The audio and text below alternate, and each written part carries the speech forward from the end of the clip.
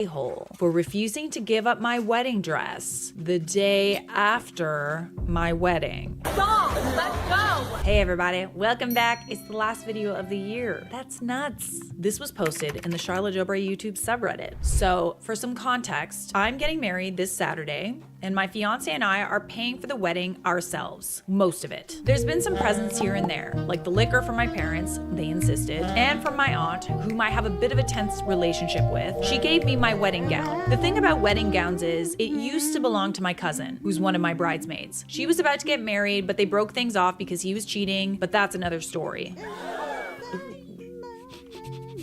I smell mess. My aunt bought this wedding dress for her and it was brand new. It was never used and they had it sitting on their closet for about a year or two. When she found out I was getting married, she got excited as if I was her daughter as well and told me about the dress, asking me if I wanted it. It's not the dress I envisioned, but since we are paying for the wedding ourselves and my fiance said that I was gonna have to rent a dress because we don't have the money to buy one, I was really sad about that because I wanted my own dress. I said yes, and once I tried it on, I fell in love with it. She gave me the dress as a gift and to alter it as I saw fit. But like I said, I fell in love with it as is. But I should have known that the dress came with strings.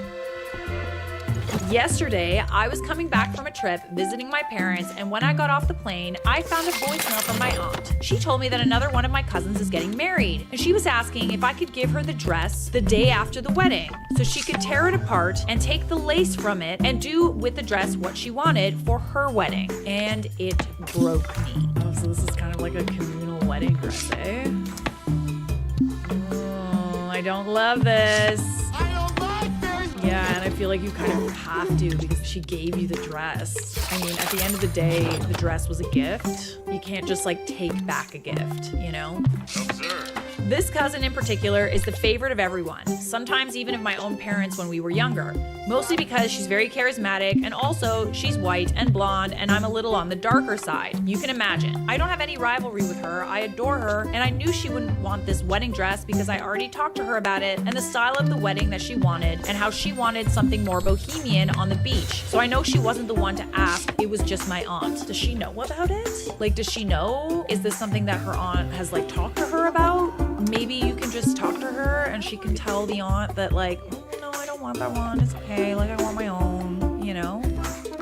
Still, my wedding is this Saturday, and I feel like it's the worst timing for my aunt to say this, because I wouldn't be against sharing my wedding dress I was dreaming of. Maybe someday I could give it to one of my cousins, or maybe to my goddaughter, someone that like me wasn't able to buy their own wedding dress, and they could have this one. And to have that option taken away from me, and to feel like I was given something just to have it taken away, even before I could use it, I don't know if I'm being irrational here, but this is given a lot of sadness now when I think about the wedding dress and when I think of my wedding. And I'm trying really hard to be happy and excited. This is my wedding week, for God's sakes. Oh, and on top of that, my cousin lives in another country and will be leaving like 3 days after the wedding. So my aunt wanted me to give it to her the day after I get married. And I think that also affects me because I don't get to have my wedding dress the day after the wedding. I just want to be able to take my wedding dress back to my home and have it in my closet. And I know it's stupid, but I've always wanted to have my wedding dress and be able to decide what to do with it. What do y'all think? I think that your feelings are very valid. On the other hand, you were also gonna rent a dress too. I mean, in that sense, you weren't gonna have a dress to give to somebody else. I think that maybe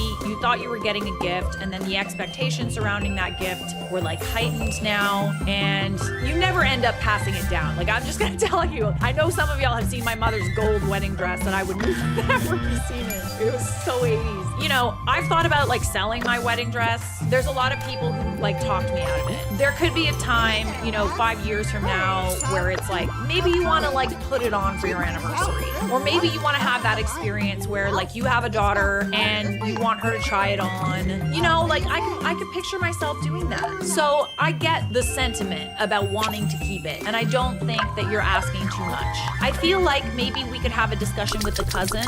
I really hate asking, but I'm kind of in a really difficult position here, and I did want to keep the dress. And like, would it be possible to tell Aunt that you want a different dress? I feel like this is salvageable, and I think you're right for feeling the way you're feeling. Not the a-hole, absolutely not. Did she not give it to you as your wedding gift from her?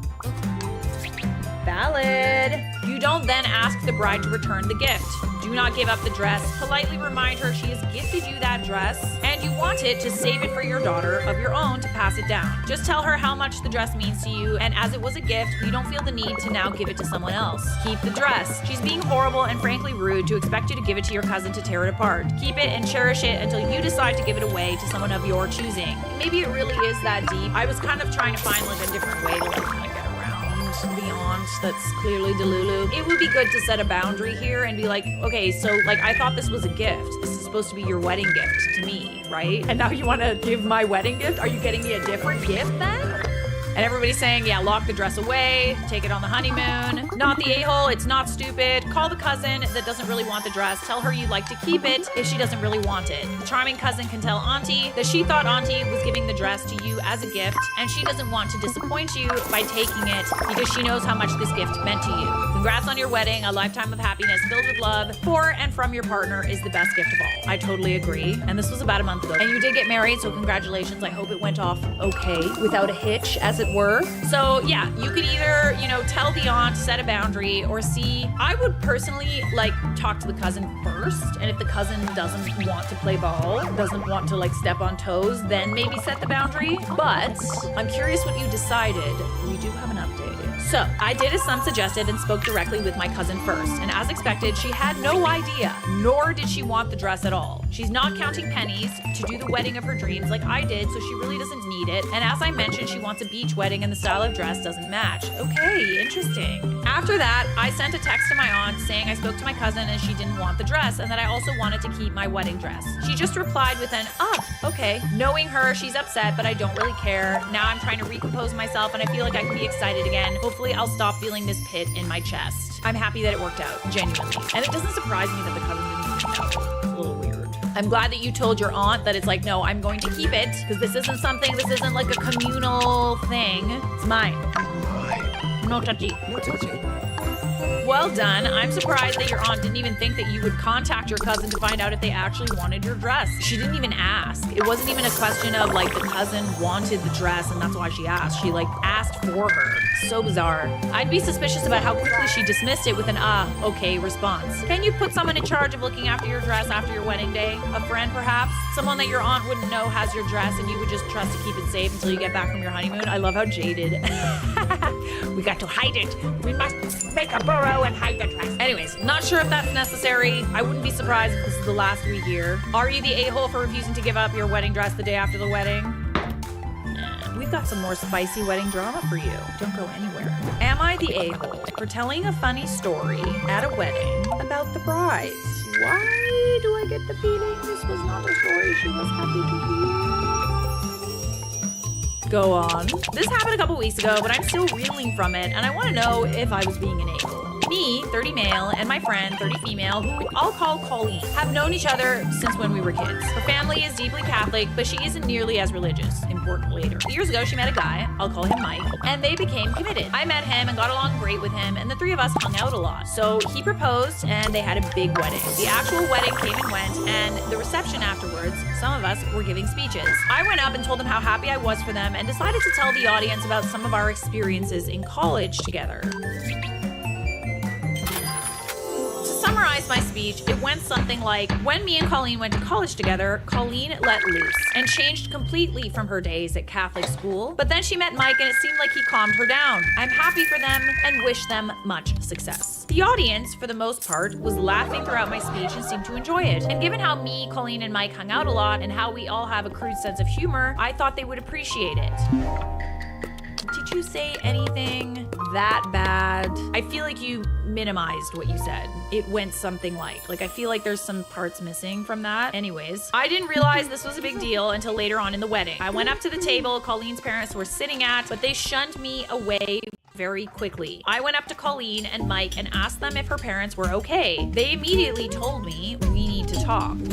Okay, so the conservative parents were not happy with what you said.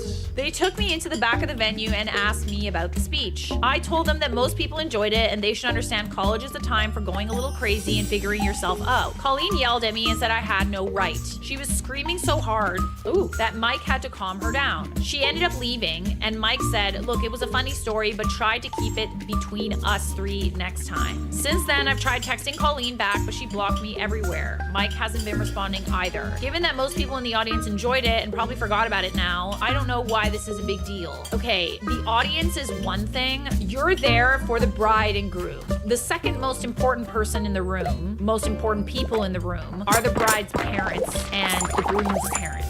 A lot of you guys probably know this already. We did have a roast at our wedding. Mike's siblings went up, and this is a traditional thing. They all like roast each other at each other's weddings. So I did have concerns because, you know, my parents, English is not their first language. Like my dad can take a joke, but my mom tends to get offended easily. I also had concerns that they would take things too far. I can take the joke also, but let's keep this a momentous occasion and not embarrass anybody too badly. Even though, you know, there was a lot of embarrassing going on and stuff like that, and we kind of have that kind of family, we have that kind of dynamic. There were just like a few things that I was worried about them saying. I actually wasn't worried until I like heard from one of them what one of the proposed jokes was, and I was like, yeah, that's not gonna fly. I think at the end of the day, you did take it too far. I wouldn't be surprised if you actually said something much worse than what you said in this post. I think you really do have to know your audience. Our wedding was a lot more like chill and relaxed and everybody jokes and stuff like that, so it's all right with me. But in a situation where the family's very traditional, they're religious, you do have to know their audience. And I understand that other people were laughing, but at the end of the day, it's like, it's not really about the audience. Like, you're there for the bride and groom, and this is a family event, and you do have to consider those things when you're writing a speech. Okay, interesting. You're the a-hole. Interesting how you changed the post to remove the vulgar details you originally included.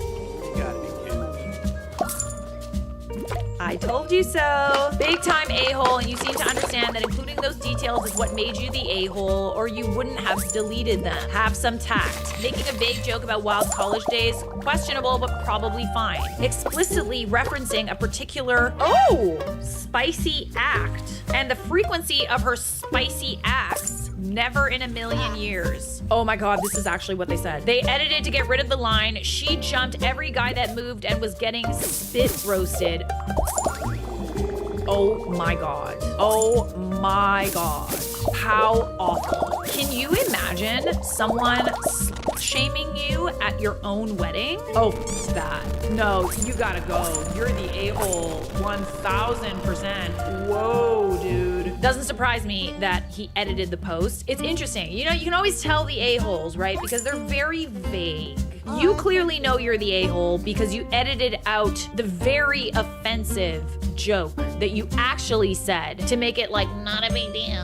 Ugh, never fails. Oh my god, you're the a-hole. What happens in college stays in college. Of course the crowd was laughing at your friend. You embarrassed her and her husband and her parents. Except there was no joke. They haven't forgotten about it. Every time you see your friend Mike, they'll remember your story. I consider this friendship dead. I would never forgive you for humiliating me like that on my big day. So don't hold your breath waiting for them to contact you. Her reaction was so unbelievably telling. You ruined her wedding for her. You know, some people are saying, you know, this isn't appropriate for a wedding. It's not appropriate at all. Dude, have some decorum. Horrible. You have been weighed. You have been measured. And you're the a-hole.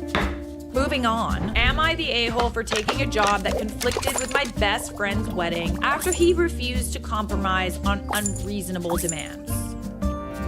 Go on. Using a throwaway, obviously. My best friend got engaged about a year ago and asked me to be a groomsman. I said yes, immediately, because that's what you do. We've known each other since like middle school and I was genuinely excited. But then planning started and it got weird. His fiance, who I've never been super close with, started making all these demands about what groomsmen needed to do. Custom shirts, specific haircuts, mandatory bachelor party at her chosen location, contributions to things I never agreed to. It was getting expensive and honestly kind of controlling. Yeah, I mean, the haircuts for sure are controlling. Her chosen location for a bachelor party. That's kind of weird.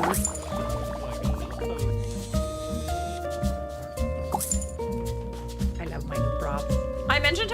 that some of the stuff seemed excessive. Like, I get wanting your wedding to look nice, but requiring specific haircuts felt over the line. He just said, it's not that big of a deal, come on, and shut down the conversation. That's when I kind of started pulling back emotionally from the whole thing. What haircut did she want? Fast forward to about 3 months before the wedding, and I got a new job offer that required me to relocate for like 2 weeks of training right before the wedding. I told him immediately and said I'd try to reschedule it or work something out. He lost it. Started saying I was abandoning him and that real friends would just turn down the job. What did he say? What did he say? No. Oh yeah, let me pause my No. life for you. No. For your one special day. Yeah. Groom's allowed to be upset. When your good friends can't come to your weddings, you are allowed to be upset. Sometimes you might say things you don't mean, but let's pause before we say something we don't mean. And also, you didn't outright say that you weren't coming. You said you'd try to work around it, but you gave him a heads up, like immediately. I reminded him I needed to actually have a career and that I was still going to be there for the wedding. Here's the thing though, I could have tried harder to reschedule. I didn't really push back with my new employer because honestly, I was kind of over the whole wedding stress at that point. I think subconsciously I wanted an out. I think that you're right. This reminds me of a friend of mine who also came to my wedding. You could kind of call her a sister-in-law, I guess. She's dating my brother-in-law. She got a job with our prime minister. A very, very good job. And she was able to schedule the start of her job to after the wedding. This is a job with the literal prime minister. And she rescheduled it because she wanted to be at our wedding. In certain circumstances, I feel like with a job, you know, you can kind of decide your start date. Because like, what if you had another job, you need to finish the job, you know, like you can kind of sometimes find a different start date. It doesn't surprise me that you're looking for a way out. I also really don't like his reaction at all. Him telling you that his wedding is more important than your career is kind of weird. But I digress. His fiance apparently told him it was suspicious timing and that I was being selfish. My friend basically told me I was either fully committed or not committed at all. I ended up keeping the job, training, and going, but I told him I'd only make it back the day before the wedding. That meant I couldn't go to the rehearsal dinner or the bachelor party. So you're still going to the wedding. Okay, no, they're being weird. Listen, okay, bachelor party means something, you know, rehearsal dinner, yeah, it's important, especially if a part of the wedding and stuff. Are you his best man? Yeah, a groomsman. There were a few cases of this at my wedding. I had a friend that had like an audition right during the rehearsal dinner. She showed up late. It is what it is. She was there for the real wedding day. That's the day that really matters, I think. So them kind of trying to control everything leading up to it, like you still went to the wedding. I don't understand what the problem is. He said that that was unacceptable, and if I couldn't be there for everything, then I shouldn't be in the wedding at all. Okay, well, put you there. Groomzilla on our hands. So I got dropped as a groomsman like the week before the wedding. I was upset, but also kind of relieved, which tells me something about how I was feeling about the whole thing. Now, a few months later, he's still mad at me. He says I chose a job over my best friend. No, you didn't. Like, you made both work. He was being really unreasonable. I say he chose his fiance's demands over our friendships. My other friends are split. Some say I should have just turned down the job. Them. Others say the wedding demands were unreasonable and he was being controlling about it. The thing is, I could have handled this better. I could have been more honest about feeling uncomfortable instead of just pulling back. And yeah, I definitely could have tried harder with the job thing. But he also could have been more flexible and reasonable about what he was asking of me. Am I the a-hole? I do understand them being upset with Opie. However, they are also being controlling at the same time. So two things can be true. And Opie admitted himself that he could have tried harder, you know, and maybe they can sense that. Maybe they can sense that he is kind of copping out a little bit. So to me, it just kind of sounds like decisions were made. You could have been there more if you wanted to be. I understand why you weren't. I feel like both of you have consciously made a decision to distance yourselves. So we do have an update. The title is Things Got Worse. Much worse. I decided to actually call him instead of waiting for next week. Figured I'd strike while the iron was hot since I felt like maybe we could actually talk about this. He answered and seemed kind of cold right off the bat. I started by apologizing for checking out and not being honest with him about how stressed the wedding stuff was making me. I thought that would open things up. He said, well, yeah, you've been posting about this on Reddit, haven't you? His wife apparently saw a thread that sounded like it could be us and showed it to him. And now he's pissed.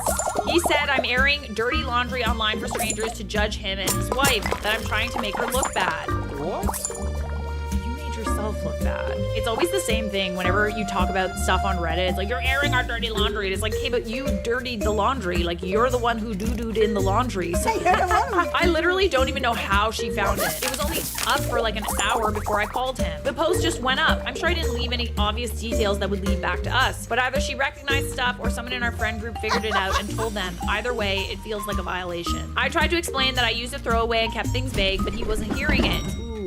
He said if I'm willing to post about our friendship online, then clearly I don't actually value the friendship. He told me not to contact him again and block me on everything. I would actually argue that you were quite emotionally intelligent. You recognized that you could have handled things a lot better. You were refreshingly honest in your Reddit post. I don't even think that you said anything that was too bad. You just kind of said what was happening, admitted your own faults, and tried to seek some guidance. I mean, I really don't see the problem, but I think they're more embarrassed about how controlling they sound, and they probably saw the comments. His wife apparently talked to some other groomsmen, saying I'm trash talking them online. I mean, you can use their names, which obviously isn't great for my reputation in the friend group.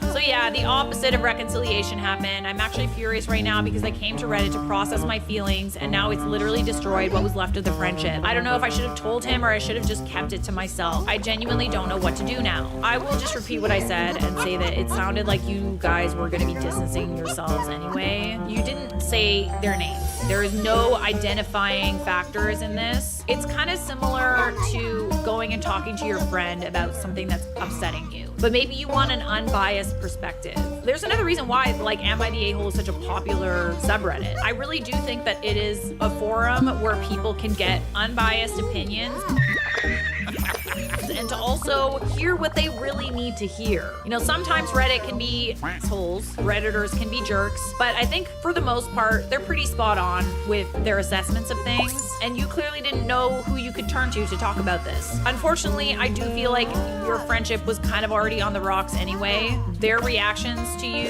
kind of is very telling. Sucks that, you know, you can salvage some form of friendship, but I think at the end of the day, there wasn't much to salvage. Reality check for all the brides and grooms. Your wedding is nothing more than a party. If you are literally asking people's lives to revolve around a party, you are taking things way too far. Asking people to alter their appearance or not take a job for your party is insane. OP's better off without friends like this. Also, just saw the update. I'm sorry for OP. You seem like a reasonable, sweet person. You did nothing wrong. The bride and groom trashed a friendship for a deluded princess fantasy. To a certain extent, I do agree with you. It is a party. It is an important party, though. That's why I say you do have a right to be upset when your loved ones can't make it. But sometimes things are beyond your control. They're beyond their control. In this case, it kind of was within his control, but that's besides the point. You'll get over it. It is what it is. It's one day out of your life, and just try not to let your feelings about people not coming to your wedding affect your relationships. That's all I will say. OP responded, yeah, honestly, that's what I've been thinking more and more after all of this. Like, I get that weddings are a big deal for the couple, but when you start expecting everyone else to put their entire lives on hold or make personal sacrifices for it, it's just not reasonable. No, I totally agree. It really isn't. And what's more is you were going to be there for the big day. You really were going to be there on the day that it really, really mattered, and they were being really unreasonable, honestly. There are ways to celebrate without making people feel like props or employees. I wish I'd spoken up sooner instead of just letting it wear me down. I do feel like I dodged a bullet in the long run, even if it sucks to lose a friendship over it. If someone's gonna cut you off for not bending over backwards for their party, they probably weren't really your friend. You know, it is what it is. So, are you the a-hole for taking a job that conflicted with your best friend's wedding after he refused to compromise on unreasonable demands? No. Last video of the year, guys. See you in 2026. Subscribe!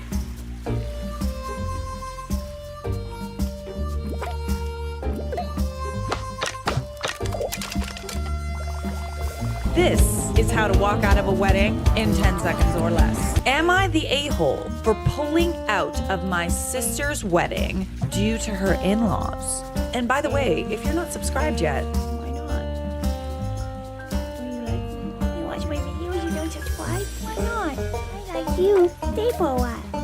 So for background, Stella and I are identical twins, 29 female, and we both will be 30 when her wedding comes around this fall. I had her as my maid of honor 8 years ago, and she promised me that I could be hers when her wedding came around.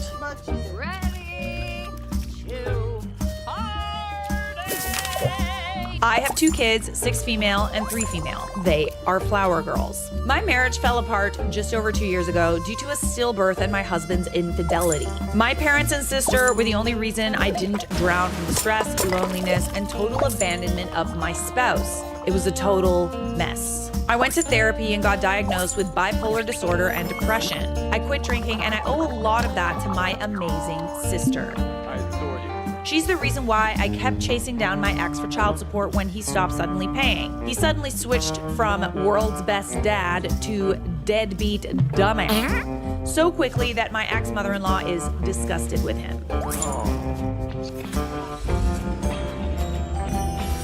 Okay, so good relationship with your sister. Not sure how I feel about you pulling out of her wedding, regardless of that. Stella and John, 35 male, got engaged last year. His parents are paying about 60% of the wedding. Our parents are paying 30%. Stella and John are paying for the rest themselves. The biggest caveat is that they must be married in John's family church with full mass and communion. The family is on board because this is going to be a very big wedding. Tonight, Stella invited me to dinner as they had finally reserved a date for the church and reception, assuming it was to formally ask me to be her maid of honor. I was excited since I haven't been in a wedding aside from my own wedding. John was with her. Weird, because Stella didn't mention him coming at all in our text about the dinner. We hugged like usual, but John didn't. Weirder. Ooh, this sounds like an intervention or a confrontation. Confrontation station. After we got our drinks, they got into it. In a nutshell, John expressed the following. Despite my best efforts to keep it secret, my parents found out that you're divorced when they asked why your husband wasn't coming. They're no longer comfortable with you as maid of honor because it won't look good to the church if my family hears about the divorce. You can be a bridesmaid but can't mention the divorce or your conditions at all during the wedding events. What year is it? I don't like it. I don't like it one bit. I was stunned and I felt tears in my eyes. Stella started crying too, and she tried to spin it in a good way. This is way less stressful for you, so it's a good thing. Mother-in-law has already approved my BFF as my maid of honor, so please don't make this any harder. Oh, Lord. Honestly, after hearing stories like this is another reason why I'm not having a bridal party. I chose not to have one. I have, my friends who are technically my bride tribe who are going to be speaking at the wedding, but the idea of ranking them, you're essentially saying that you love one more than the other, and I don't. I love all my best friends. They've all been in my life for a very long time. I love them all equally, and I just don't think it's fair to them. I think that these kind of politics ruin friendships. It's a lot more trouble than it's worth. All my friends just get me into fights and trouble. And also, back to the story, is that a thing where you can't have a maid of honor that's divorced? I didn't realize that was a rule. Could it be Satan? If this is a rule at church, that's one thing. But if it's just an optics thing where they're embarrassed about the fact that OP is divorced, that's an entirely different thing. I knew that I couldn't possibly stay there through an entire meal. I had to process all this new info alone. I didn't speak. I just paid for my wickedly expensive cocktail and left to order an Uber home. A few hours ago, I texted Stella that I would not be in her wedding party at all. That was my decision. I wouldn't pull my daughters out, but I would only attend as a guest. Okay. Pulling out of my sister's wedding. Okay, so you're not just not going. You are still going as a guest at this point? She wouldn't take this as an answer, so I had to temporarily block her due to excessive texts and calls. I sent my parents a summary of what happened and promised to call them when I was in better shape tomorrow. Stella thinks this is a total overreaction. I don't even want to know what John thinks at this point. Please help me. Am I the a-hole? Is it me? Am I the drama? I think I need to know whether or not this is a rule in, like, I don't know, the Catholic Church or wherever, Yes, you know, whatever religion they Catholic, are. whatever. I don't understand how that's relevant. Like, other than they're trying to, like, make you feel bad about getting divorced and they don't want people to know that you're divorced or that someone in their wedding party is divorced. Like, I don't know. The mention of Mass seems to indicate it's Catholic, and the church dogma doesn't give a rat's ass about the marital standing of anyone other than the bride and groom. This is all on the sister's bigoted in-laws. Okay. I just always find that people that judge other people for reasons like this, and then they kind of have this like holier than thou mentality about themselves. I don't know. I just feel like they're projecting. Like, but it's just like, who are you to tell someone what they can and can't do? Not listening.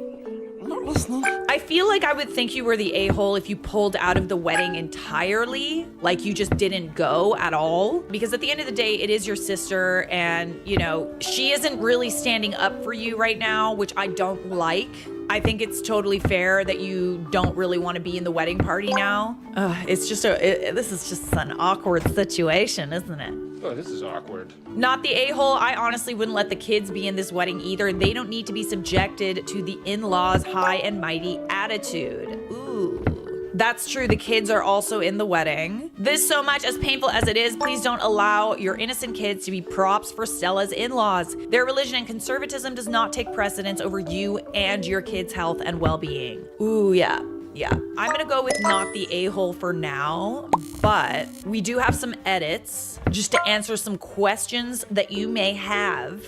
Thank you for all the responses. I half expected to be told to just put up with it and be a plain bridesmaid, which, while difficult, I kind of would have forced myself to do just to make Stella happy. I was so blindsided, and I feel like I've been gut punched, and I do need to be told if I'm overreacting in a big way sometimes. I have a call scheduled with my parents this afternoon. From what I've gathered, they're extremely upset with Stella and John at the moment. Depending on how that goes, I will talk to my girls about doing something big and fun instead. The more I think about it, sitting through a mass sounds less and less appealing. I'm not even religious. I keep seeing that everyone thinks I should pull out my daughters. I disagree. As I currently stand, I would be fine attending as a mere guest or childminder to keep my daughters on track. It would actually make it easier to not have to bring a friend with me just as a part-time babysitter for the occasion. I will not let anyone in John's family talk down to my children, even if I have any sort of inkling that such a thing would happen. Only then would I pull them out as flower girls. This is simply too important to my daughters for me to pull them out altogether. They would be crushed if they were told they couldn't go to the wedding anymore. Okay. I think that's a fair assessment. I'm glad you're still going because, yes, at the end of the day, this is your sister. She's not doing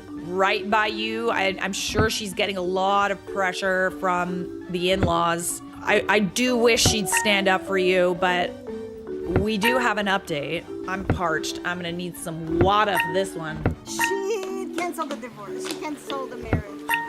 She said no to the marriage. because This is going to be a brief update. 2 days later, by the way. John found the post as he lurks on Reddit and shared it with Stella. Wish I used the fake name Ursula since she joked about that detail herself. Stella, Ursula, have officially called off the wedding? Yep. Too much. Too stressful. Fuck you guys.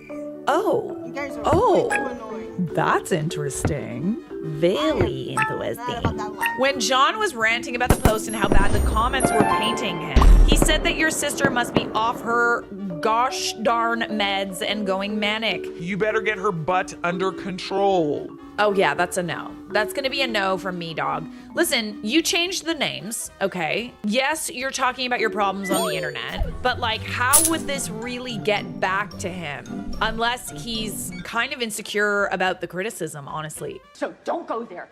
Don't go there, judgy judger. But then Stella Ursula Judge. actually came undone on him and began calling out everything John and his family had put her through. Oh yes. Yes. Stella! Hell yeah. Yeah, baby. Good for her, man. Like, that's amazing. I can totally see how that would totally flip the script. Like, him just being so worried about optics and, like, you know, kind of attacking you when all you did was talk about your situation. You didn't even really say too many bad things about him, honestly. Like, even the post is titled The In-Laws, right? Am I the a-hole for you know, not being in my sister's wedding because of her in-laws? It's not even really about him. It's interesting that he came out and attacked you. Ooh, I love this. I love that she's sticking up for you and for herself, period. No blood. You can call it the art of fighting without fighting. She then took off the ring and chucked it across the living room. John went into a rage, and while he didn't do anything but yell at her, he threatened her in regards to her mobility issues. Stella uses a cane to walk. Ooh, absolutely not. No, he did not. This was what triggered her to text our parents and myself. By the time our parents made it to the house, John was gone, and she packed up her bags and left with them. Her cane was not in the house. Ooh, so he stole the cane. Ew. Do you know how expensive those canes are? We're having it out. Freaking Let's go. heck. Come on. Especially a Come good on. one. Stella, And- Ursula. I love an Ursula. I love an Ursula, but I feel like I wouldn't say Ursula is a good name for her. Ursula implies evil, and I think that this is her redemption arc. Stella wanted to thank you all for the comments calling her out. See? It shattered the mosaic that John built around them. This is how you process public criticism on the internet. Some of it is just darn stupid, but the constructive stuff, it's important to note sometimes, the criticism. You better check yourself before you wreck yourself. You can choose to deflect and blame everybody else, or you can take it personally and change your behavior. While we're both still raw and processing the last couple of days, I'm glad to have my sister again. She was someone else I hardly recognized a few days ago. As kids, I was more outgoing and she was more reserved. So I felt obliged to go along with her the other night, despite how conflicted I felt. But again, Stella says thanks for the wake-up call. And John, if you see this, f*** you. Edit. You know what? And f*** you, Keith. Is that your ex? Hang on one second. Who is Keith? Who is Keith? One of the top comments, he took away her cane. Oh, he did. He did. Be for real, dude. Like, that's how you know you made the right decision. I'm sorry. If she had any regrets, all of those regrets would be dissipated by finding out that he took her cane. So I guess it goes without saying that this person is not the a-hole, and I'm really glad that your relationship with your sister is not damaged by this, and she, in the end, chose herself and chose you. We love to see it. Next story. Am I the a-hole for walking out of my cousin's wedding with the flower girl and exposing her secrets? All rise for the Honorable Judge Charlotte. Presiding. You ever said Horn call. This is from the Charlotte Dobre YouTube subreddit. Charlotte, I've been watching your videos on YouTube and I was inspired to create a Reddit account to share my own chaotic stories. Enjoy. Thank you very much. I noticed you deleted your account. I don't know why. Why'd you do that? I, 36 female, have a cousin, Lily, 34 female, who got married 2 years ago. A year earlier, I declined her invitation to be a bridesmaid due to medical issues. I don't want to be a dead weight, and I knew I couldn't fulfill my duties on her special day. She was understanding, and a few weeks later, I had emergency surgery for a rare disorder. Within 6 months, I lost 70 pounds and felt like a new person after dealing with symptoms for 12 years. Period, Bessie. Good for you. Lily and I weren't close growing up. She was mean and bratty, but in our mid-20s, we bonded. We took spontaneous trips, confided in each other, and became reliable friends. For her wedding, I went all out, buying her a living room set she always admired as a combined gift for her new house, graduation, and marriage. As a side gig, I do hair and makeup for special events. After Lily knew how much better I was feeling, she asked me to do hair and makeup for the bridal party, the bride, 4 bridesmaids, and her mother. I agreed to do it and told her it would be a gift. I have alarm bells.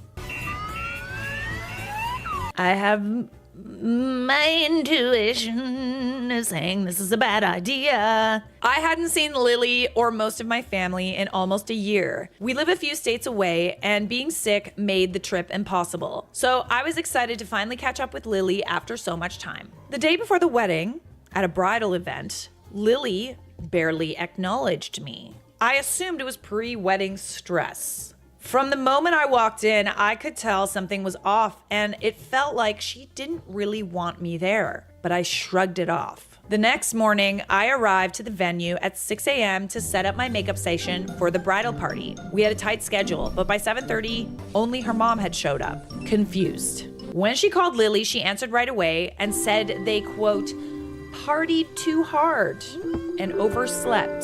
That's what I'm talking about. Ooh. Partied too hard and overslept. Okay. I like, honestly, like, when I think about my wedding makeup, I have to be, like, ready to start at, like, 9 a.m. I don't really have too many people that are getting their makeup done. My mom's getting my makeup done. Most of the bridal party is not. They kind of want to do their own makeup. There's not going to be enough time. I'm just saying. The bridal party finally arrived at 10:45. Ooh. With full professional hair and makeup already done.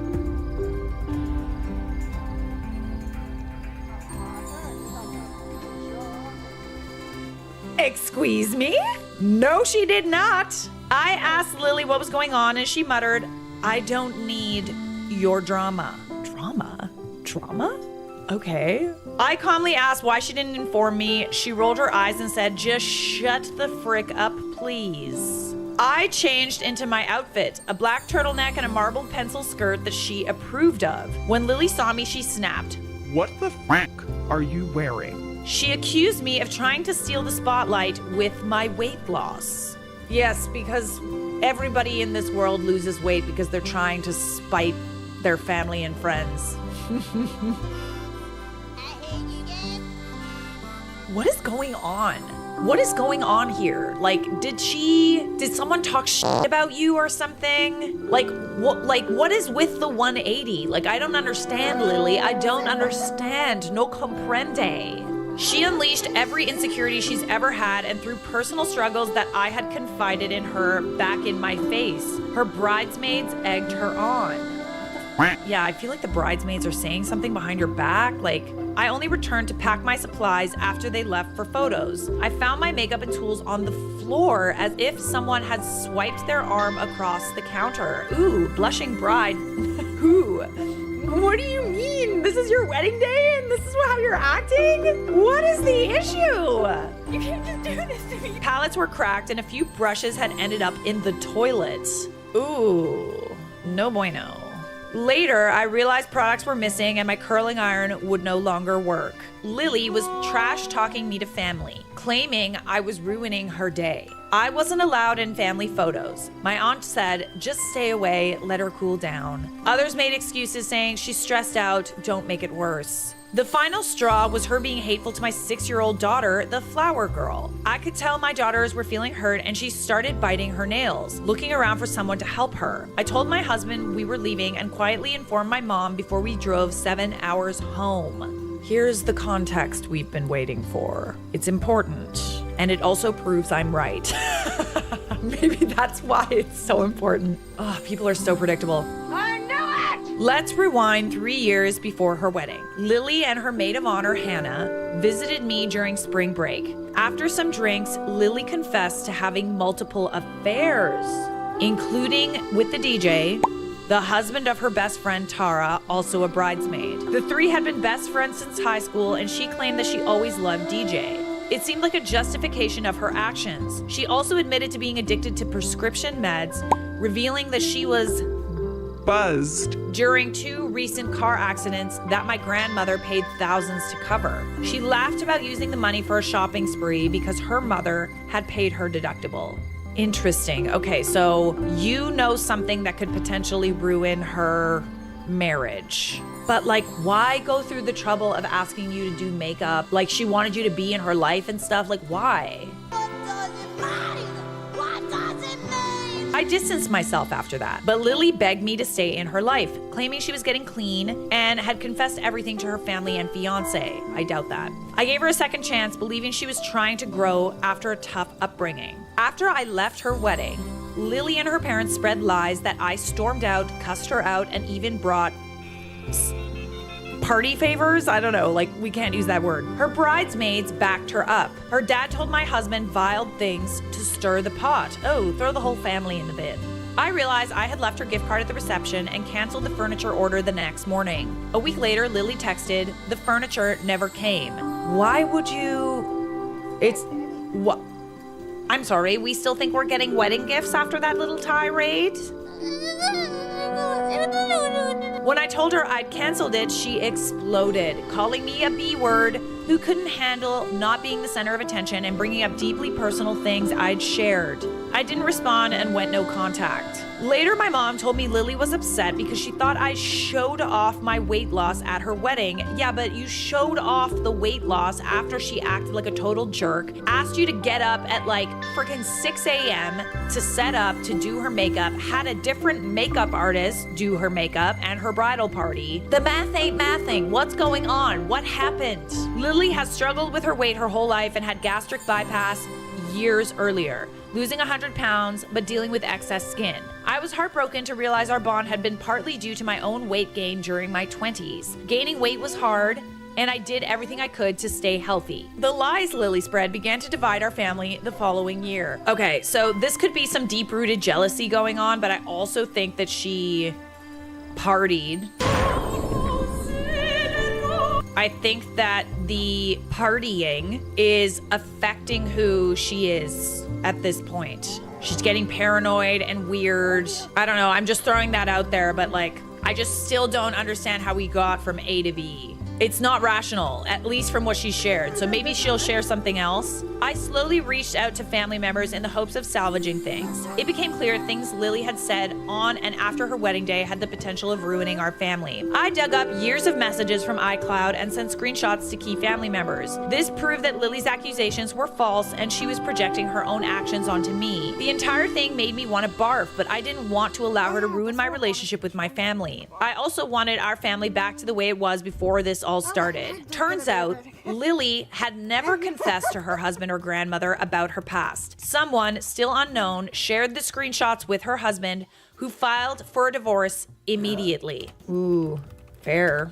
Hasta la vista, baby. It was final a few weeks after she gave birth to their son. He later got full custody, confirming he'd already suspected something was wrong. Friends came forward with more information about her affairs and partying. Tara received screenshots revealing Lily's affair with her husband, ending their friendship with a dramatic public Facebook post, screenshots included. Holy cannoli, this is a story.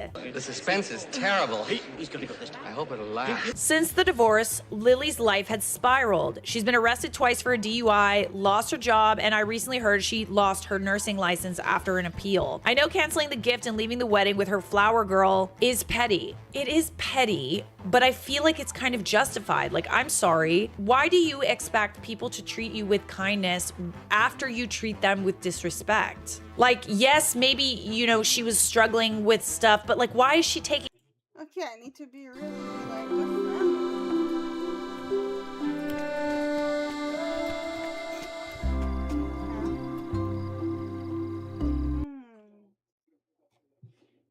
it out on you? Like, I just feel like you've done nothing except like ignore her past and, you know, not judge her for it, and then she treats you like that? This is cray-cray. I regret not telling her husband the truth earlier, but I didn't want to cause unnecessary problems. I chose to trust her, which was a big mistake. I truly wanted to have a relationship with her. I believe in second chances and that people can change. I'm usually pretty good at recognizing when someone is attempting to manipulate me, but damn, she had us all fooled. Guess she thought, hey, it's my special day and I can do whatever I want. Never thought she would try to completely alienate me from our family, even if it meant destroying it. I mean, it's kind of difficult to get inside the mind of someone who is dealing with substance abuse. It's not rational, and like, I think that because, you know, there's this deep-seated resentment, and also the fact that you knew all of these things about her that could potentially ruin her wedding. I just find it interesting that it went from, yes, let's, like, we're at this like lovely bridal party and everything is fine. Next day you show up to do her makeup and then everything is different. Like, I'm curious how it got to that point, except maybe I'm not curious and maybe there was, I don't know, some partying going on. Okay, so we have an update. Ooh, it's long. Ooh, it's meaty. I love a meaty update. Since I don't get to see my family often, I make sure to keep in touch. During my weekly call with my grandmother the other night, I asked how Lily was doing. Since writing this post, I've found myself wondering where she is in life. I usually get small bits of information without asking directly, but this time I was curious. My grandmother said Lily was doing really well and still living with her mother, which surprised me because they've never had a good relationship. When Lily was about 10, her mother cheated on my uncle. He was deeply in love with her and willing to forgive her, but she chose to divorce him. I lost both the kids in the divorce. After the divorce, it came out that she had a serious addiction and move back in with her own mother unless she was staying with a boyfriend. When those relationships ended, she always returned home. Lily lived with her father, but my grandmother often stepped in to help raise her. So hearing that Lily moved in with her mother felt strange. My grandmother admitted she was disappointed and worried Lily might be partying again, since her mother still does. She also told me she believed Lily's decision to move in had more to do with her mother's new husband, a man her mother had dated off and on for years. I didn't even know her mother had gotten married. My grandmother explained that her mother always said she'd never remarry, but eloped with this man months ago after he received a settlement of over $1 million. Oh, after being struck by lightning while working. Hey, you pulled my finger. Pardon? Pardon me? I beg your finest pardon. Also, shocked you get money for surviving after getting struck by lightning. Didn't know that. I mean, the chances of that happening are so slim. It's like, let me put that in my... Let me call my insurance and be like, if I get struck by lightning, give me money if I survive. Oh yeah, for sure. Apparently, the man sustained brain damage, causing impairments and cognitive issues, and will never be the same. They bought a large house, and recently Lily moved in with them. This has deeply upset my grandmother, reinforcing fears that Lily hasn't really changed. All right, so are you the a-hole for walking out of your cousin's wedding with the flower girl and Not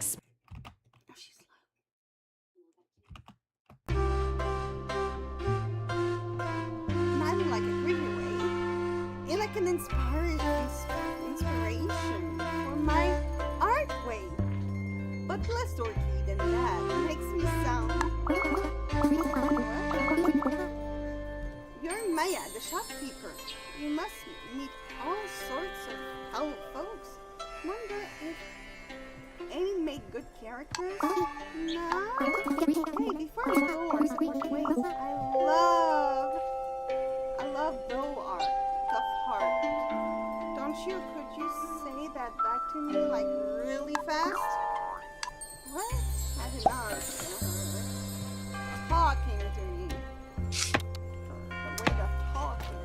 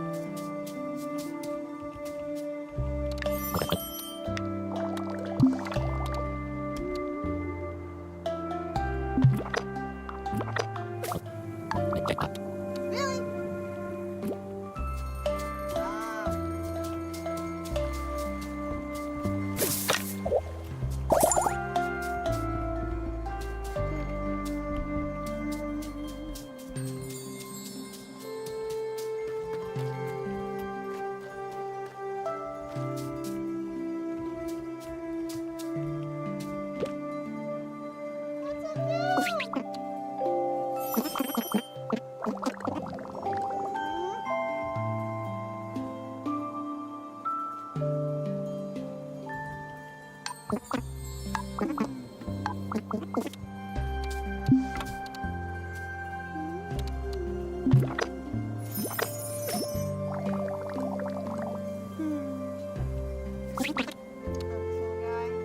so cute.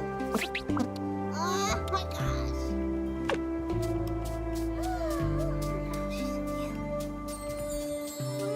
What else should I do? Maybe I should go to the ice place. I'm still waiting for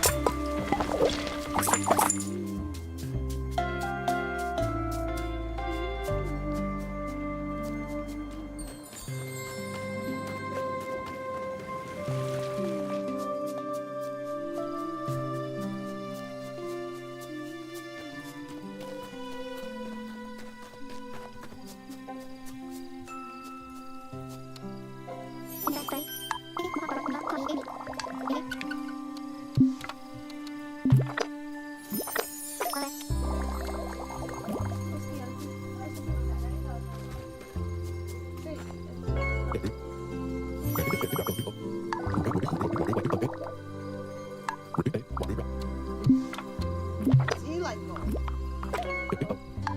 Well, what about this?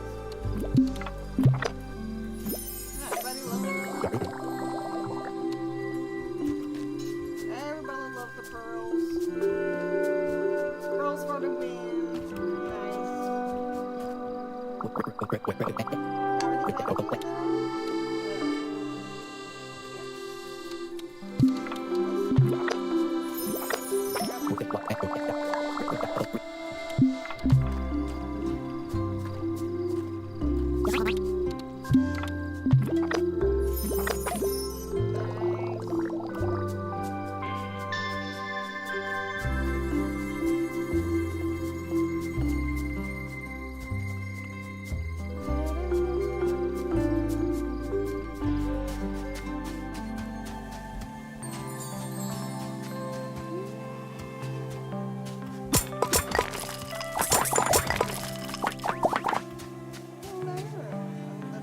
Oh, wow!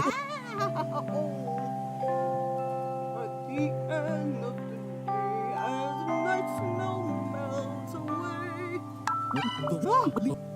I see you there. I guess when it comes to fight or flight, I'm more of a freezy. Done, soft. Barbershop ballader, ice cream crafter, and sweet treat enthusiast. That sure is some title I've got for myself. And you're my own, the brains behind Caricaturgia Donut. A pleasure to meet a fellow merchant. Maybe there's a collaboration there somewhere between our two businesses. You make some lovely furniture, and I make an ice cream inspired by your wonderful craft. Anyway, had this be more saying on? We've got a rehearsal tonight, and I'm not going to be the soft scoop of the whole. I told you.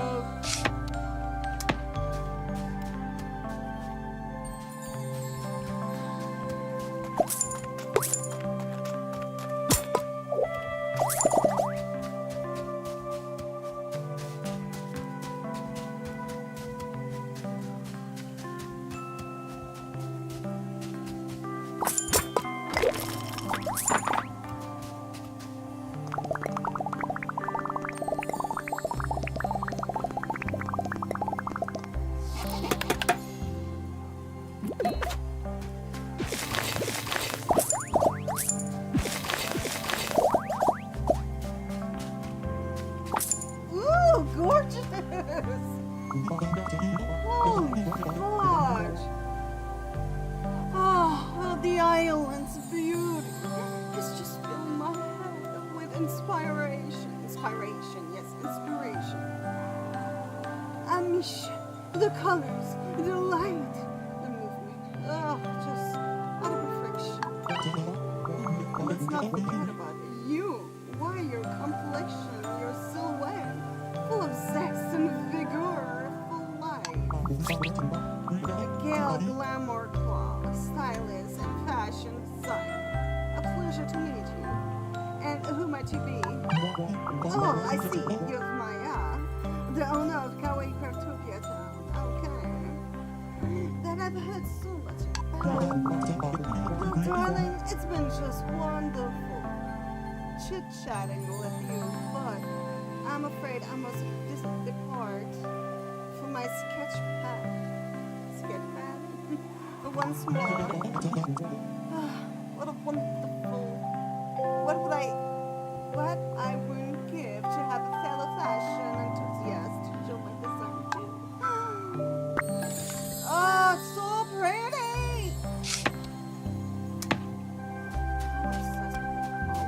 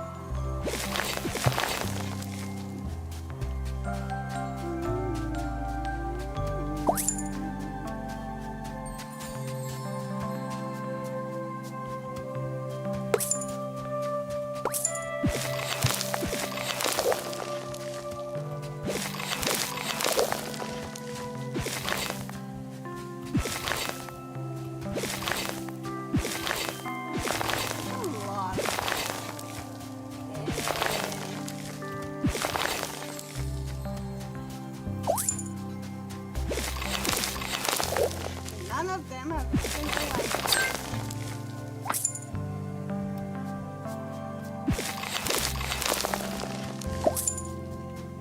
That's crazy.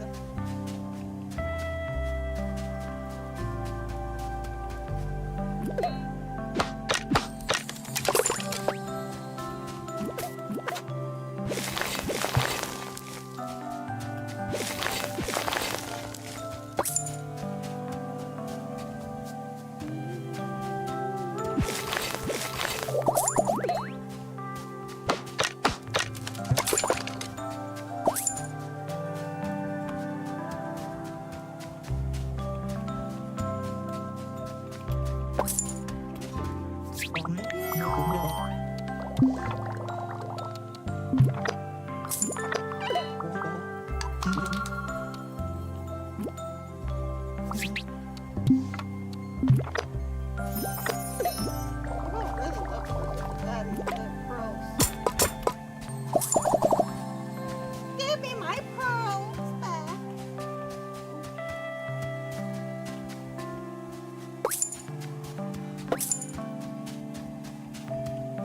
Come I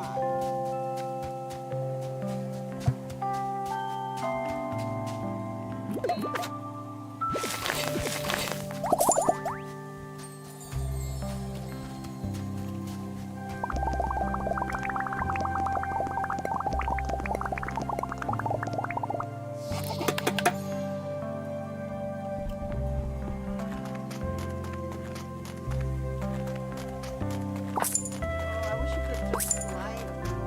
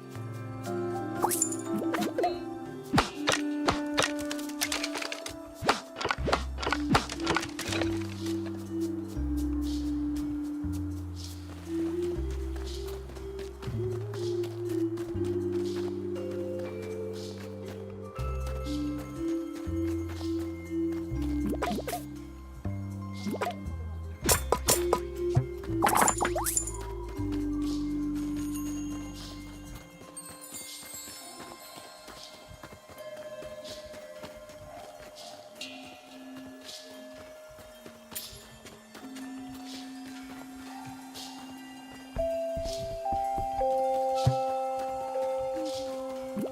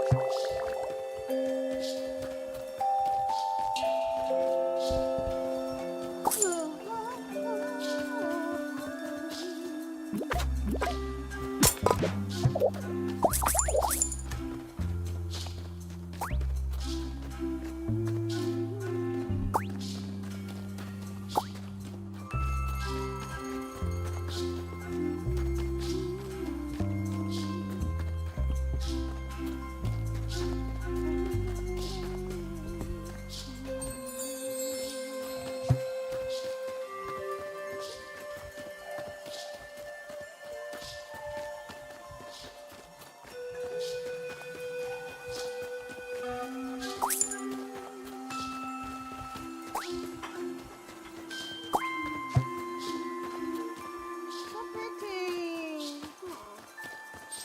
Oh, house is so cute.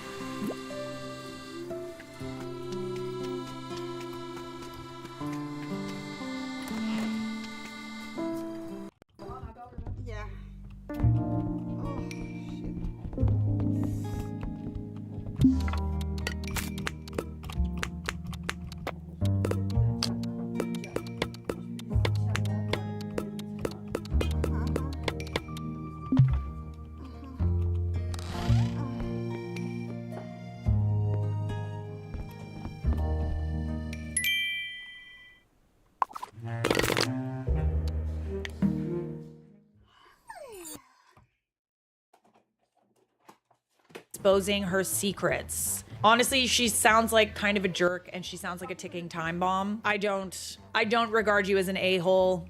You might be an a-hole to her, but sounds like the truth came out anyway. And sooner or later, the truth will come out. All right, so the comments, I lost 150 pounds years back and lost a lot of friends. One of my friends was a really big girl. She started mocking me and telling lies about me, taking things out of context. Her last words to me were, You're no longer part of the big girls club. I say totally not the a-hole. Your weight loss had nothing to do with her, and had she not behaved the way she did and spread lies about you, you wouldn't have needed to out her lies. OP responds, you wouldn't have needed to out her lies. Dang, that's a good point. One, I've never considered. I felt guilty for how her life turned out. Knowing if it wasn't for me sharing those messages, most likely things wouldn't be the way they are. I doubt that though. I genuinely doubt that. I feel like she's a serial cheater. She's got some substance abuse problems. I feel like it would have come out eventually because the truth always comes out. You just kind of like sped the process along, if you will. Deep down, I know all of this is on her, but I've struggled with feeling responsible. Well, you're an empathetic person, and it also means you're a good person because you care. But at the same time, like all of this really didn't have to happen. I feel like it was kind of unnecessary. If you weren't the one that exposed it, people would have found out eventually, and certainly her husband would have found out. Once someone is exposed, they're at your mercy. So, are you the a-hole for walking out of your cousin's wedding with the flower girl and exposing her secrets? Absolutely not, bestie. Subscribe!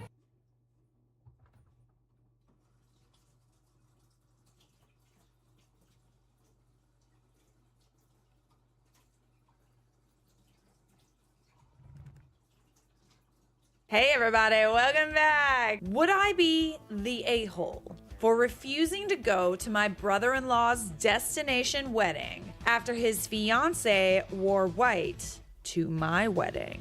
All rise for the Honorable Judge Charlotte. This story is from the Charlotte Dobre YouTube subreddit. A little background, okay? My 32 female husband, 38 male, we'll call him Dan. The name's Daniel. Has one brother, 33 male. We'll call him Jordan, whom he has never gotten along with, okay?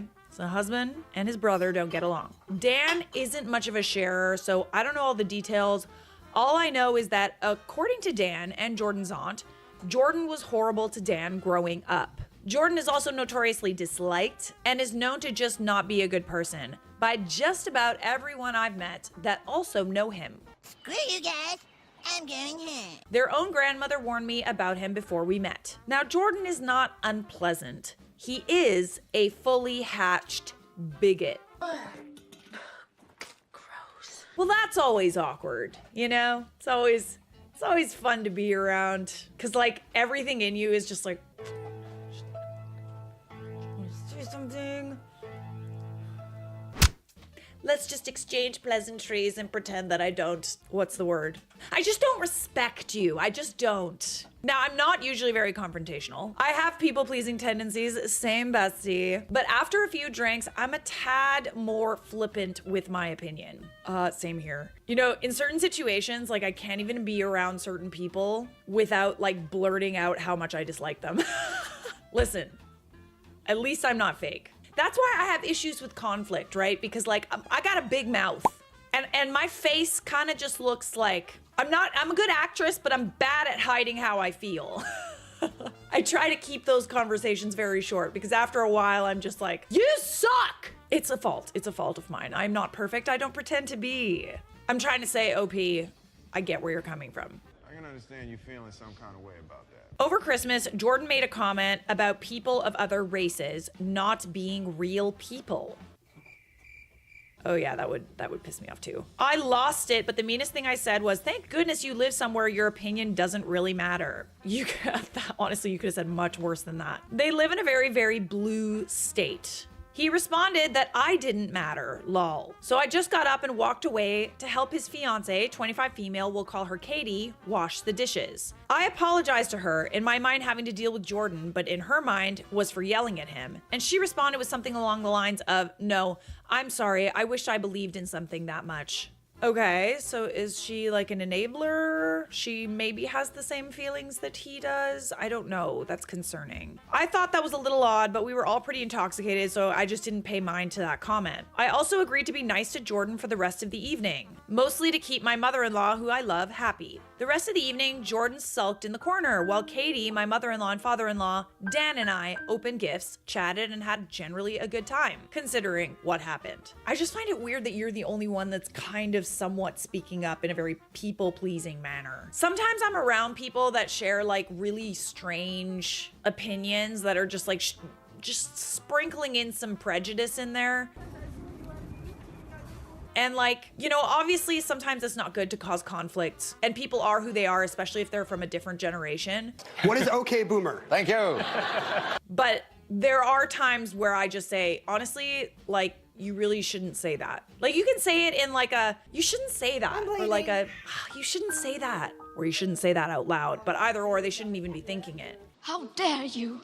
Some background on Katie I feel is important to the story. She's one of those women that looks like a real housewife. Not in a bad way, she just looks all glammed up and she's always wearing designer clothes and bags and expensive jewelry. She actually looks a lot like a younger Brandy Glanville. Who's that? I love me some reality TV, but okay, yeah, I don't know who that is. Real Housewives of Beverly Hills. Got it. I like nice things as well, but I'm much more the type to live in sweatpants unless I need to go somewhere that requires real pants. She's also very loud and loves to be the center of attention. Meanwhile, I'm dreading my own wedding day simply because of all the people looking at me. Katie and I really couldn't be more different, and I didn't necessarily see it as a bad thing at first. But there was something about her that rubbed me the wrong way, and I just couldn't put my finger on it. I was a little weary of anyone willing to date someone like Jordan, fair, and I just had this weird feeling that Katie didn't actually like me or was trying to one-up me in some way. You got nothing on us! Yeah, this kind of behavior is so prevalent. Like, I've literally just gotten to a point, like, I understand that we're like, don't dull your shine or whatever, but like, I genuinely feel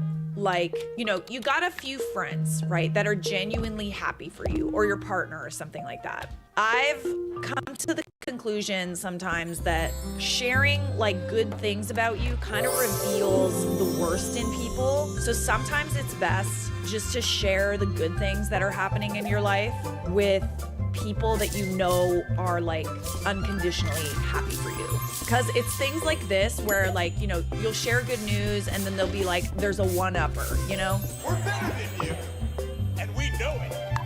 You know that one-up guy? That's actually my friend Connor. He does this thing on like TikTok. It's like his bit where he's just like, Nice presents. We're going to the Maldives for Christmas. you know, they just kind of slide it in there. They slide it on it. I hate one-upping with an absolute passion. And people who are not self-aware that they're doing it are just like, check yourself before you wreck yourself. Check yourself before you wreck yourself. Check yourself before you wreck yourself. Okay, so she feels this way probably because Jordan and Katie got engaged 2 months after Dan and I, and set their wedding to August of this year, 6 months after ours. I've seen enough Charlotte videos to know that maybe I was just being insecure or projecting or something, so I just keep those feelings to myself and tried my best to befriend my future sister-in-law. But it just seems so odd to me because Jordan and Dan's parents have absolutely no idea Jordan was even considering proposing. Okay, so do we think that she kind of pushed him to do it? Like, what are we getting at here? I could see where you're coming from if they intentionally scheduled the wedding to be before yours. I'm sure you feel the way you feel for a reason, so let's get context. Things started to get weird when I invited her to my bachelorette party via my maid of honor who was planning it, and her response was, Thanks, but I already celebrated her in Nashville. Nashville was a trip where we were both invited with my mother-in-law to visit mother-in-law's sister and our future female cousins since they lived there. It was a semi-celebration for me, but more of a girls in the family trip, and I had absolutely nothing to do with it. I think it's good to separate, like, the celebrating, like the bachelorette thing. You know, you kind of celebrate it with your family and like future sister-in-laws, future cousins, you know, the family part, and then friends separate. Or you celebrate it, you know, with your old friends and your new friends. I have learned that sometimes it's good to separate things. what was I getting at? What was Charlotte getting at? Like, old me would read that and be like, oh, she had 2 bachelorettes. But honestly, it's like totally normal to have more than one kind of like celebration. But fine, we don't live in the same state. And even though my bachelorette was a local one-day thing on a weekend, I understand it's a trip for her and not everyone can take off work and afford to make the trip. I was still a little hurt, but again, I was willing to give her the benefit of the doubt. I mean, yeah, give her the benefit of the doubt, but also her saying, well, I already celebrated you enough is like, out loud. And don't you mouth off to me. It's not necessary. Oh, you only deserve one celebration. Keep in mind, all this was before Christmas, but again, after the blow up, Katie and I seemed to be getting along fine. Surprisingly well, in fact. And I actually started to think that maybe we could be friends. Flash forward to Dan and I's wedding day. The wedding venue was laid out and I was able to see all the guests arriving and taking their seats from my getting ready suite. So I'm standing in the window watching people arrive, getting pumped to marry the man of my dreams, and in walks Jordan and Katie in a white dress. And we actually do have a picture of the white dress, so hang on. I immediately started laughing, simultaneously in disbelief, but also not surprised. The night goes on and the vast majority of people in attendance, at least on my/our friend's side, were absolutely appalled. Right, because that is embarrassing. It's rude. He's so rude. Like, it's very rude to do that. I will let you know that, like, I have seen one person wear a white dress to a wedding, and I will never think of her the same way again. Like, if I ever run into her in, like, at another, like, family gathering or whatever, I'd be like, oh, you're the girl that wore a white dress to my friend's wedding.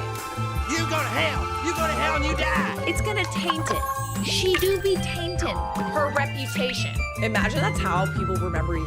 It's not a good thing. My wedding planner was livid, and the bartenders even asked me, unprovoked, if I would like them to spill a drink or two on her.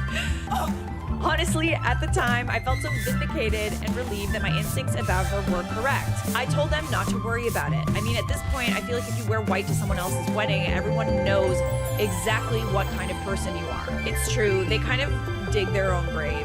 It's petty, and you'd be in the right if you wanted to do that, but you don't need to do that for people to not like her afterward. In fact, if you kick her out of the wedding, you're kind of saving her from her own embarrassment. So letting her just kind of go about the day is embarrassing enough. The funniest part, I found this out later, is that my maid of honor confronted her and said, why would you wear white to a wedding? And she goes, It's not white. It's red. I would never wear white to a wedding. Picture attached is of a similar dress of the same color for reference. Now that a couple days have gone by and have had some time to stew, I realize how incredibly disrespectful that really was.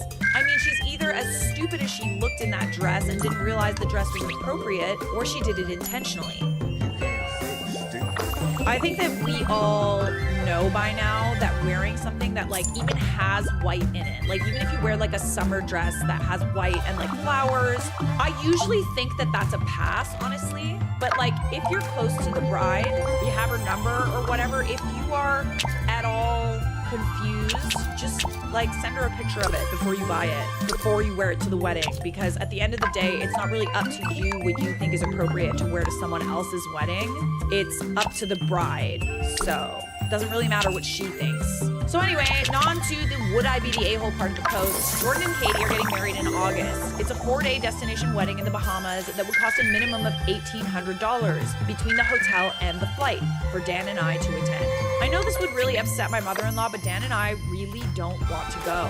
If it were in their hometown, we would just suck it up for mother-in-law, but the idea of taking time off work and spending almost $2,000 to celebrate people who don't hesitate to hurt us on our own wedding day is not necessarily on my bingo card for 2025. That was a big waste of my time and my money. I don't want to ruin my relationship with mother-in-law and father-in-law because they're really wonderful people. But I also refuse to spend the rest of my life being disrespected by Jordan and Katie. So I feel like we need to set the boundary now before it gets worse. So please tell me, lovely potatoes, would I be the a-hole if we refused to go to my brother-in-law's wedding after his fiance wore a white dress to my wedding? All right, so this is the dress, or a similar dress. You're not wrong for being mad. You're not wrong for wanting to set boundaries. You also don't really like the brother or the husband or whatever. See, the thing is like, you can't set this boundary of not going to the wedding without actually telling her why. Like, you could make up an excuse that's like, oh, you know, we can't afford it, or like, oh, we have some, you know, family problems that, you know, we're not unable to make it, we can't do the dates or whatever. But like, I think that an actual conversation has to be had where you tell her that you're upset about what she wore at your wedding. Because just not going to the wedding is not a boundary enough. Like, it sends a message, but like, it also makes you the bad guy, right? Excellent. Because they're all gonna be there, you know, they're gonna be like, oh, why didn't she come? Oh, it's so disappointing, whatever. And it's like, they're not gonna know why. Well, they do know why. But the point is that like, I think that there actually has to be a conversation had where you tell her how you feel.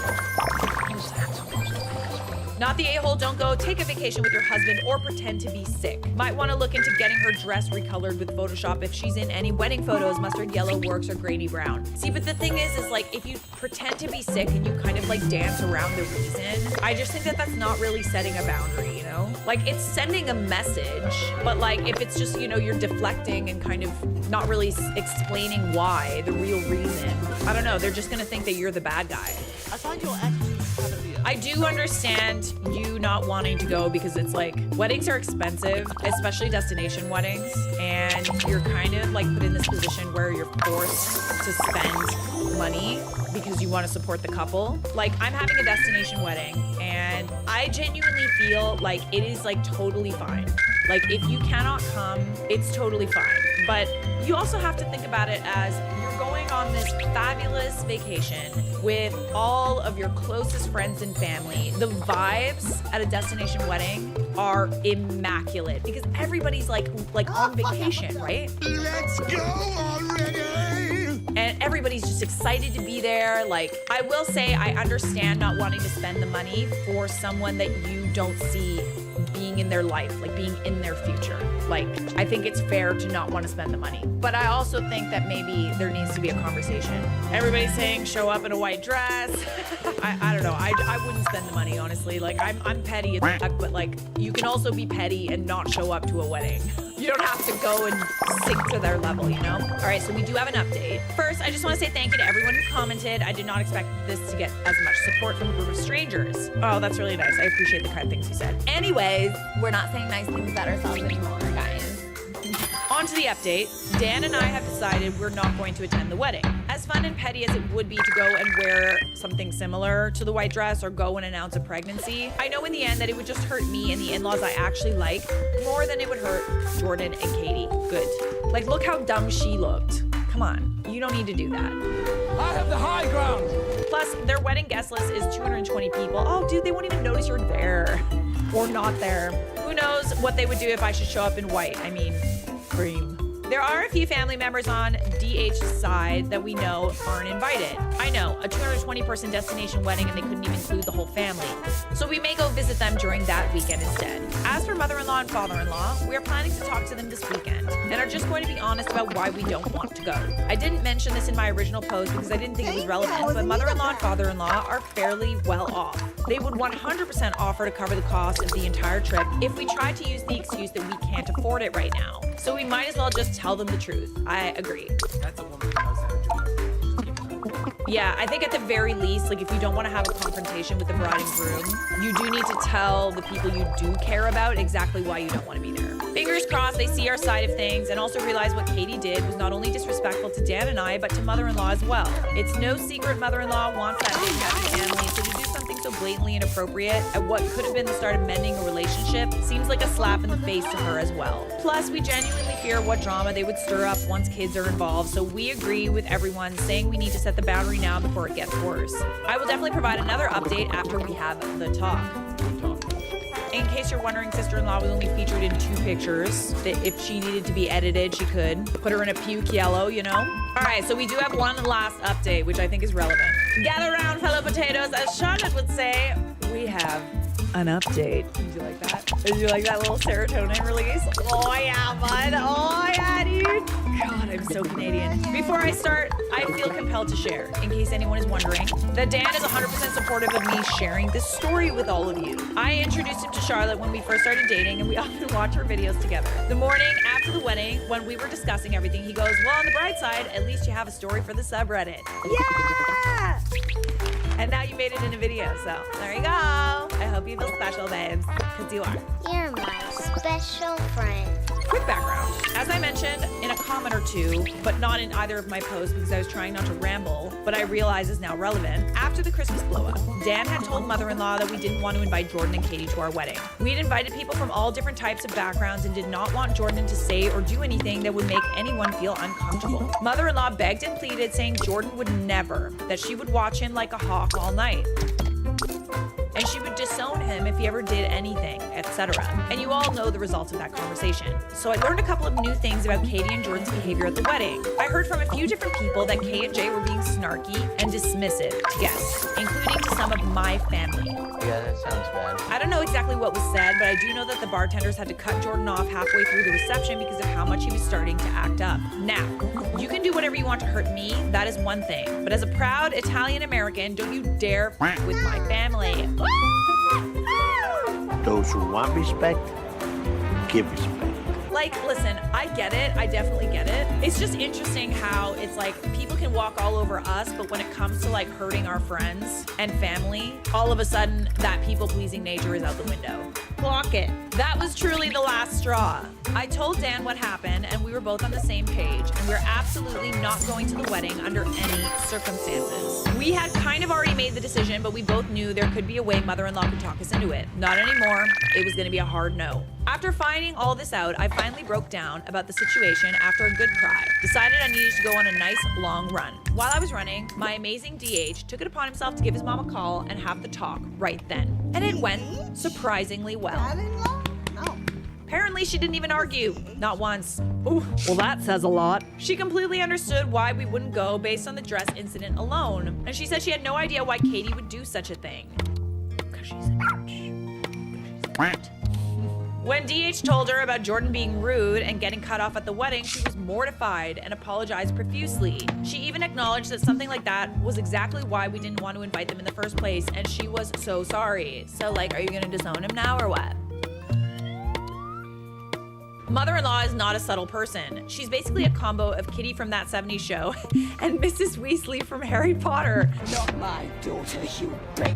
Ooh, that's a great combo. So if she didn't agree with us or understand our viewpoint, she would let us know and probably call me directly. But she didn't, so I do truly believe if she blames anyone, she does not blame or fault us for this decision. As some people suggested, DH and I will be using the money we would have spent going to the wedding on a trip to visit his chosen brother, his best man and college roommate, in Toronto during that weekend. Ooh, goody, you're in my hood. And yes, we will post all the pictures of us having the best time. Well, congratulations. I'm glad that it all worked out and genuinely happy that nobody's pressuring you to be in this situation. That always sucks, right? You feel a certain type of way and like, it's like, But we're family. Me. What are you gonna do? Ignore them for the rest of your life? yes, correct. Ooh, that's a bingo. No, it's always good to be cordial, guys, but like, I wish I could. All right, so no update has been shared at this time. But I'm happy to know everyone's on your side and nobody's forcing you to go to this wedding, and it's gonna send a message. Let's be honest, girl, it doesn't really seem like she even likes you to begin with, so no harm, no foul. You did good, kid. So are you the a-hole for refusing to go to your brother-in-law's destination wedding after his fiance wore white to your wedding? Nah. Subscribe!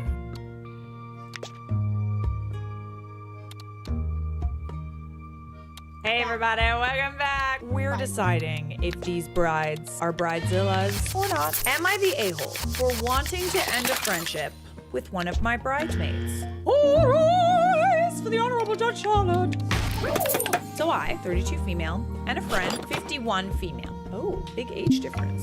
Interesting. Are not talking because of a text I sent her about being in my bridal party and her role. Am I overreacting by wanting to cut her out of my life entirely? It kind of started back in November of 2024 when her and two of our mutual friends were on a call and she casually mentioned that she wants to have a choreographed dance for the ceremony. And she was inviting her aunt from Indiana and cousin from Canada to my wedding. She wants to have a choreographed dance for your wedding and then wants to invite people who don't have an invite. I've never met either of these relatives. It kind of caught me by surprise, so I just laughed it off. We're having a small, intimate wedding. Our little friend group is 4 Kenyan girls, and back home, It's normal to have big weddings where random neighbors and people you don't know show up to celebrate with you. I kind of chalked it up to maybe that's what she was envisioning, but it definitely upset me and made me feel like she doesn't care and is making my wedding about herself. On top of that, my fiance and I don't come from much money. He's American. We're paying for everything ourselves and trying to stay below our budget. Fast forward to early February 2025, and I was picking out dresses for the bridal party. I sent it to her and one of our friends, 24 female, to get her opinion, and she said she would rather not wear a dress with a slit. So I picked a different dress. My maid of honor, 27 female, and I decided we should do a Zoom call with all the girls in the bridal party. During the call, she asked a few questions, but overall seemed disinterested in being there. The Kenyan girls and I all had a call afterwards, and she said she didn't like this new dress because she might lose weight, and then her arms would look flabby in the dress because it was a sleeveless cross-shoulder dress. Okay. You know, I have heard of brides just say, okay, you can wear whatever dress you feel comfortable in as long as it's this color, but it really is kind of up to the bride. Like if she wants all her bridesmaids to be wearing the same dress, it's kind of up to her. Doesn't really necessarily matter. And also, like, you're the bridesmaid. It's not meant to be something where you're showing off. Like, I'm sure she won't put you in a paper bag, but it's not like, I need to look like $1 million. Like, the day is not about you. And then she wanted to add a Kenyan dance to the wedding reception entrance.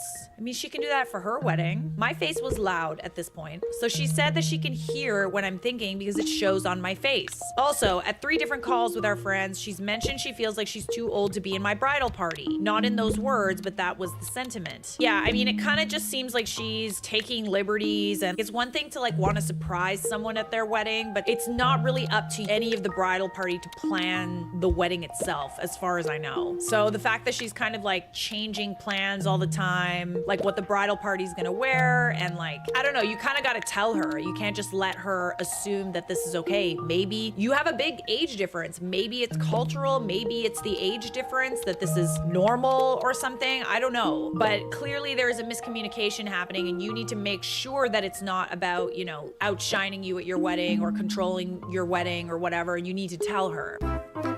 After the Zoom call, I talked to my maid of honor, and she was basically like, if she doesn't like the dress, she needs to suck it up or decide if she wants to be in the bridal party. There you go. That's the other thing too. If she feels like she's too old, she doesn't like the dress, then she doesn't need to be in the bridal party. She can come as a guest and wear whatever she wants. Not whatever she wants, but you get my drift. After reflecting, she was like, actually, she has a valid concern since it's a body image thing. I decided I wanted to have a conversation about her role in the wedding and maybe figure out if the bridesmaid role was what made the most sense to her. Maybe she would feel more comfortable as like a cultural coordinator or something else, where she could wear whatever she wanted to and add the cultural components to the wedding that I might not know about because I grew up in the US. I think that's fair. That's a good idea. Oh, really? So this is the text exchange that happened last week, and she's not responded to any of my calls or texts and refuses to talk to me. At the same time she was texting me, she was texting my best friend, who's also my matron of honor, 33 female, and is in our little Kenyan friend group, to tell her how she feels about the whole situation. My BFF advised her to talk to me and not assume the worst and wait until she talks to me to find out what's going on. I feel like I'm dealing with someone with poor communication skills at her big age. I am a baby. I'm a baby now. Who doesn't care enough about me to assume good intentions. I mean, you're also kind of telling her that you don't want her in the bridal party. So from her side of things, it's like maybe you're kind of demoting her. I don't know. I could also see her being upset if it wasn't like clearly communicated or whatever. I understand that you're trying to like make her feel included and like give her a role that like suits her, but at the same time, you're also telling her that you don't want her to be in your bridal party. So you think you're dealing with someone with poor communication skills who doesn't care enough about me to assume good intentions and assume the best of me before making a decision like this. Also, this is a lot of drama. I avoid drama like the plague, which is probably why all this stuff has built up. This is the first time I've tried to set a boundary with her, and it seems like our friendship could not survive a basic conversation about my boundaries for my wedding. Also, today I noticed that she left the bridesmaids group chat last week. This is the thing. I actually watched a TikTok the other day. I think it was on the Mel Robbins podcast about the drama between bridal parties. This is exactly why I am not having a bridal party, okay? It is one of my very controversial decisions in my wedding. And essentially on this podcast, I forget who the guest was, but she goes on to say that bridal parties are kind of where you put your friendship choices and who you regard as a better friend on display. You choose a maid of honor, you know, a matron of honor, and even in the way that you intentionally kind of put the maid of honor next to you at the altar, and then like each person becomes less of a good friend. Even giving someone the role of wedding MC is kind of like saying, well, I consider you a friend, but not a good enough friend to speak about me at my wedding and have a speech and regard you as a maid of honor. You know what I mean? Or a bridesmaid. Obviously, there's obvious choices, like, you know, if your sister is your maid of honor and then it's a moot point. But like, you are kind of putting your friendships on display. And I think that the hierarchy of friendships does hurt people's feelings. I'm just saying. Let's read the text messages. Hey R, I hope you're having a great evening. I wanted to touch base with you and make sure we're on the same page about the wedding and everything. I was wondering if you have time to talk about your role in the wedding. Please let me know when you're free to talk this week so we can set some time aside for a video call. She responds, tomorrow evening. I have a few events for work in the evening, but I have time afterwards. Do you want to do 9 p.m. New York time? Sure, I hope I remember. It's 8 p.m. my time. Is this about the dress, the makeup, or the dancing? My dearest little sis, I'm writing this with a heavy heart. I did not sleep well last night. I have cried about this. This is not your handwriting. I know how you frame your words to me, and if this is really you, then you have changed. You know, I work with words, meanings, connotations. This message I would expect from my manager when I'm not up to my role. A meeting would mean putting me back in my place. I understand that what she was doing was a little bit frustrating, but I kind of also wish that you maybe talked to her before deciding that you didn't want her to be a bridesmaid. I would have expected an informal tone the way that you speak to me, and I would have listened like I always do. I'm sorry if anything I said on Friday caused you grief. You know me, I always want my little sister and my adopted brother to have the best of everything. This hasn't changed. To help make it easier, I've decided I won't have a role in your wedding. I love you and I always will. You'll always be my little sister. Be calm as you make plans for the big day. It will be a fantastic one. Interesting. Oh my God, hey R, I'm so sorry you couldn't sleep last night. I think a lot has been lost in translation because we're texting. I think you should wait to make a decision this big until after we talk tonight. I want you to be a part of our wedding. Maybe we have to figure out what you are most comfortable with. Either way, you're forever part of my family and I want you at our wedding. Hey hun, let me know when you're free. She's calling, not answering texts, and she removed herself from the bridal party group chat. So she knows what's about to happen. I think from her perspective, she's trying to help. And I can also tell by the way that she wrote her messages that she's sorry for what she said. She apologized. That's big of her. And she doesn't even know really why you've made the decision you have. This is a tough one. Like, I don't want to say that you're a bridezilla, but I also feel like you could have communicated better when there were kind of miscommunications where, you know, she wanted a different dress or incorporate some of your culture into your wedding. I think that you could have set a boundary then. It doesn't need to be this thing that kind of builds up and it's like, you're trying to take over my wedding or whatever. Like, I think that you could also just state a boundary in the moment rather than letting it fester and then removing her from the bridal party entirely. Because that, like, I could see how that would hurt her feelings for sure. I also love that she pointed out that, like, dude, you're kind of writing this as if this is a business email. I cannot stand it. When you're in conflict, oh my God, this is like literally like pet peeve, like major ick. When people deal with conflict the way that they deal with like firing someone or like a work colleague, like they're speaking to you like in a professional manner, and you can tell that like they've kind of crafted their text in a way that like is clear and concise in the same way that, you know, you would write and edit like a work email to make sure you're not being rude and you're clear and concise. But at the same time, it's so impersonal when people do that. I don't know, there's something about it that's like, dude, we're friends. Like, why don't you just like talk to me, you know? Also, the fact that the bride said, oh no, we need to have like a chat. Let's schedule like a meeting to discuss this. It feels like you're getting fired. Not gonna work here anymore anyway. Like, it feels like you need to schedule time in order to have a conflict rather than just being friends and talking on the phone. I don't know. It's just weird. It's weird to me. Does anybody else feel that way sometimes with conflict? It's so impersonal that they treat it almost as if it's like a business transaction or like they're reprimanding you at work. I totally get where this girl's coming from, and it might be unpopular opinion, but I actually really do get it. Let's look at some of the responses. Because like, I think I do have a feeling that this is a bit bridezilla-ish. I'm not gonna lie. I'm sorry. I don't like to throw that word around. But I do think that there could have been some clearer communication and just frank communication as friends throughout all of this. You know, Bride is kind of saying that her friend has poor communication skills, but I actually think that when faced with kind of this like strange message that essentially told her that she doesn't want her to be in her bridal party, I think that she clearly communicated and apologized and told her how she felt. And I actually don't think that the bridesmaid is the one with the communication problem. I actually think it's the bride. What a twist! You could have taken taken 10 seconds to add a few sentences and tell her what the call would be regarding. It's so easy for people, especially people with anxiety, to read that message and assume she's being kicked out. Saying you need to talk about her role, but not...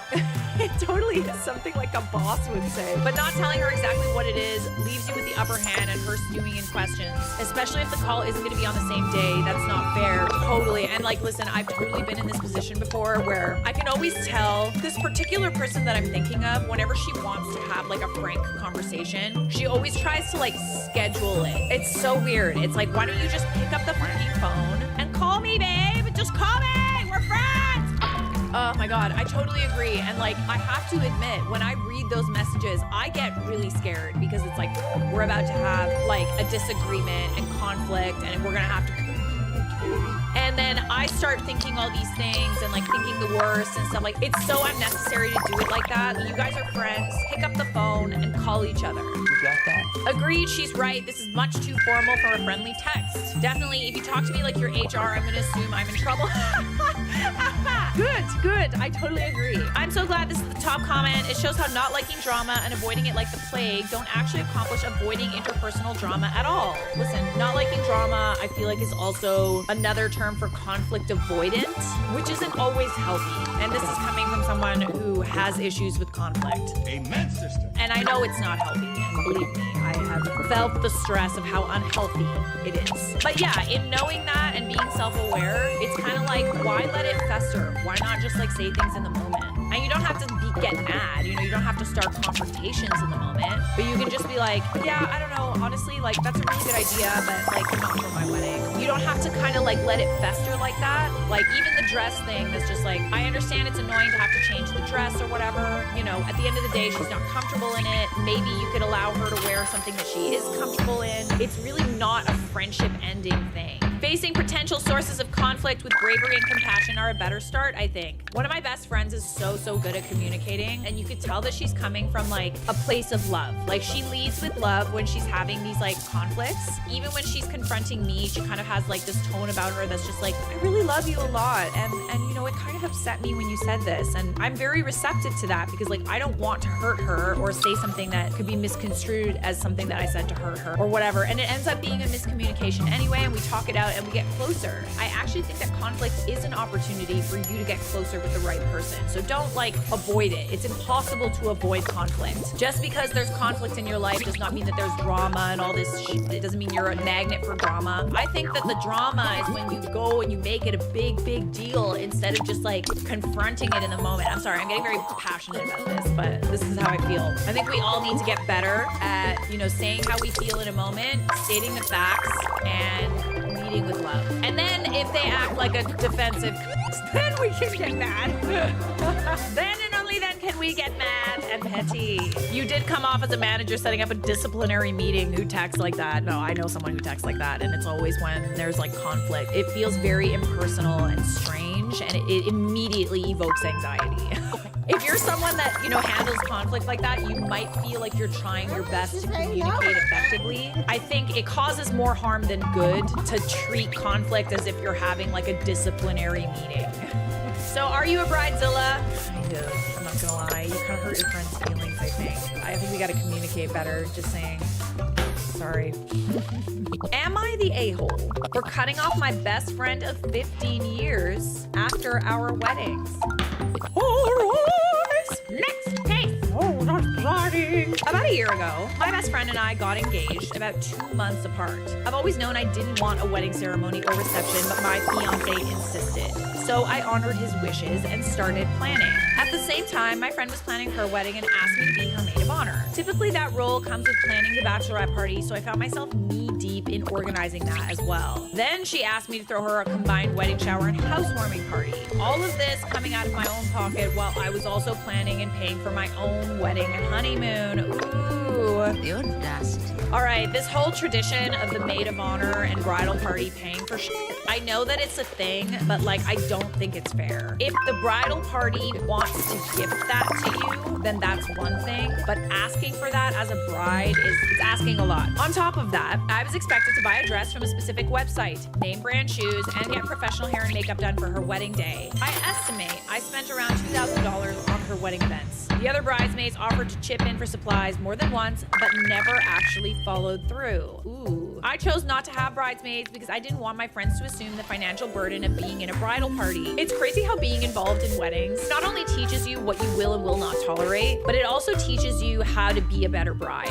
I think. Because you saw the way that things went wrong, you saw the things that hurt people's feelings, you saw the things that made the day better. I'm taking like bits and pieces of like advice and things that I've learned in doing all these videos, and I'm incorporating them into my own wedding. It's helpful, actually. I'm kind of grateful I'm one of the last of my friends to get married because like I made some good decisions, I think. Anyway, we'll see how the day actually pans out, but I think I made some good decisions. My plan was to have a small ceremony with immediate family, followed by a reception with all of our loved ones at the same venue. My friend never offered to help me throw a wedding shower or bachelorette party, which I understood because she wasn't in the bridal party. But then again, no one was. What a bitch. I'm sorry. You had to throw her a bachelorette party and she didn't do anything for you, regardless of whether or not you had a bridal party or not? Ooh, I don't like it. She was well aware she was my best friend. This wasn't the first time in our friendship I felt I was the only one putting in effort while she simply received. Ooh, been there. The red flags begin. Flash forward to her wedding shower and housewarming party. After all the planning, purchases, and decorations set up for 75 guests, only 3 people showed up. To make matters worse, she spent the entire time entertaining those 3 while barely acknowledging me. I understood she was likely upset about the turnout, but it didn't excuse how she dismissed my presence. After all, of all the 75 invited guests, I was the one who showed up. What does that tell you about her? I'm just saying. I was the one who planned it. I was the one who paid for it, set it up, attended, and cleaned up afterward. Dude, you're being way too nice. Like, come on, dude. Stand up for yourself. After someone treated me like that, I'd be like, well, f you fucking clean then. Especially the cleaning. Oh my God. Like, before you didn't know how she would have felt about you, but after, is there a possibility that she blamed you for the fact that no one showed up? Ooh. It's always the people like that don't have a lot of friends that seem to treat their remaining friends badly. And it's like, oh, this is why you don't have friends. Got it. I even got them a gift from their registry. It felt like I was nothing more than a free event planner, caterer, and host. That's because that's what you are, babe. Yikes. Then came her bachelorette party. Luckily, this time people actually showed up. But again, I felt more like an unpaid coordinator than a cherished friend. It felt like she saw my efforts as an obligation rather than a gift from a best friend. The next morning, our mutual friend and I got up early, cleaned everything, and packed up the cars while she stayed asleep in the common space where she could hear us. We were literally popping balloons. When we woke her up to say goodbye, all we got was a half asleep, half-hearted thank you. The wedding. 2 weeks before her wedding, I told her I'd clear my schedule to help with any last-minute planning. This meant driving 45 minutes to her place. Twice to help out. On the day of her ceremony, a Friday, meaning I had to use paid time off, she barely spoke to me, but still expected me to have everything handled. And I did. No major issues, just that same underlying feeling that I was being taken advantage of as her type A planner friend. Then it was time for my wedding. Oh, this one hits deep. I know exactly what's about to happen. A moment of silence for the dead friend. She's not dead, but to me she is. A mutual friend tried to plan a bachelorette party for me with her, but she didn't help. So we canceled it to avoid stressing out our mutual friend. In the weeks leading up to my wedding, that mutual friend and I met up multiple times to help finalize details. Meanwhile, my best friend never checked in. Holy shit. Did I write this? On my wedding day, she sent me a text. Is there anything I can help you with? I mean, not anymore. Everything was already done. It was too little, too late. It just reinforced the feeling that I was an afterthought, that she only reached out because she had to, not because she wanted to. At my reception, she realized she hadn't been invited to the ceremony and began crying. Seriously? She proceeded to cry for most of the reception. And remember the gift I got her from the registry? Despite everything I was doing for both her wedding and mine, she got us a card with cash. Which I mean, sure, I'm not ungrateful, but at that point, the sentiment mattered so much more to me. I prefer cash, to be honest. I prefer that people don't bring, like, stuff to my wedding, but it's up to the bride and groom, really, but yeah. And she didn't even include a heartfelt note. Ooh, that's even worse. Yeah, at the very least, a card, you know? She did come to congratulate me while sobbing and later spoke with our mutual friend who told her that whatever concerns she had needed to wait until after my honeymoon. Okay, so she made the wedding about her. She didn't get you even a nice card. I mean, at least she did get you cash. But I can understand where at this point you're kind of judging everything she does. She didn't listen. The final straw. At 2 a.m. on my wedding night, she sent me a long paragraph about her feelings, her confusion, and her desire to fix our relationship. Oh, me. Nothing fucking worse. I swear to God. Oh. A friend that somehow makes a special day about you, about them, by making a scene, by crying, by like, you know, making it about them, the long paragraphs, like the fact that she could not wait to tell you this proves that she was more concerned with her own feelings than she was with like making sure you had a good wedding. Story of my life. That is the least she could have done. Mamma mia. At that point, I was done. I told her we'd talk after I got back from my honeymoon. While I was away, I gained clarity. I realized I didn't see a point in talking things through because the root issues had been there for years. That's the tea. And I couldn't get past the fact that she thought it was acceptable to send me that message on my wedding night. It was yet another moment where her feelings took priority over my experience. It's been 4 months since I cut her off. Am I the a-hole? No. I mean, listen, she's probably like so confused and she wants to work on your friendship. But if she cared at all about your friendship, I'm sorry, but like at 2 a.m. on your wedding night, you're sending a text like that? That is like diabolical. Diabolical. I mean to communicate my feelings. Seriously? It didn't really sound like she had very good friends to begin with, and she didn't value you at all. I see this a lot in friendships. It is actually very common to have friendships where there's one person giving more than they're getting. And you'll especially kind of notice like issues with the friendships when it becomes your own time to shine as the giver. You'll notice like a dynamic shift, right? When you get married, you get engaged, you're pregnant, you lose weight. That's a big one. It's almost like this like dynamic shift brings out the worst in people. It really just shows you that you weren't friends really to begin with. Not the a-hole, she used you, plain and simple. Your wedding night message was the ultimate proof of her selfishness. That is so unbelievably selfish. Do not, under any circumstances, bring a problem to the bride on her wedding day. For fuck's sakes, it can fucking wait. Your wedding day is supposed to be so happy. You do not need any unnecessary conflict on your wedding day. And if you bring the bride unnecessary conflict, you die. Even if you're saying that, you know, you want to communicate and mend your friendship, you die.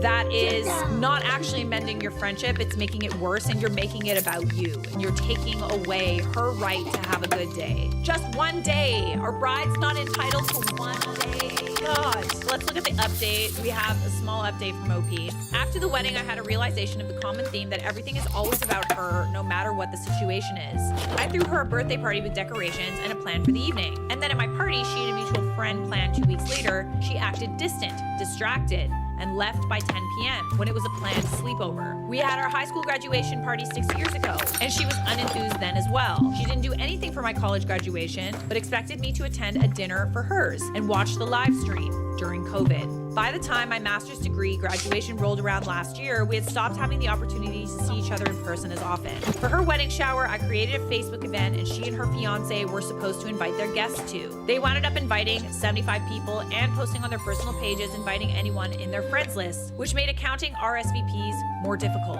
As a person who has the mindset that I would rather provide more than enough at an event than not enough, it resulted in a need for us to purchase more supplies than originally anticipated. But we thought that their closest friends and family would attend at least. Although in the past her family was not the ones to show up for her, it was always me. I thought this would be a big enough life event for them to show up for her. It's not that I had $2,000 laying around. It was that I was financially prepared in the months leading up to both of our wedding-centric events. I previously mentioned I didn't want a wedding, but my fiance did. Given that fact, I knew what I did and didn't want to overspend on my own wedding. And for portions of her parties, others had committed to help pay and didn't. I never expected her to spend an equivalent amount on my celebrations, but I did hope she would invest the same amount of care and would want me to feel as loved and celebrated as I hoped I could make her feel. The bachelorette party she and mutual friend were going to throw were just for the 3 of us and wouldn't have been costly. The motto I've always kept in mind for my friendships is friends do for friends. She's tried to meet up a few times, and since I already been pondering everything that led up to this point, I feel we've already reached the natural end to the friendship, and I never responded to her requests to meet up. We haven't had a conversation since early December, and honestly,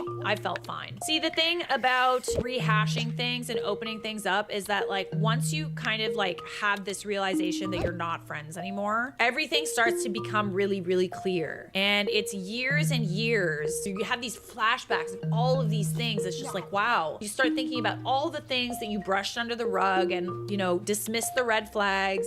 And then it's not just about the one thing that you're upset about anymore. It's actually actually about the friendship as a whole, that there are years and years and years of indiscretions. Like, you cannot possibly sit down and have a conversation with that person when it's a friendship ending thing like this and communicate to a point where you guys are friends again. It's over. Friends forever, all this shit. You don't have to be friends forever, especially when that friendship is toxic and when your friends are not treating you well. You don't have to be friends forever. We're in relationships, and when we don't like the person anymore and they don't treat us well, we leave, right? Most of the time. You can do that for friendships too. So are you a bridezilla? Honestly, no. It's fine. Whatever.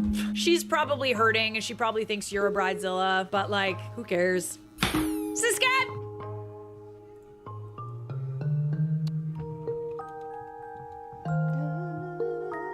Hey everybody, welcome back. This is your messiest wedding drama. Too good not to share. All of these are from the Charlotte Dobre YouTube subreddit. If you haven't followed that, what are you doing? Why not? Don't you love me? If you haven't subscribed to this channel, what are you doing watching my videos and not subbing? Why not?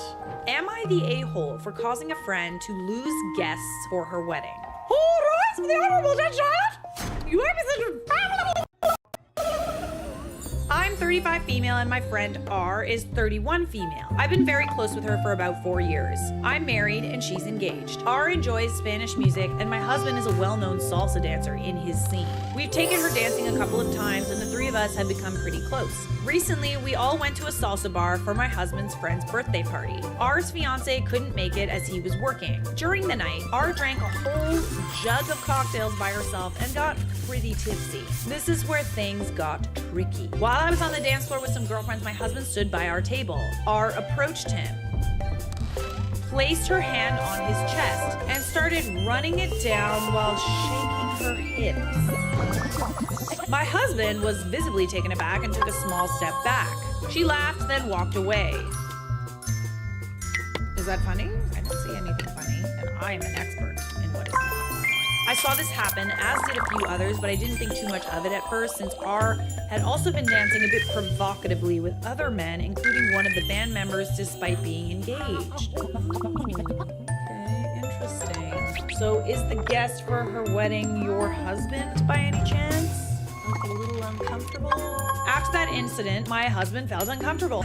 No, right? And decided to leave the party early. He later told me how uneasy the situation made him, especially because he's known to be a conservative dancer who strictly follows social dance etiquette, meaning no inappropriate touching. We agreed that I should have a conversation with R to address the issue. That'll be an interesting convo.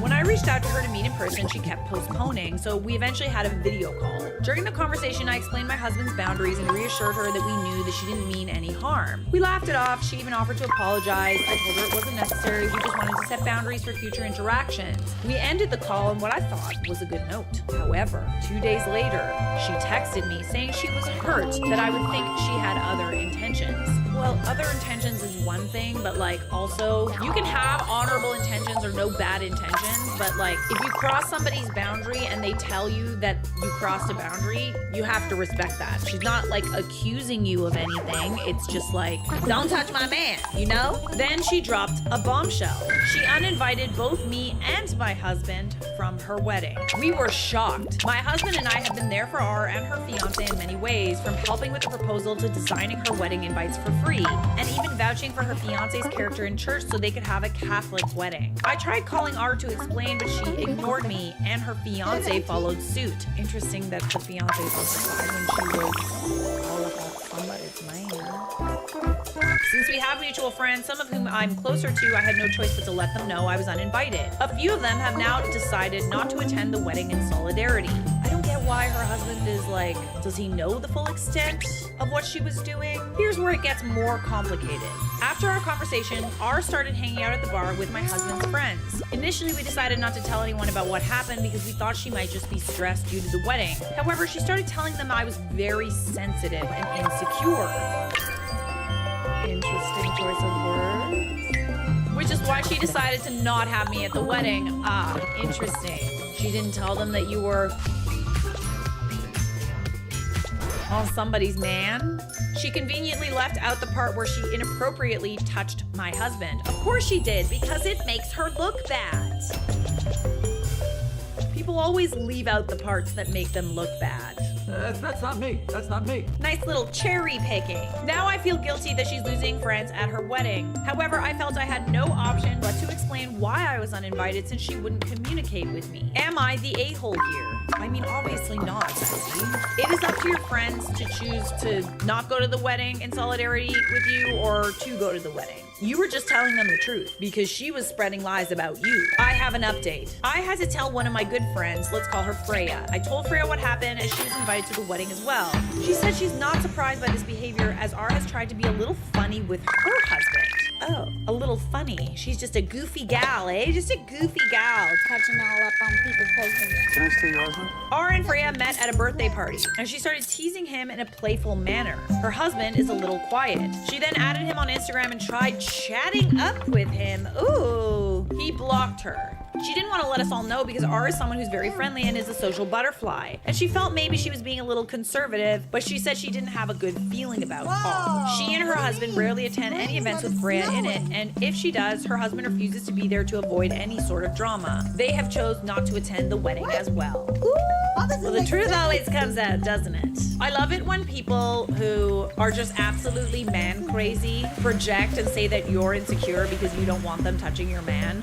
When really it's like, I think the only insecure person here is the person who's going around trying to flirt with everybody else's husbands because it gives her some sort of validation that she can have them. She's trying to cover her by hiding what really happened to everyone. She's no longer a friend, so you shouldn't feel bad if you tell everyone the truth. If she loses people, that's on her. It's literally just the truth. And something tells me that a lot of other people, they had their own experiences with her doing the same thing. They don't like that. It's a pattern. She knew she acted inappropriately and didn't want her fiance to know all the details, so she quickly painted you as insecure. Yeah, I'm guessing that she didn't tell him. She's talking bad about you while you're simply telling the facts. As if that wasn't juicy enough, we have an update. The tea just keeps spilling, and I'm here just glugging. Firstly, I do want to thank everyone who left comments and advice and some pretty petty ideas that I almost executed. But your words gave me some peace and reassurance as I really felt like a horrible person when people started to boycott her wedding. So thank you for your kind words. I have an update for everyone. It's a little long, but bear with me as the details are pretty important. So, I posted on my story about a week ago, but to give you a timeline, the drama actually kicked off about a month ago. Fast forward to just a few days ago, and I get a text from R's fiance at 1 a.m. Interesting. Yes, you read that right, 1 in the morning. He's asking if my husband and I are awake because he has an emergency. Next thing I know, we're on a call. He starts asking us about a guy, let's call him D, a band member who frequently plays at the bar, and asked for his number. Interesting. My husband knows of him and has mutual friends with D, but here's where it gets juicy.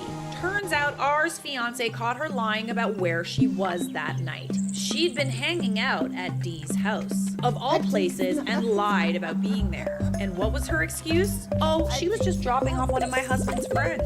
R doesn't have a car and doesn't even drive, but she said she was just being a good friend because my husband's friend was drunk. But here's the kicker. This friend lives a good 40 minutes away from D's place. You do the math. Basically, she lied and said my husband's friend lived there. It was actually D's house. Apparently, she was with D until 4 a.m. for drinks at his house alone. Did I mention D is married with 2 kids? His wife and children were conveniently out of town. Classy, right? I'd choose a different word, but sure, let's go with classy. But wait, there's more. The lies don't stop there. R's own bridesmaid caught her dancing inappropriately with D at the bar and kissed. The bridesmaid and groomsmen were close friends of both R and her fiance and have since been collecting receipts. Evidence that R has been emotionally cheating and lying to her fiance. Well, if the shoe fits, where there's smoke, there's fire. Who just dances all up on other people's husbands? It's not like normal behavior for them. R eventually admitted to everything except sleeping with D, of course, because they didn't go that far, right? Her fiance wanted D's number to talk to him to confirm if what R said was true. We didn't give his number because we don't have it, but he found it anyway. Her fiance, he's done. Oh, so sad. He can't trust her anymore. He's even gone as far as talking to her parents and calling off the wedding. This isn't the first time she cheated. She was engaged before and cheated on her previous ex-fiance as well. Goodness, someone shouldn't be in a relationship. This is exactly the kind of person you should not want your husband to be around. But then again, it's also like if you trust your husband, nothing will happen and he'll be just like your husband, OP, and be very uncomfortable. But like, who does that with someone else's like man and isn't sort of testing the waters? Just saying. Back to R's current fiance, despite everything, he's been graceful enough to tell people the split was mutual, trying to spare her from any public shame. Well, that's nice of him. I mean, that's clearly people know. And how does R repay him for this kindness? By texting everyone she knows, claiming she called off the wedding because her ex-fiance is emotionally abusive. Oh, so she kind of does this a lot, eh? Comes up and then tries to change the narrative by making herself the victim. Unbelievable. I guess that's easier than admitting you've been sneaking around till 4 a.m. at another guy's house, right? Remember what we said in a previous video that souls are never souls? Like they never admit that they're souls? Yeah, that's what makes you an asshole, FYI. At this point, my husband and I decided to tell his friends the truth because, of course, R dragged their name into it too. And now that friend is angry because she was never that drunk and has never asked R for help, nor did R send her home at any point in time. She's ready to confront R for using her as an alibi. Honestly, I've had enough. I've been telling people what actually happened after the call because, let's face it, R doesn't deserve protection when all she does is throw everyone else under the bus and try to fuck other people's husbands. Her ex-fiance tried to spare her some dignity, but she chose deflection over reflection.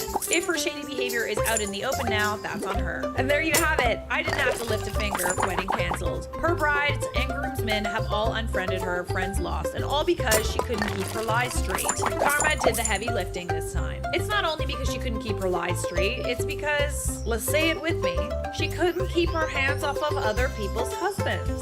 That is so twisted, you know? Like, I can't believe that there are people out there that get off on like trying to steal somebody else's man. Yes, the man is at fault. Let's not forget that here. It seems like she'd rather go for married men than single men. Being also in a relationship herself. Maybe she's got a thing for it. Tickles her fancy. Love home. You are not the a-hole, my dear. And clearly, your inklings were right about her. Am I the a-hole for ending my friendship with my best friend of 25 years because of what she did during my wedding?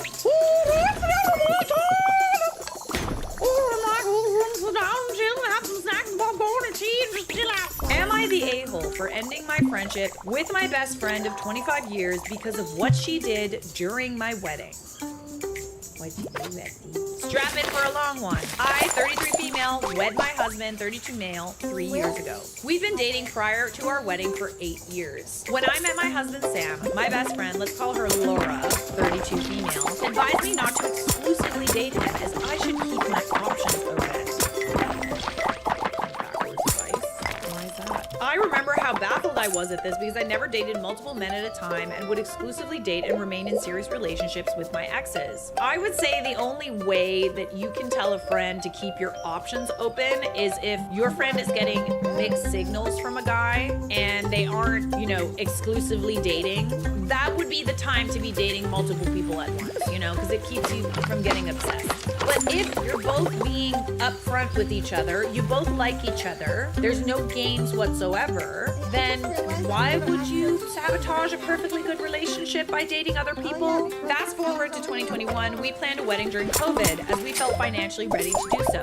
Laura had known for years that Sam and I were planning to get married, but kept facing hardships throughout our relationship. Father passed away, his mother had a stroke, etc. My husband is the majority breadwinner in his family, consisting of 4 other people. A minor detail is that we are South Asian, so in our culture, sons live together. So I was joining a family of 5. Due to COVID, I was able to tremendously financially save for the wedding events, and so was he. He proposed to me in April 2021, and by May, we were religiously married. At that time, my friend and I were on good terms. We had fallouts through the years because of her controlling behavior, but we decided that staying friends was more important. Laura and I went to the same elementary school, junior high school, and college in New York. We were inseparable, and everybody knew that. Laura was my bridesmaid, and I planned a henna ceremony and reception in September of 2021. From May to September, I noticed Laura's behavior was starting to change, and we stopped communicating as much. I was busy with wedding planning, so I didn't give it much mind. I had personally given her and her family an invitation card to my upcoming events and had asked her to constantly RSVP, so I knew how many of her family members were coming, about 7 of them. She didn't RSVP until 2 days before my reception. When I told her to RSVP to the henna ceremony, she claimed that I never told her about the event and would not be able to come. I screenshotted a conversation in a group chat with her and my other best friend, proving I had told her and she had read the text. She said she must have forgotten. I sent her a link to the dress I wanted all bridesmaids to wear, and she replied back saying if she asked anyone at her wedding to pay for outfits, they'd be furious at her. I told her that paying for 6 other bridesmaids' dresses wasn't in my budget. Guys, the outfits were $34 on Amazon. She ended up coming to the ceremony. During this time, we had gotten into an argument where she said I was being very selfish and not taking into consideration that I was having everyone in the bridal party incur a lot of expenses. Welcome to having friends that get married. It's normal. She said she had to buy 2 new outfits, and on top of that, expect wedding gifts. This was my best friend complaining she had to get me a gift for the wedding. I told her it wasn't necessary. I wanted her there, and all I wanted was for all the girls to pick whatever outfit they wanted, but for it to be lavender. It kind of just sounds like she's looking for reasons to like either not attend your wedding or not like you. Both. After that, she complained I hadn't included her on any wedding shopping. In our culture, we're Bengali. The friends usually accompany in shopping, but because it was COVID, we only took my parents, his parents, and brother. We weren't even able to include my sister because she had a 10-month-old that lives in Queens, New York, where my parents and I lived in Manhattan, and we were traveling to New Jersey for bridal outfits. If it wasn't possible to bring my sister due to where she lived, it didn't make sense to pick up Laura from Astoria. In addition, everything we did was very fast. I knew what designs I wanted and got a custom bridal outfit. For gold shopping, also customary in our culture, we went 2 days before the wedding, conveniently scheduled the same day as our food tasting in Queens. I knew exactly what I wanted, so there wasn't much time spent for shopping. For everything else, my mom and dad drove me to stores, which we shopped, while my mom was grocery shopping. I didn't make a fuss for anything in my wedding. All I asked were for the bridesmaids to show up. Like, I just don't really understand how she's like fussing about over, oh, like you're making me buy, oh, like I have to spend money, oh, like why didn't you invite me? I don't know, man. Like, it's just a bit contradictory. My husband planned everything in our wedding. I barely did anything besides choose color schemes and pay for my half. Ooh, love that for you, bestie. A groom that plans the wedding. How do I send this to Mike without sending it to Mike? I never got a bridal shower because she said to my face that she didn't want to plan one. Guys, I'm so devastated that I will never experience a bridal shower. When I showed her my gold design, she said it was nice, but if I had seen the one her dad bought her, I wasn't aware that this was a competition. I mean, it's not for you. Everything is a competition, Mother. For her wedding, she's divorced now, by the way. Her father paid for the wedding, gold, etc. I was single-handedly paying my portion for all 3 events Sam and I went, as we had dreamt so many years of what we wanted. My goodness, she's being a little difficult, eh? It's a little jealous, a little controlling. The day before my wedding, she told Sam she didn't have a ride and if he could drop her off at the wedding. He was shocked as it made no sense that she'd asked the groom on his most important day. I offered her a spot in my limo in case she didn't have a ride, but she didn't accept the offer. Weird. What does she want to do in the car with your soon-to-be husband? Naughty. The wedding was beautiful and everyone had a great time. The day after the wedding, I Venmoed my bridesmaids about $15 to $20. In the Bengali culture, the bride side holds the gate and demands the groom pays up if he wants to enter and wed the bride. It's a cute ceremony and just there for fun and games. I told Sam to have an envelope with $100 in singles. It's customary to have 500 plus. But as I didn't have any younger cousins and the only people holding the gate would be my friends who were all my age. Split into 6-7 ways, it was just a small amount of money. Once again, it was a small fun event. When I Venmoed her, she sent it back to me and texted me saying she didn't want it. I told her it was just for fun, but she started to get angry and berate me since she didn't need money and to keep that. I once again sent it to her saying it wasn't my money and to have it was for my bridesmaids. But then she also complained about the cost of the dress and the cost of the gift. At last, she said, it's not rocket science. I don't want to do that. So guys, am I the a-hole? She sounds salty as fuck. You got married, I'm just saying. Why is she so mad at you? You just got married. What's her problem? This is your best friend? Wow. I'm thinking she's just jealous of your relationship, so she's acting like a child. I'd go low contact. Edit, not the a-hole. Why would you ask the groom to pick you up the day of the wedding. And then when he couldn't, now you're refusing a ride from the bride in a limo?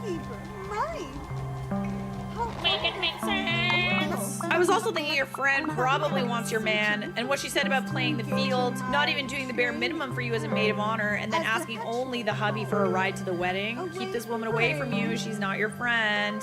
She's not. She wants your man. She wants your life. OP responds, we don't talk much since the wedding except for social events, since we have so many mutual friends. Recently, we went to our high school reunion, and our other friend's wedding is next month, so unfortunately, I can't avoid her, but yes to low contact. Listen, we're not asking you to be a bitch, all right? We don't stoop to that level. We are cordial at social events.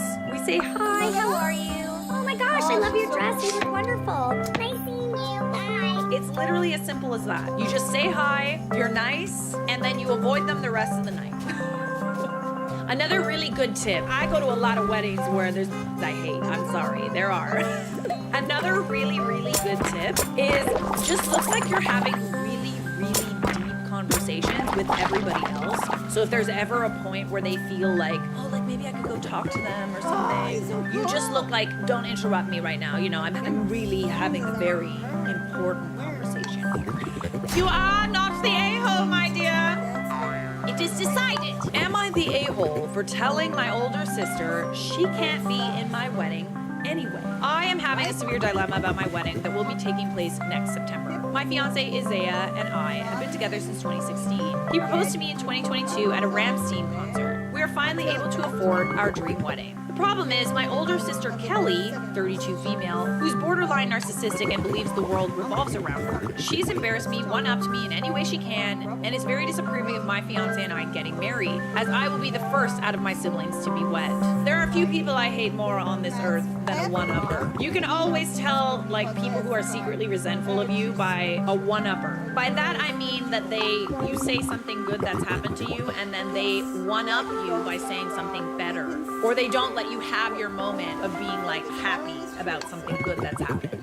Kelly has come out of the woodwork and practically demanded that she be invited and become my maid of honor. I calmly told her no, as my best friend Liz is going to be my matron of honor, as I was her maid of honor for her wedding. Kelly was absolutely fuming about this and demanded that Liz doesn't come. I again told her, as they have a history, that it wouldn't end well. I decided, with stress flooding my mind, to tell her that she wasn't invited to the wedding and I don't want her near it. Kelly, why can't I? Me, you have disregarded my feelings many times and you are disrespectful toward my fiance, and I won't have that energy on one of the most important days of my life. No lies were told! Kelly has been disrespectful about a condition my fiance has and thinks of it as weird. I've told her on multiple occasions to drop it and she won't listen, as she says, I'm just making an observation. It makes my blood boil every time she does this. Regardless, Kelly has gone to family in tears about not being able to attend or become my maid of honor. I'm in disbelief, as Kelly has done this before when she doesn't get her way, and it makes me feel like my problems don't matter in the slightest. My family has tried to explain to her it was my choice, and to do something else on the day of my wedding to distract her. I actually really like that your family's backing you up. Kelly wasn't having it and posted to her Facebook about how it was unfair she wasn't invited. Oh, I see. Looking for people to sympathize with you. My fiance understands she's like this and tells me to ignore it. I understand that Kelly won't change, but in the back of my mind, I feel bad and my thoughts get to me. So with that said, am I the a-hole? There's something to be said for just like not wanting to be around certain energies, especially like on the day of your wedding. I will tolerate bad energy, any other time than on the day of my wedding or on the day of like my birthday, for example. There is no way in hell that I am ringing in a new year or ringing in a new life surrounded by someone who doesn't want the best for me or isn't supportive of my decisions. And yeah, people might get upset that you don't want them there, but if that's the case, let's really think why we don't want someone there. Have a gander about why someone would choose to do that. It's probably not over nothing. Probably not. Not the a-hole, just stand firm to family that she isn't close to you and you picked your maid of honor. She sounds like she will use your day to create drama, and that's the last thing you need. Do what's best for you and your fiance. Literally. It's not rocket science. She's basically telling you to choose between her and your maid of honor.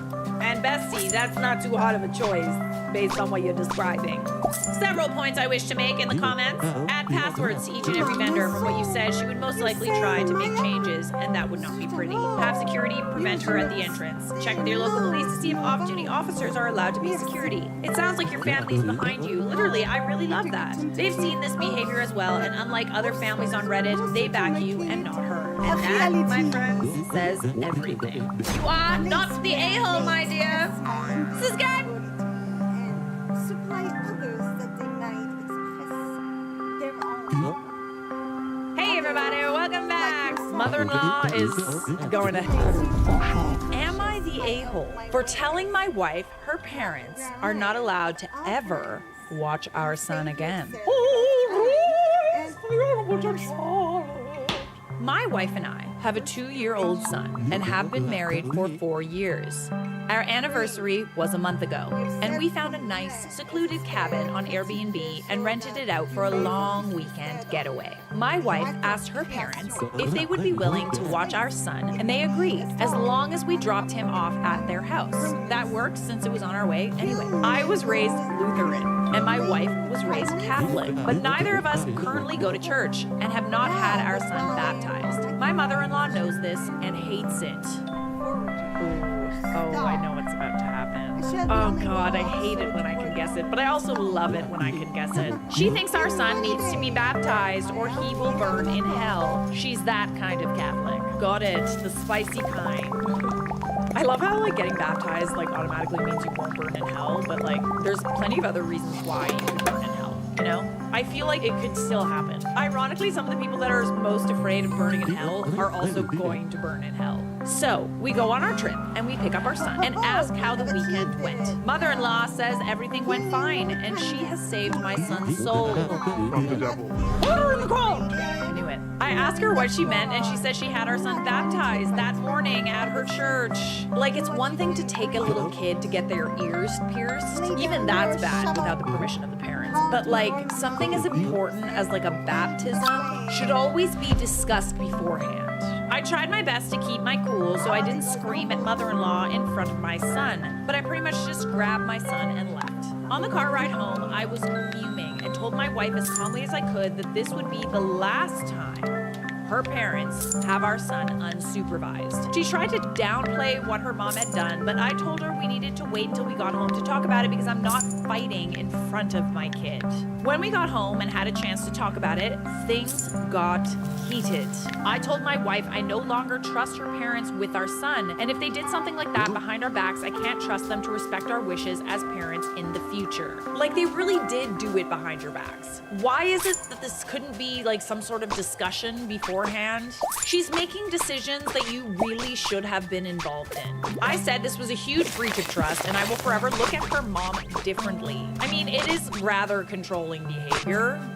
She's making decisions as if she's this child's parent, and she's not. And she's also excluding you from these decisions. If she wasn't trying to like hide it or do it sneakily, then why wouldn't she just wait until you're around? Why would she wait until you went on a vacation with your spouse to do this? She continued to try to defend her mom by saying she was only doing what she thought was best for her grandson. But if that's the case, then why is it that she did it like behind her back? She even downplayed it by saying it's just a little water and a few words and we don't go to church anyway, so what does it matter? I kind of see her point, like realistic. I do see her point.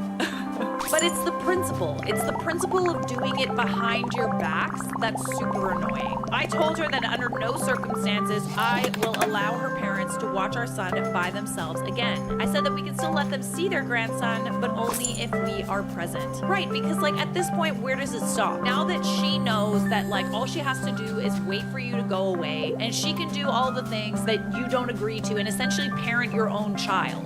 And she can do all the things that, you know, you wouldn't agree to behind your back. Like, where does it end? Now that she knows she can get away with it, she'll do other things behind your back. Drugs. Mostly drugs. I also said if she doesn't see what the big deal is with the situation, then maybe we aren't on the same page as parents and we need to see a counselor. She started crying and said this isn't the kind of decision I get to make on my own.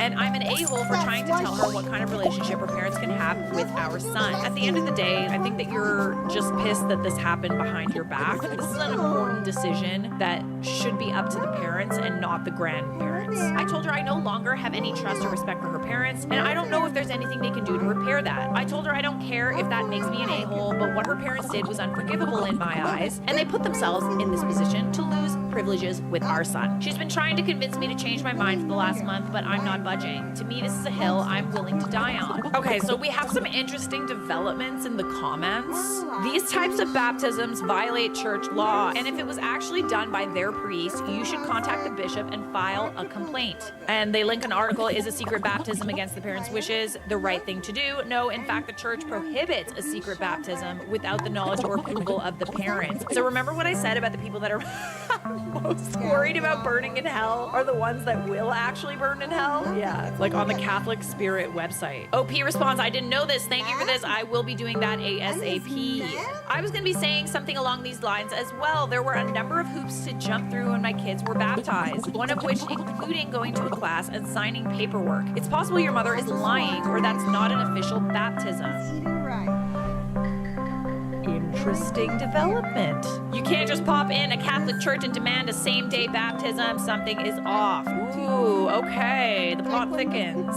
Oh, and we have a response from a lawyer that we, can't see their credentials, but still, we'll take their word for it. I love it when people go in the comments as a lawyer, but they're not a lawyer, you know? It's just, it gives weight to it. There's no way that you're gonna know if this person's an actual lawyer. I'm actually a canon lawyer, basically Catholic Church lawyer, and this is correct. In my diocese, if a priest did this, he would be in serious trouble. Please contact your local diocese to report this. It's not okay. We respect the rights of our parents to choose baptism for their child. This website will help you find what diocese you are located in and give you contact information for their central offices. As an employee of the Catholic Church, I'm so sorry this happened to you. Please know it's not how things are supposed to go. Interesting, very interesting, but thankfully, we do have an update. First off, I want to thank everyone who sent me supportive messages and advice. I never expected my post to get so much attention. So here's the update. Turns out, some of you were right. My wife was in on it. Oh, you know what? That actually kind of makes sense with the fact that she was so oh, this isn't a big deal or whatever. Because in any other circumstance, what happens if you went to take your son for got his ears pierced or something? You got him his first haircut and the parents were never there. I feel as though the fact that she's not worried about it or she's kind of downplaying it makes sense that she would be involved. I confronted her a couple of days after I posted and directly asked her if she knew that her parents planned this. She broke down and confessed everything to me. Mother-in-law had been pestering her about baptizing our son non-stop, and my wife finally caved. That's still without your permission, though. My wife has been working from home during COVID while my job requires me to go into the office. My wife and mother-in-law started doing Zoom meetings with mother-in-law's priest to start the baptism process. They lied to the priest and told him that I was okay with baptizing our son, but didn't want to be involved. Ooh. Okay, this is much bigger than I thought it would be. This is a very big problem. I don't love this for you. The priest allowed it, and they started doing online baptism classes while I was at work. My wife admitted that she planned it around our anniversary getaway, and that mother-in-law had somehow convinced the priest that her and father-in-law would be the only ones in attendance. My wife told me I wasn't supposed to find out, but mother-in-law couldn't keep her mouth shut for even one day about it. That doesn't make it better. Oh, you would have never known. Oh, I would have just kept lying to you about it. How is that better? Their intention was to keep this from me permanently. Ooh, I don't love that. I hate it, actually. I don't like it at all. I did contact the church to let them know the truth. I talked to the priest and he was surprisingly helpful. He said he would take the proper steps to make sure mother-in-law is no longer welcome in their church and to reach out to the local parish to see what further steps need to be taken. I have yet to hear back from them on that. My wife and mother-in-law are mad that I got her kicked out of church, but I don't care what they think or feel anymore. These people who I loved and trusted had betrayed me, and I felt a range of emotions I didn't know existed. My wife begged for forgiveness, but the fact that she didn't come clean on her own mistakes makes me feel she would have kept this from me unless I confronted her. She's willing to do therapy, counseling, whatever it takes. I don't know if I want to put in that work. I feel like there's no coming back from this. To some degree, I do think that she was pressured, and maybe she really doesn't necessarily think it's that big of a deal. The baptism itself, especially if you don't believe in that stuff, I feel like that's not a big deal. You could do it just to keep somebody happy. It's the going behind your back that's a big deal. The lying and the sneaking around and the going on a trip and planning the baptism from when you're not there. That's sneaky. It's weird.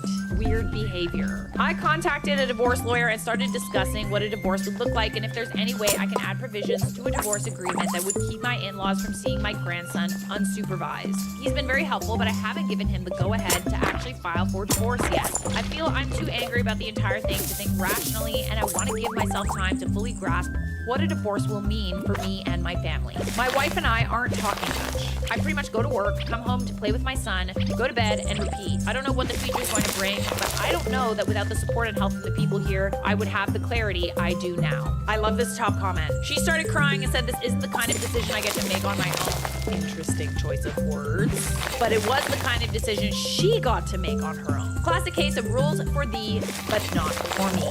How could OOP's mother-in-law not realize it was a bad idea when she lied to the priest? That's not something the big guy up there would be happy about. I'll never understand being so devout that you sin in service of your faith. I mean, yeah, there's that. It's funny how the wife cried and begged, told him he can't make a unilateral decision and refused counseling. Then to find out she herself made a unilateral decision, tried to cover it up, then begged for counseling. Sucks when the shoe is on the other foot, I guess. I truly wish you the best. I truly do. It's not my place to tell you to get divorced or not to get divorced or stay with the person, whatever. You need to decide if this betrayal is something that you're willing to end your marriage over. But in the case of, are you the a-hole for telling your wife her parents are not allowed to ever watch your son again? Not the a-hole. My mother-in-law threatened to go no contact with me if I didn't name my baby after her for a stupid tradition. Name it after her? Why would you want to do that? It has come to my attention that my mother-in-law has made a Reddit post about me. I haven't ever used Reddit before, and this is a new account, and I made it to post my response and my side of the story. Let's call my mother-in-law Anika, lol. Wait, where's the post? I really want to know where the post is. Oh my god, we have the... Okay. Oh, I love it when the girlies are fighting in the subreddits! Oh, T. Okay, this means that we get to decide who's the a-hole and who isn't. Okay. Oh, I love this. Oh, this is so exciting. Oh god, who are we gonna hear from first? I love these because it's really a show for like when two people are in arguments, how people cherry pick certain facts and like leave certain things out to make themselves sound better. Ooh, goody. When Anika found out that we were having a baby girl, she was very hyped. I knew about the tradition, but I was already set on the name Scarlett. Is that actually what you decided? Or was that a fake name? I didn't tell anyone yet though, but I noticed Anika hinting to me that she wanted me to name the baby after her. I ignored the hints and tried to hint back that I wasn't going to take part in the tradition. If you didn't see the story made by mother-in-law, the tradition is where the firstborn daughter is named after the mother-in-law. I don't know, I'm tired and pregnant and honestly forgot. I'm sorry, but like how far does this tradition go back? That's really silly. Like, I'm sorry, you don't get to decide what someone else names their child. I haven't heard her side of the story. I'm just saying, like, from my perspective right now, you should never expect anyone to name anyone anything. Except maybe they get the husband's last name. That's like a tradition that is kind of hard to get rid of, honestly. I was tired of her trying to push this tradition on me, and so I told her the baby's name. She bit her upper lip and asked me if I knew about the tradition. I said I did, but she proceeded to explain it. Girl, shut up. I know the tradition. I smiled and shook my head and said, very nice tradition your family has. She asked me again if I was going to name the baby after her, and I said no. She told me the name I chose was terrible, and she wasn't happy with my choices. I told her she couldn't change my mind because I always wanted to name my daughter this name for years. She only said, well, and then went downstairs with no other comment. I told my husband that night about how this whole interaction bothered me, and he wanted to talk to Anika about it. I told him not to because I didn't want any drama, because Anika is well known for gossiping, causing drama, and bringing up old stories because she always wants to be the victim. He says he has to for me, and I let him. The day after my husband talked to her, she called me early in the morning. She demanded that I name the baby after her, and I kept saying, no, sorry. I couldn't get through to her. I eventually politely said she couldn't make me name the baby after her, and she started breathing heavily in the phone speaker as if she just ran all around Canada like Terry Fox. Oh god, I love Terry Fox. She said if I don't follow the tradition that I would go to hell, and she would go no contact with Mom. We got another one, eh? Saying, oh, well, the consequences if you don't do what I say is going to hell. Who made you, God Almighty? Who is you, Jesus? Like, what? I mean, honestly, at this point, no contact kind of sounds like a good thing. tried to tell you, but you wouldn't listen. I told her that she was being unreasonable, and she said I was the unreasonable one. A month later, she called me and told me not to gossip because it's a sin, then hung up before I could say a word. Is it? Well, I'm going to hell then for sure. I get paid to gossip. I brought it up to my husband, and he was even more upset and just gave me a hug and apologized for his mom. I love this man so much. I asked if he told anybody, and he said only his brother. I called her the next day to tell her my husband only told one person, which is his brother, and I told nobody. But I should have because of how crazy she was being. She said I was gossiping still. This girl... She then said I should have never married into this family and that her offsprings will now have a big nose because of my genetics. Well, hopefully they don't inherit your personality. Coming from someone with a big nose, I have no defense. Yes, my children are going to have big noses. I told my husband again, and I honestly don't feel wanted in this family. All I wanted was to be a part of a loving family all my life, but no, I get a mother-in-law from hell. All this stress started making me experience spotting and cramping, and I was put to bed rest by my doctor. Oh, goodness. I'm so scared I could lose this baby because of this witch. And no, don't believe her. I've said nothing bad about Anika, and I don't know why she's telling everyone that. Maybe to make herself sound better? She's probably embarrassed about her behavior, and she doesn't want anyone to know. I'm guessing that she probably said something to someone, and that person told her that she's being unreasonable, and now she doesn't want anyone to know. I don't know, but she's cray-cray. A couple days later, she texted me at around 3 to 4 a.m. to say sorry. She asked to come over at 8 a.m., but I said no because me and hubby talked and we're going to keep her further away from our lives and our new baby once she comes. She asked to baptize the baby. And I said yes, even though I'm Jewish. My husband really wants it, and I'm not very close with my religion. She was happy, and I agreed on at least one thing, as she put it. The big nose comment really pissed me off. I mean, it comes with the territory, honestly. It was a little stinky. Not only rude, but anti-Semitic. Ooh, that is true. Oh, yes, that's subtle. That went right over my head. I guess it didn't, like, clue in until she said she was Jewish. Tell her that big noses are a tradition in your family.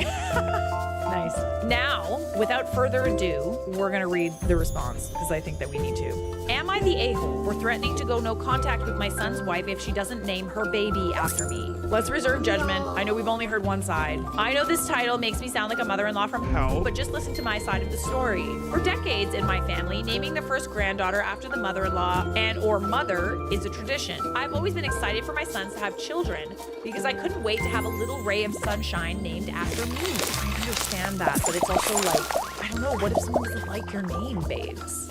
This is like, I've had my baby names picked out, honestly, for years, literally decades. I cannot imagine, I won't even tell anyone what I want to name my child because I don't want to run the risk of them stealing the name and then me feeling like, oh, I can't name my kid that either. Also instead of either. I feel like this is an expectation that is a little too high. My son recently announced he was going to have a baby girl with his wife. Let's call her Mel. I started hinting, sudden hints to Mel that I wanted to name the baby after me.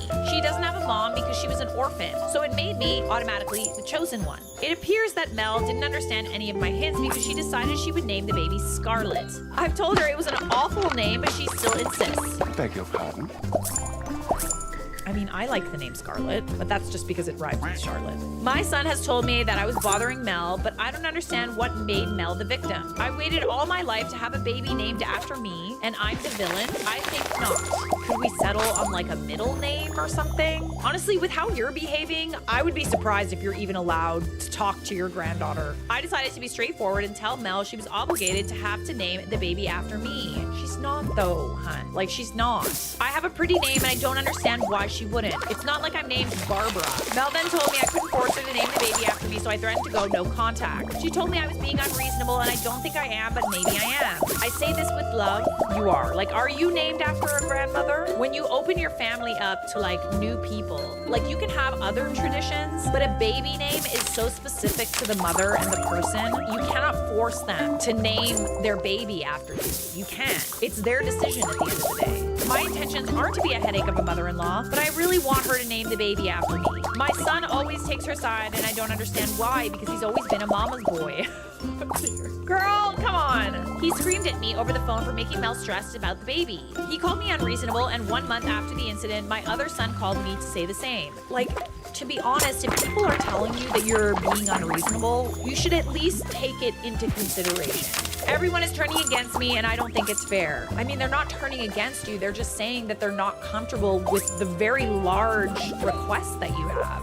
The only reason why they're turning against you is because this is a hill that you're willing to die on, and you're kind of being really pushy about it. I called Mel and told her that she shouldn't gossip because it is a sin. She told me she only talked to my son about the incident, and he told my other son. That is still gossiping. I told Mel she shouldn't have ever married into this family if she wasn't going to name her daughter after me. I really wanted to hear where you were coming from, but I think all you can do at this point is apologize and hope that over time your relationship repairs. I know that was harsh, and I'm planning to apologize. My son called me after to tell me I'm making Mel feel like she's not welcome in the family, and she recently experienced spotting from the stress I'm giving her. I feel very sorry, but I don't understand why she can't just name the baby after me. It's not that hard, and it's a lovely tradition. If the baby is born without my name as her own, I will go no contact. It will be very hard to go no contact, but it must be done. I already said I would, and I can't just lie. Am I the a-hole for threatening to go no contact over this, even if Mel is talking bad about me to others? Please tell me your opinions. I wouldn't necessarily say that she's talking bad about you. I would say that she's confiding in people because she's stressed out, and she's entitled to talk to your son, her husband, about something as important as what they're going to name their child. Gossiping isn't necessarily gossiping if they're just telling the truth. I think you know you're being a little unreasonable here. It's not worth ruining the relationship. It's silly. Stop that. Stop it. Get some help. We have an edit. I'm starting to rethink my decisions and will no longer go no contact. But it does break my heart that she won't do this for me. I've always been like a mother to her, and she won't do this for me. But maybe this is an outdated tradition and I have to let it go. I'm sorry for sounding egotistic, but I was in so much rage when I wrote this. I found out Mel has been calling me terrible names and making fun of my appearance, and I was hurt. You also made fun of her appearance. Thank you for the comments on this matter. I'm excited to see my granddaughter grow up even without my name, but it will always be a tradition I will mourn. Honestly, like, I try my best to not tell people in the subreddit, like our subreddit, that they're a-holes. Like, I always try to give people the benefit of the doubt. I'm glad that you recognize where you were wrong here, and I'm sorry to say, I really am. I still love you, and I'm glad that you apologized and you saw where you went wrong. You're the a-hole here. You're being silly. You're not an a-hole for asking this, for wanting to maintain the tradition, but the pushiness and stressing an expecting mother to the point that she is afraid she's gonna lose her baby, it's just not necessary. Well, guys, that was some tea. I love it when I hear from both parties. It makes it for a juicier video, doesn't it? Siskat!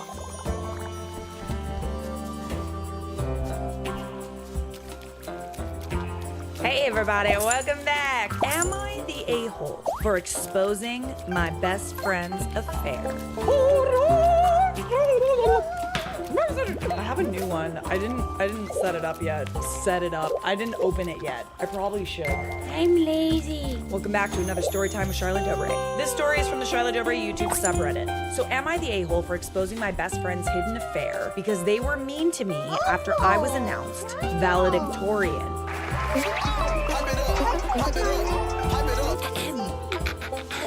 Hi, I'm 26, female, and a little context to the story is that I graduated law school just a few months ago as valedictorian. Oh, so you like smart. You like a smarty pants or whatever. Good for you. Congratulations. Love that for you.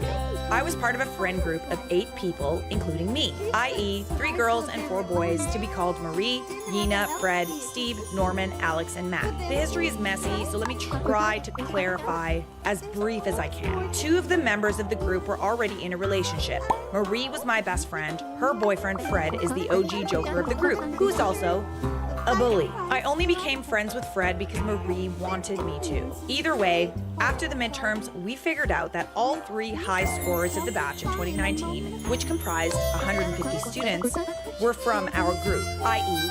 Yina, me, and Alex. It was that moment that made me realize that maybe I got something here. I was always an average student, but this started being fun to me. So the next 5 years in law school, Yina and I were neck to neck in competition, but we were never hostile, or so I thought. Ooh, we got some resentment brewing. We got some jealousy.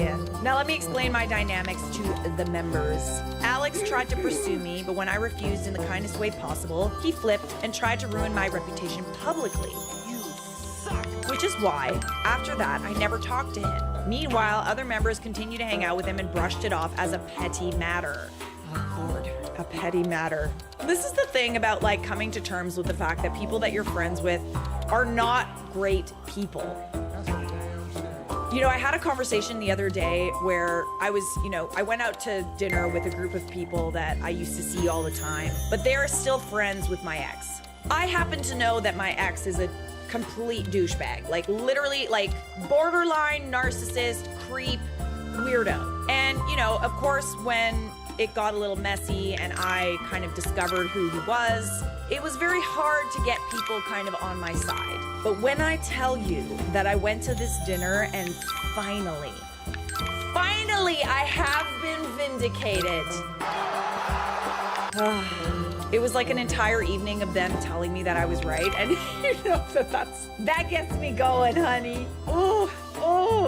It takes people a little while to come around because unfortunately they need to see it for themselves. I really wish people would just listen, because ultimately they're also saying that they don't necessarily trust your opinion, nor do they feel like being loyal to you is a good enough reason to stop hanging out with a certain person. You can't do that. Like, you can't do that to friends. Okay, so back to the story. Marie and I had a falling out after I figured she lied to me, basically about everything. I never confronted her, just got distant. Marie and Fred broke up because he told her she wasn't the girl one could marry. And then she got married to his elder brother. Oh, a tale for another time. I kind of want to know that tale, I'm not gonna lie. Yina had a major crush on Fred and would tell him all the gossip about Marie to him, and their hate just got extra. Either way, after 5 years, I was announced to be valedictorian of the batch of 2019, and it made me happy, like the only good thing that happened in a while. Yina was in second place. I did feel guilty, I don't know why, and hence I didn't celebrate my success openly so she might not get hurt. This is the thing about excelling in life. You think that life is about, you know, succeeding, and you think that it kind of is. Like a lot of life is about, you know, overcoming problems and celebrating your wins, right? It can't just be about suffering the whole time, because then life isn't really worth living. But the unfortunate thing is that when you win, you start to realize how few people actually clap for you, and that doesn't mean that you shouldn't win. But it's like, it makes you apprehensive about sharing that you've won. Because unfortunately, you find out that your friends aren't really your friends. I can't believe you did this to me. Now, 3 weeks ago, I got a text from my junior about Fred that he was harassing her after they broke up. I didn't want to get into the mess, so I asked her to report him and move forward. But it was then that she told me Fred claimed I had a crush on him and I wouldn't stop chasing him. That angered me because for me, being framed for liking Fred is an insult. The man is the biggest narcissist and gaslighter. I confronted him and he tried to gaslight me by saying that his ex also talked crap about me to him. So I shouldn't believe her, and also tried to claim he did so much for me and I'm ungrateful. Mind you, we were never close, so I don't know what he did for me to be grateful about. I just blocked him and forgot about it. That evening, I got a call from my senior asking why I wasn't participating in a mandatory workshop. When I told him I didn't know anything about it, he told me he asked Yina to inform me. She then told him that I wasn't interested. Okay, so she's sabotaging you a little bit. She out here sabotaging you because she's jealous. It's a trap. The workshop was important because the ones who don't take it would get their bar license suspended. So basically, she was screwing my whole career over. Okay, so not just like sabotaging a little bit, like sabotaging a lot. I decided to stay silent on it, and I started attending the workshops. I met her there, and she was so sugary sweet. The organizer of the workshop, a senior lawyer, texted me that our bar is making a committee, and he would like me to be a part of it as I'm the valedictorian. I was hesitant, but I agreed to it. Cut to a week ago. I got to know that I was cut from the committee because Fred was the chairman and didn't want me there. Some friends you got, bestie. What the fuck? Although it made me angry, I decided he just wanted drama, so let's stay away from his provocation. The next day, another committee was announced with me as the member, and it did make me happy. But Yina decided to text me and quote, "Everyone is surprised you are part of the committee because you don't deserve it." Hola. How big is that stick that Yina got up on us? I gotta tell you. I was taken aback by her text and asked her why. Then she started saying it was a joke, etc. I left her on scene. Marie also called me and told me to patch things up with Fred because I was being petty. And he would accept my apology because he's a kind person. Okay, so what about when he got you kicked off of that, like, committee thing? I don't know if kind people do that.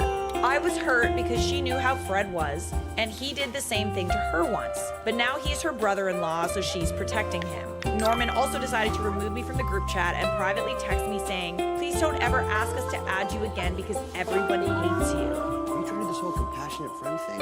Because you really suck at it. I asked him why he would say that. He replied that it's true and they just don't say it to my face.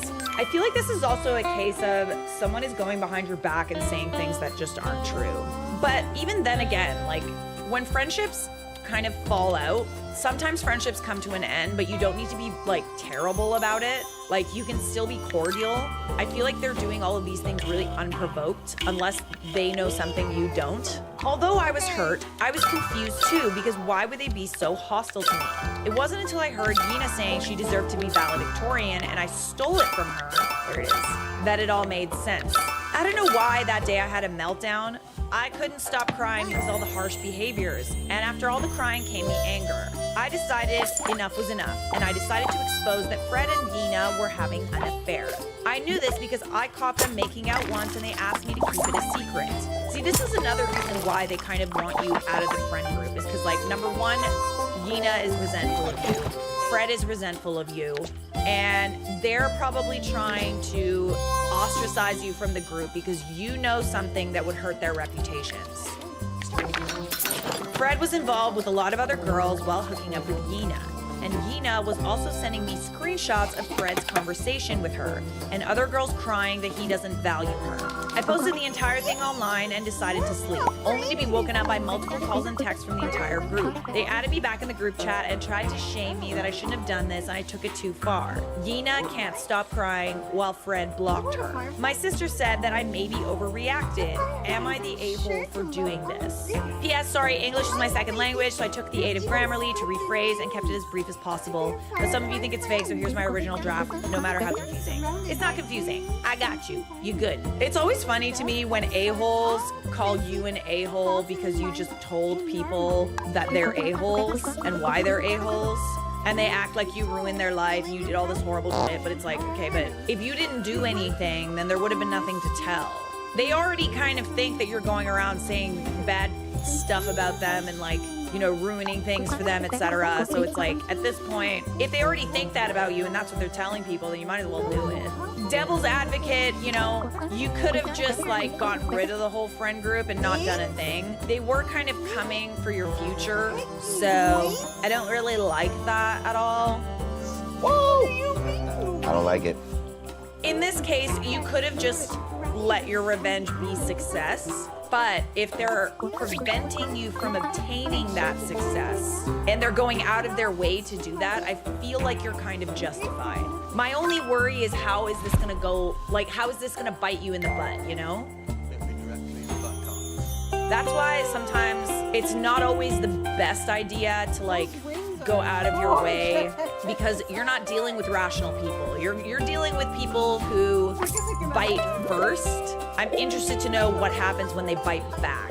Not the a-hole. You took so much crap from so-called friends that wouldn't pour water on you if you were on fire. Block them and leave them to their pathetic little lives. They don't matter. You matter, and your mental health matters. OP responded, "Thank you, I did block them all." I mean, realistically, like, I understand that you're friends and you're friends in college and stuff like that, but, like, I can only think of, like, maybe one person that I'm friends with still from university days. Like, once you leave university, you're gonna have an entire group of friends that's, like, entirely new, that, like, isn't tainted. Freedom, freedom, freedom, oh, freedom, freedom, freedom, oh. For someone going on to be a lawyer, you really need to try and not let these things get to you, to be honest. Other lawyers are going to get so much ammunition out of this, making you look bad to clients in possible workplaces. Never forget, once it's online, it can't be removed. Yes, I also agree with that. I mean, I do agree with that. I think that there could have been a way to get back at the group by not,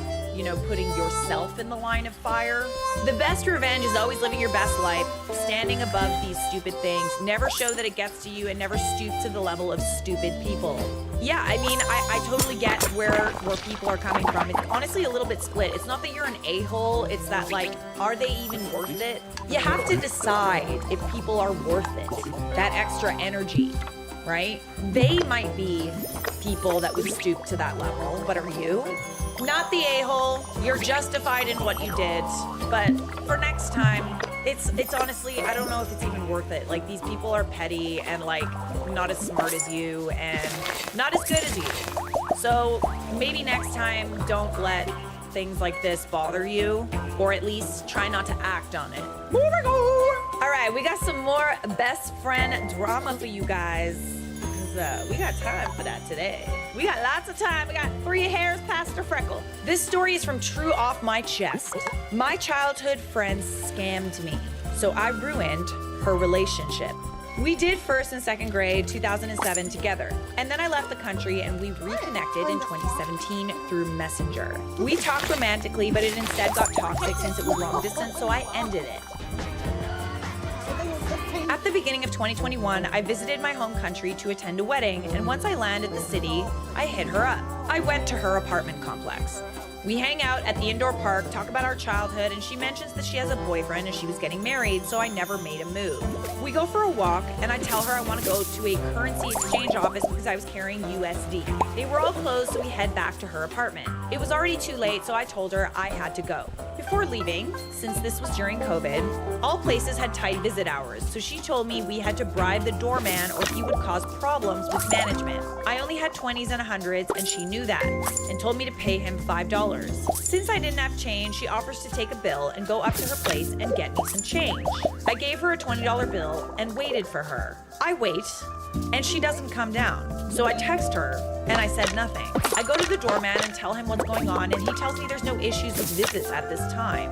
I got tricked into all those things. She comes out on the balcony and tells me those $20 are not going to make me rich, and neither will make you poor. So get the hell out of here.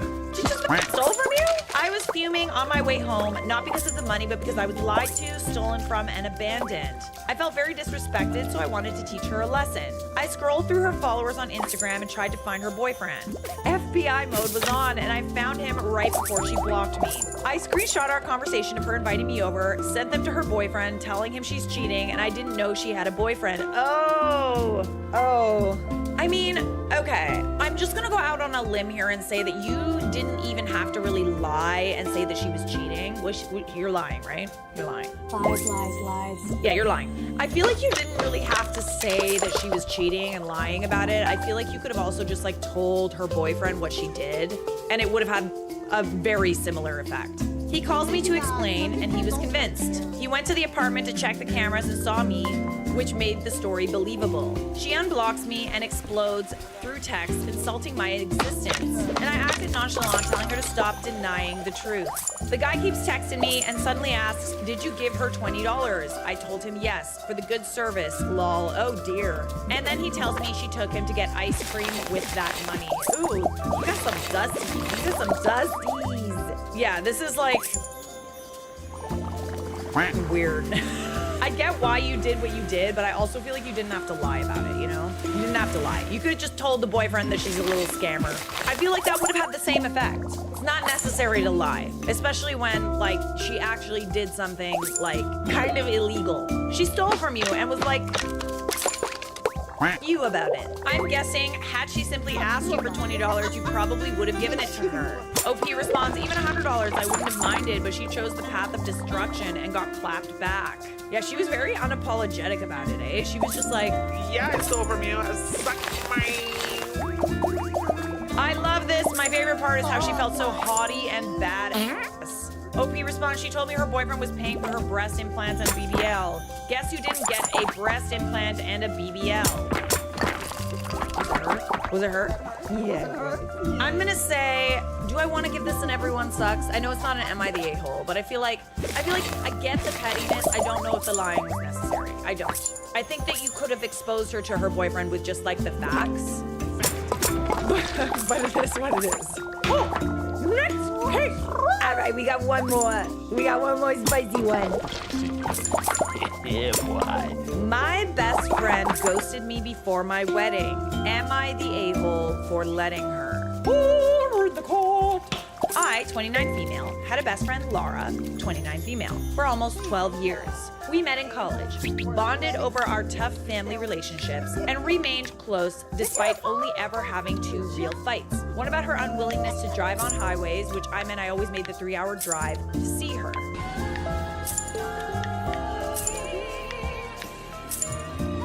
In 2017, I started a new job and became friends with a coworker, Cole. She later introduced me to her longtime friend, Dennis. In late 2019, Dennis and I went on our first date. When COVID hit, it accelerated our relationship and we moved in together. After things settled down, I tried multiple times to arrange for Dennis and Laura to meet, but she always seemed to blow it off. I honestly don't even remember when they finally did meet. In the summer of 2022, Dennis and I moved about 1,000 miles away. A lot of our old friendships naturally faded, but my relationships with Laura and Cole remained strong. Even though we weren't seeing each other in person as much, we still talked just as often. When Laura's grandmother passed away, I made sure to fly back to attend the funeral and support her. Then, in May 2023, Dennis proposed. Since we live far from most of our friends and family, he planned the proposal and an engagement party to happen during a visit back to our home state. He worked with my sister and Cole to plan a surprise. I had no idea it was happening, and obviously had no say in who was involved. Laura was invited to the engagement party, of course, but when she showed up, she seemed distant. I figured it was just because she didn't know a lot of people there. She fucked Dennis. Her and Dennis did this. When it came to choose my bridal party, I made my sister maid of honor since our relationship had significantly improved over the year. I also asked 4 bridesmaids, including Laura and Cole, and everyone accepted without issue. My sister planned my bridal shower and bachelorette party. I decided on a good old-fashioned girls' sleepover with matching pajamas, air mattresses, and just hanging out like we used to. The plan was for me to travel home, have the bridal shower during the day, and then the bachelorette sleepover that night. Ooh, fun! 3 weeks before the shower, Laura texted me saying she'd hurt her neck, and she didn't think she'd be able to do the sleepover. I told her no worries and asked if she still planned to travel up to my new state for my wedding since she hadn't mentioned anything about a flight yet. Her response was a casual duh, which made me laugh. Over the next 3 weeks, we kept talking like normal. She was responding to my texts, giving me advice on my dress and accessories, and acting like everything was fine. Then, on the day of the shower, she just didn't show up. No text, no explanation, nothing. And I never reached out. It's been 9 months and we haven't spoken. You can be very inconsiderate sometimes. Am I the a-hole for never following up? Should I reach out all this time later and ask what happened? Okay, so it's always interesting when you realize that unless you're the one putting the effort into the friendship doesn't really exist. Fake news. I want you to try something. The next time you're kind of like confused about a friendship and you feel like you're the only one ever reaching out to like make plans and stuff, I want you to like see what happens when you don't say a thing.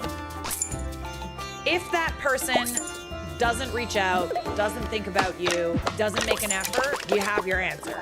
And who knows what's really going on? Like maybe she's a little resentful because you got married first. Maybe she liked Dennis. Well, she never met Dennis. I feel like maybe she's just a little bit resentful that you're getting married.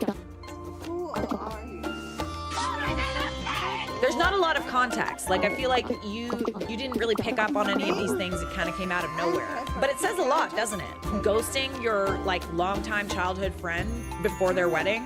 A little weird. Edit to add, in April 2024, I had to fly to home state for my grandmother's funeral. She didn't come. Okay, so again, like I said, it sort of seems like you're the only person that's actually putting effort into this friendship, hence why she doesn't want to drive on highways, and you're always the one going to see her. So you're there to support her, but she's not there to support you. It's true. This is kind of like the reality of getting married. Like you really do find out who your friends are. You find out who your friends are when you're getting married and when people die. And And it's like, you know, these are happy times. These are also times where you need support. And it's when people kind of show their true colors. So as much as getting married is great and fun, it also has like a bit of a dark side to it. I've learned this. I was married in November 2024. She didn't come. We ended up having a very small wedding, so we didn't have an official wedding party anymore with matching outfits. Basically, the wedding was the people who would have been the bridal party plus a few extra. Top comment says, not everyone is meant to be in our lives forever. Yes, queen. Yes, queen. Yes. Yes, queen. It's just one of those things where, you know, if you're the only person putting effort into the friendship, like, it's not a real friendship. It's like, wow, you didn't think about me. You didn't think, like, I should probably be there to support them. Like, I want to lift them up. Like, that didn't cross her mind at all because she didn't want to. Not to be dramatic, but are you sure she's alive? Yes, she's very active on social media, posting while out a bunch. You didn't let her ghost you. She ghosted you and you accepted it. Was she possibly irked you made your sister your maid of honor and not her and let it fester? OP responds, that's another perspective I thought about. When we first met, I wasn't close with my sister. So Laura and I had talked about being each other's maid of honor with several different grooms over the years. However, with time and family stuff happening, my sister and I became very close. I think it kind of goes without saying that if you're doing a bridal party, like, sisters kind of trump best friends, and you kind of need to be okay with it. Hi, sisters. I also absolutely know, once dating Dennis 5 years ago, I never mentioned her as a maid of honor again. From the day she bailed on meeting him for the first time, I got an off-putting feeling. And when I told her my sister was my maid of honor, she's like, yeah, that totally makes sense. Your relationship has mended so much over the years. So yes, it could be entirely possible. Like, a lot of people are saying maybe she's butthurt that, like, you didn't make her maid of honor. I mean, she's never even met Dennis. Like, she's never even met your fiance or your husband now. I don't know. This is the thing about having bridal parties, man. This is why I don't have one. Because, like, you're basically, like, ranking your best friends and the people close to you. And I think that we all need to, like, be okay with it if, like, a sister is maid of honor or a brother is best man. At the end of the day, it's like, best friends come and go. Family is forever. We're an unusual family. Case in point.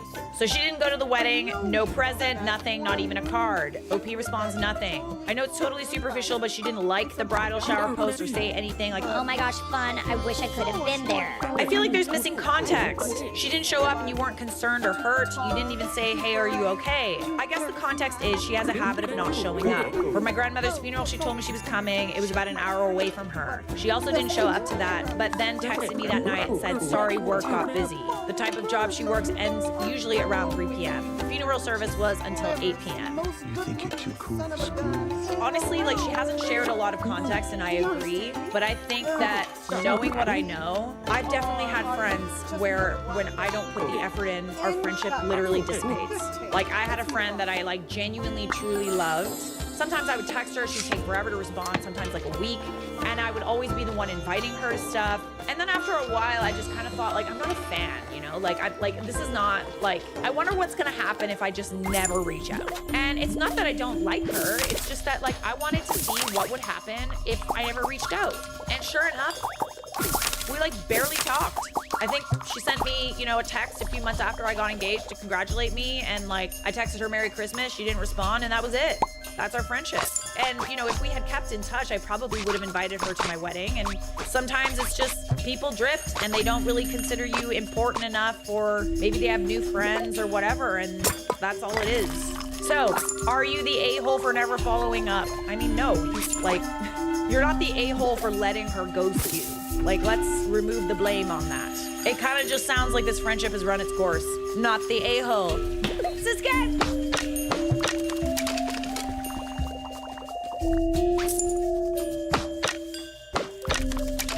Hey everybody, welcome back. I'm peeking out my window to watch this neighbor drama unfold. Am I the a-hole for exposing my toxic neighbor's double life, ruining her engagement, and cutting her off after years of manipulation? Do tell. All of these stories are from the Charlotte Dobre YouTube subreddit. This is a story I've shared parts of before in this group. Some of you may recognize pieces of it, but here's the full version. It's a long one, so brace yourselves. If I strap in, going for a bumpy ride. So let me introduce Aria. 24 female. My ex-friend and next-door neighbor. Arya, on the surface, is perfect. In quotation. Perfect. She's tall, fair-skinned, beautiful, the kind of girl people instantly notice. But here's the problem. Arya is a manipulative, narcissistic, victim-playing nightmare. The best kind of nightmare.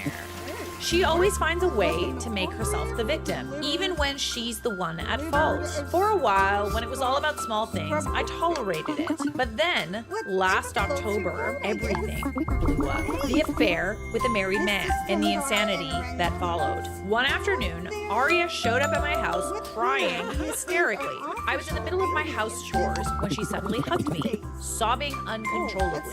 I thought something serious had happened. Maybe someone hurt her? Maybe there was a tragedy. Nope, she finally said, I have to tell you something. and then she dropped a bombshell. She's been having an affair with her boss, a man at least 10 years older than her, married, with 2 kids at home. Okay. She knows that, I'm assuming. Now, you'd think she'd at least admit that this was a mess, but no, she painted it as some sort of tragic love story. According to her, this man told her things like, I don't love my wife. Being intimate with my wife feels like I'm with a lifeless corpse. I'd leave her for you. but he didn't, did he? This is the thing about getting involved with someone who's in a relationship. When things go wrong, which they inevitably will, like this will never be like the happy ending that you're picturing it. It will be messy in more ways than one. I'm sorry, I have no sympathy, like I really don't. And Arya, she was actively pushing him to divorce his wife. But here's where it gets even crazier. They had a backup plan. If he couldn't divorce his wife, they planned to have her marry his brother-in-law, so Arya could keep seeing him while living in the same house.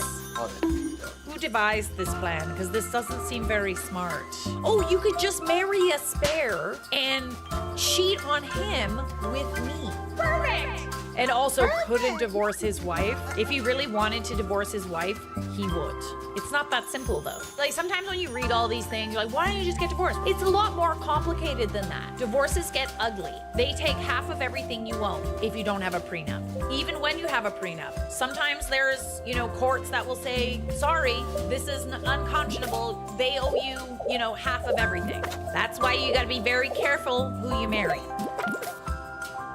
So eventually his wife found out, not surprising. She called Arya, told her to back off, and the guy suddenly stopped talking to her. Now instead of moving on, Arya brought all this drama into the office. She was making sad faces, throwing tantrums, crying in front of everyone. Okay, this is like a really big problem. I'm sorry. Like I can just picture this being like, because he's the boss, so she could like essentially say, oh, he had power over me, etc. This is an HR nightmare, I'm just saying. Eventually her senior manager, who didn't know about the affair, suggested she take a break, but she kept pushing. She'd call the guy at night, text him and his wife, beg him to come back. Things escalated, and one day her boss finally told her to stay home for a month. That's when she ran to my house again, crying like the world was ending. I tried to calm her down, telling her to focus on her exams and take a break as an opportunity to relax, but she refused to let go. Some days she'd be like, I don't need him. The next day she'd be sobbing. I need him back. It was a cycle of obsession. I understand that maybe she loves the guy. You kind of dug your own grave here, Arya.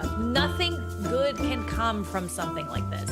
You got involved with a married man. 9 times out of 10, the married man is going to choose his wife and children. It's just too difficult. Maybe he wants to have his cake and eat it too, and he was saying those things because he wanted to be able to have the affair. But in my view, this dude was never gonna leave his wife. One day, she snapped. He made me cry. I'll ruin his life. See? And that's when I realized I was dealing with someone dangerous. Ooh, no, I simply can't no more. Tell me everything. The serial dating and gold digging phase. To keep her from doing anything crazy, I started taking her out shopping, to dinner, for fun. But one thing I noticed, she never wanted to pay. If I paid, everything was great, but the moment she had to pay, she'd ask for my share later. At the same time, she was juggling 1, trying to get back with her ex from 2021, 2, seeking 2 different guys on the side and hooking up with them, 3, emotionally manipulating a guy in London, pretending they were in a relationship when he had no idea. Yes, she was in a relationship in her head. Ooh, this girl is boy crazy. The hair appointment that started a war. Her bike broke down and she asked to borrow mine. I told her, fine, but I have a hair appointment at 10 a.m. so I need it back by 9:30. She agreed. The next morning, I might be late. I told her I couldn't change my plans and suddenly she exploded. Screaming over text, calling me selfish, saying I never bend for anyone. The fact that you like live near this person. I ignored her, left for my appointment, and enjoyed my day. She showed up at my house, banging on my door, screaming and breaking my doorbell. I told her to leave, she refused, and at that moment, I snapped. I slapped her across the face. Oh no. And I wear gemstone rings. That slap left a mark. Fast forward to January 2025, her parents, fed up with her, arranged a marriage for her. And guess what? The guy she chose was one of my old college seniors. He came to visit her house, saw my car, and realized I lived there. Excitedly, he called me. Hey, funny coincidence. I'm marrying someone from your society. When he said Arya's name, I had two choices. Save out of it or save my friend from hell. I told him everything. Spit it out! I mean, like, it wasn't your business, but like, is it really gossiping if you're just warning people? Like, you're just sharing the facts. You saved him. His family hired a private investigator. They found out even more dirt than I knew. The wedding was called off. Arya lost her mind. She blamed me for ruining her life, trashed me in front of everyone, and told people I was jealous of her. What to be jealous of, babe? Jealous of what? A serial cheater who ruined her own life? So, am I the a-hole for slapping my toxic ex-friend, cutting her off, and telling my friend the truth before he married her? Or should I just have let her continue down her path of destruction? I mean, it would be one thing if you sabotaged it with information that wasn't true. It's an entirely different thing that all you did was tell the truth and warn someone. I mean, I definitely want to know if someone I was about to marry, like, was in a relationship with a married man, like, obviously didn't think cheating was a big deal, behaved this way, serial cheater, serial dater. I'd want to know these things. And then if he finds all these things out and he still wants to marry her, then there's no sweat off your back, right? You did what you were supposed to do. And believe me, there are some people who would suck it up and continue dating that person or marrying that person. Not the a-hole for standing up for yourself and saving someone from an absolute nightmare. I don't know about the slap, though. Not a fan of actual violence. I tend to agree.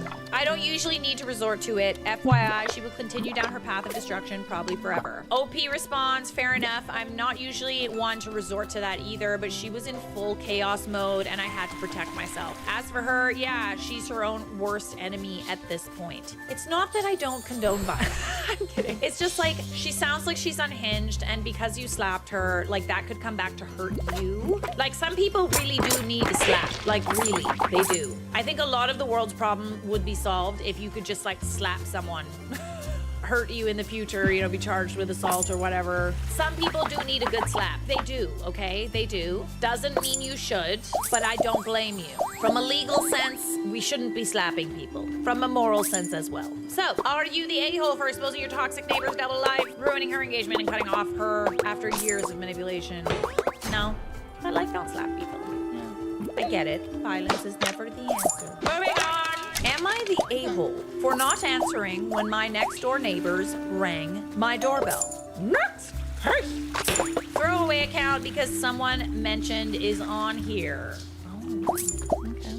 On here. Are they in the group? Oh, I love it when the girlies are fighting. I, female 18, live in a somewhat private neighborhood. It's nice, quiet, but not far from town, so I don't feel like I'm living in the middle of nowhere. I and my family, mom, dad, and younger brother 16 and sister 12, moved into this house about 1.5 years ago after my dad got a promotion, which resulted in him leaving the province for work trips more often. Remember this for later. Both parents, but more so my dad, have the option of sometimes working from home, only having to go into the office about once a week for my dad and 3 to 4 times every 2 weeks for my mom. When we first moved in, the neighbors living on both sides came to give us a couple of housewarming presents, which consisted of food and baked goods, which my father was especially grateful for so he wouldn't have to do any cooking for the first few days of unpacking. Ooh, so thoughtful. I don't even think he knew which boxes had all the cooking utensils. It was really nice of them, and we became good friends over the next few months. On our left, there's a family of 4. Mom, dad, dad and 2 brothers aged 12 and 13. On our right is a sweet old couple who've been living in the neighborhood for the past 15 years. Dad from the family of 4 works in oil, so he leaves periodically every 1.5 months. Then has around the same time at home before flying off again to some other remote place around the world. Since the dad makes bank, the mom is a stay-at-home mom. Me and the mom, we'll call her Linda, hit it off immediately. I would go over to their house at least once a week to chat, despite my busy schedule, with it being my last year in high school. Whenever Linda needed to run an errand, I would watch the boys free of charge, which wasn't too bad as they were generally well raised, though the younger one somewhat had a hard time listening to instructions. When they got a new puppy, I voluntarily dog sat him and took him out for walks. Oh, you're being quite nice. But I mean, they were also really nice to you. This is like the way neighbors should treat each other. The younger brother, who we'll call James, could be a bit rough with the puppy, and despite my request for him to be gentle with it as it was still young, James refused, and I eventually had to bring it up with Linda as I was getting concerned. She had a talk with him, and the rough behavior ceased. 4 days ago, I was alone in my house, which was nice because my family can be quite loud sometimes, and it can get overwhelming. I was studying for an upcoming exam in language and literature, which is my worst subject. Safe to say, I was stressed. Headphones on, I didn't realize the doorbell was ringing until I saw James out of the corner of my eye out the window as my room faces the front of the house. However, when I went to answer the door, no one was there. Confused, I chalked it up to pre-exam stress, making me see things, and went back to studying. 10 minutes later, the bell rang again. This time, as I answered the door, I could see someone running around the side of my car to hide behind it, which was pointless because I could see through the windshield to the back window where 2 heads were visible. I left the door a crack open and walked barefoot around my car where I found James and another boy I recognized but didn't know the name of. He was the grandson of the old couple, same age as James, whose parents often visited the mom's parents. Caught, the boys gave me sheepish looks. Well, they're playing Ding Dong Ditch. What is that, Nicky Nicky Nine Doors? There's one where you kind of like light a bag of shit on fire and then ring the doorbell. What was that? Never played that. Just heard about it. I asked them if he could please not ring the bell if he didn't need anything as I was trying to study. They gave me nods and ran off. Slightly annoyed, I went back inside and continued where I left off. 5 minutes later, my doorbell went off again, this time twice in quick succession. Not even bothering to get up, I opened the window and asked them to please stop with the continuous ringing, but they laughed and ran off. 5 minutes later, the bell rang again. I decided to be the bigger person and ignore them, reasoning that if I didn't give them any attention, they would get bored after a while and find something else to do. Nope. 10 minutes later, the bell rang for what it felt like the millionth time, but it was over and over and over again. I counted to 8 before I decided to keep being the bigger person. And I sent Linda a long, passionate, and detailed text about the boy's antics. James's older brother, Andy, came to fetch him as Linda had some serious words to say. Feeling satisfied, I went back to studying, thinking the problem was dealt with.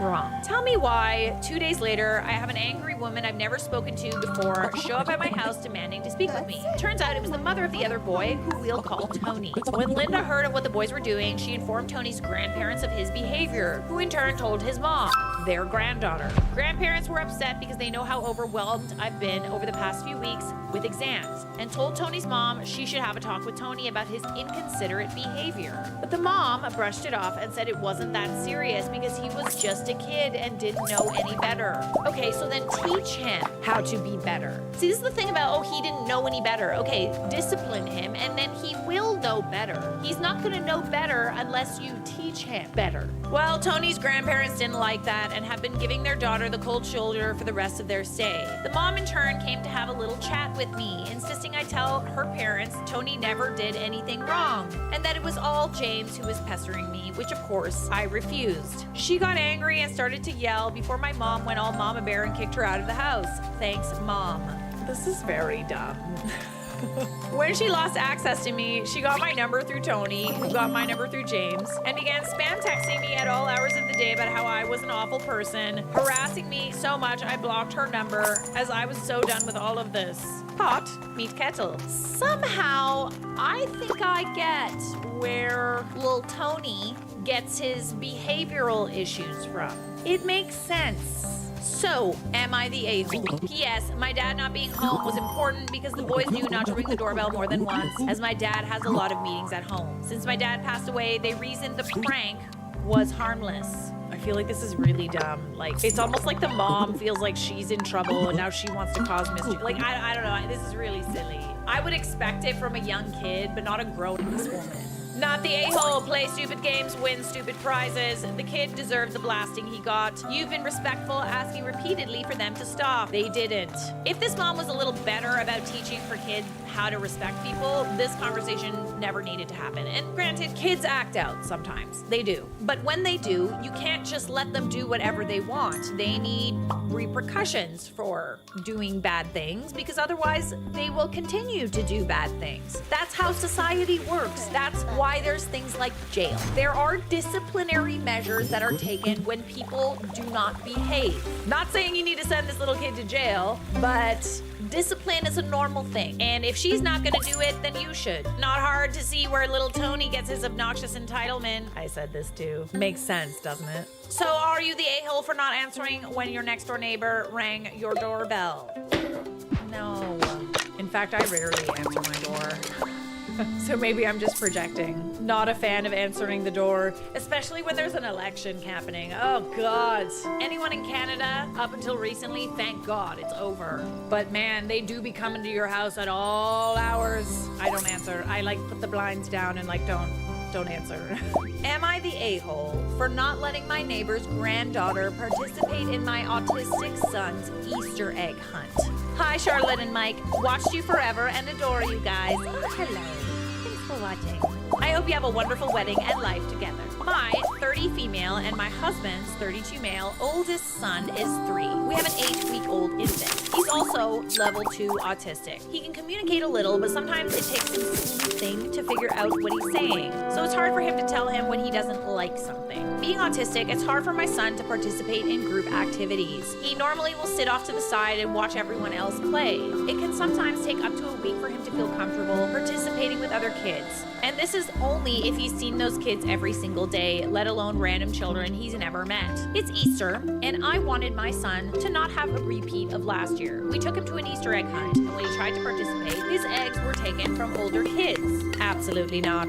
We ride at dawn for your son. I have some mini eggs. I bought some. Does he want them? Of course he does. Who doesn't want a mini egg? Have you ever heard someone ever say no to a mini egg? It doesn't happen. It's inconceivable. I got you mini eggs. Being autistic and 2 at the time, he didn't know how to react, so he stood there and let them do what they wanted. I was livid. Not only that a child would take something someone else had, but that the parents did nothing about it. I scooped him up and we went to get a special treat. This year, I decided to set up his own special Easter egg hunt. There were a bunch of eggs with treats and toys inside them, and little pretend bunnies hiding around under the trees and bushes. Oh, that's sweet. I decorated our trees and used environmentally friendly, silly string that degrades when it rains, which my husband made himself, the whole 9 yards. I wanted to not only make up for last year, but make this year something really special. Skip to the main event. My yard is fully decked out, and we bring my son outside. He's so excited. He sees all the bunnies and first is going around to all the bunnies to say hi. That is so fresh. He always does this with animals, real or not. While he's running around and enjoying himself, not looking for eggs yet, well, we weren't in a rush. This is his time to enjoy how he pleases. Our neighbor's granddaughter runs over and is excited to look for eggs as she runs and starts collecting them. For reference, we don't have a fence separating our yards. I know she's only 2, so I don't blame her at all for being excited, but this was my son's time. I asked her grandmother if she could please come and get her, as this was private for my son. She looked at me like I had 3 heads. She goes, What? Why would I do that? You clearly set this up for kids. Seriously? Even if she set it up for kids, it's a little rude to assume that a neighborhood kid could participate without asking. Why would all of this effort be put in for just one child? Because he deserves it, okay? This is a special circumstance. She's 2. Let her have fun. Ignoring the fact that she completely disregarded my request, I decided to explain to her why we were doing this. I told her my son is autistic, he has trouble participating in large group activities like big Easter egg hunts, so we did this for him to have his own. She looks at me and goes, It's just one other kid. What's the problem? What, is he gonna have an attack? She used air quotes. Because someone else is doing his activity? Is he that spoiled? You can obviously just put the eggs back after she finds them all. Okay, this neighbor is hella entitled. I don't know why I'm getting so irate over Easter egg hunt, but like, this is super annoying. Again, ignoring her blatant rudeness because I didn't want to cause a scene in front of my child and her granddaughter. They don't need to see adults fighting over what is supposed to be a fun day. I told her, firstly, my son doesn't have attacks. he's autistic and gets overstimulated. Secondly, because he's autistic and only 3, he doesn't know when something is and isn't okay, like someone taking something from him. This is why he did this, so he doesn't have anyone to take anything from him and can go at his own pace. Okay, so I can understand her kind of being like a little bit like, what the can't you just let her play? But after hearing that your child has special needs, she should have backed off, genuinely.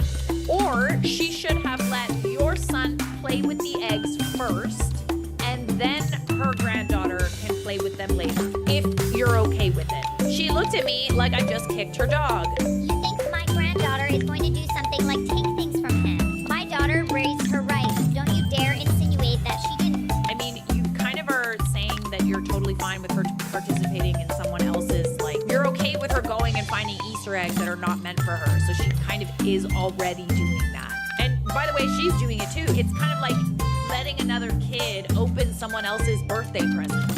She has so many. At this point, I'm getting pissed. I told her I'm done arguing. This is my property, my money used to do this for my kid, and you need to get your granddaughter and leave, please, now. Period, queen. She grabbed her granddaughter by the arm and told her, come on, this woman doesn't want you to have any fun. How about you let your granddaughter have some fun by doing your own Easter egg hunt for her? Why do you need to piggyback off of someone else's Easter egg hunt? Damn! Pulling her away and grabbing the egg she collected out of her hand, she threw it back behind them, hitting my son in the back. I was going to let her keep what she collected because 1, I'm not heartless, but 2, I had a lot more I could replace it with. Us autistic moms always know to have extra just in case something gets broken. I checked on my son, made sure he was okay because he doesn't process pain normally, another trait of his autism, and he was fine. It was a plastic egg and couldn't do much damage. But when I tell you I was about to throttle this woman, that's an understatement. You have a lot of patience. Raising an autistic child, you do need a lot of patience. The fact that some parents really just don't get it, like she just like clearly doesn't understand or doesn't respect what you go through on a day-to-day basis. I think under the circumstances, it's totally fine for you to have this boundary. And at the end of the day, that's your property. And that little girl was not invited. It might seem kind of rude, but who cares? Be rude. I know young kids see fun things and everything is background noise. I'm not saying the little kid, it's her fault. But if you set a boundary and you say, listen, like this isn't for her, then the grandmother needs to respect that. I do not blame the young girl at all. However, now my son was sitting on the grass, confused about what was happening and didn't want anything to do with the eggs. Thankfully, after about an hour, he got excited again and we did his Easter egg hunt. So he still got what I wanted for him. So I'm wondering, was I an a-hole for not letting the granddaughter participate? Should I have sucked it up and let her have fun? I think at the end of the day, you were trying to do something nice for your kid. Under these circumstances, you kind of predicted what would have happened. Like, yeah, you could have and then made that decision to like not, if you saw that he wasn't participating because she was doing it. But at the same time, it's also the way that the grandmother kind of spoke to you. Annoyingly. Like, I wouldn't want to do anything for someone like that either. You should always ask the parent if they don't mind sharing, like cake or presents or cookies and whatever, okay? You should always ask the parent if it's okay. And if it's not okay, it might be a little bit annoying, not gonna lie, especially if it's something as simple as letting a kid find an Easter egg. I think under these circumstances, who cares? Just let him have his Easter egg hunt. She's not entitled to your front yard. Not the a-hole that grandmother sounds super entitled. You think my granddaughter would take things from him? Yes, she's literally taking things as they speak. I'd have been pointing out the grandmother is allowing the kid to steal what doesn't belong to her and making her a terrible example for anyone alive. I think that there also needs to be a certain degree of making sure your kids know that they have permission to do stuff like that. Imagine this little girl runs into someone's yard that's like a total creep that's like setting up all these little Easter eggs to like lure children, or like, you know, there's Van and he's got all these popsicles. And you can't just go up to something because it's colorful and assume that it's yours and you can take it. Are you the a-hole for not letting your neighbor's granddaughter participate in my autistic son's Easter egg hunt? I mean, to her, you're probably an a-hole, but no, you're fine. Do you still want mini eggs? I have some. Sisket!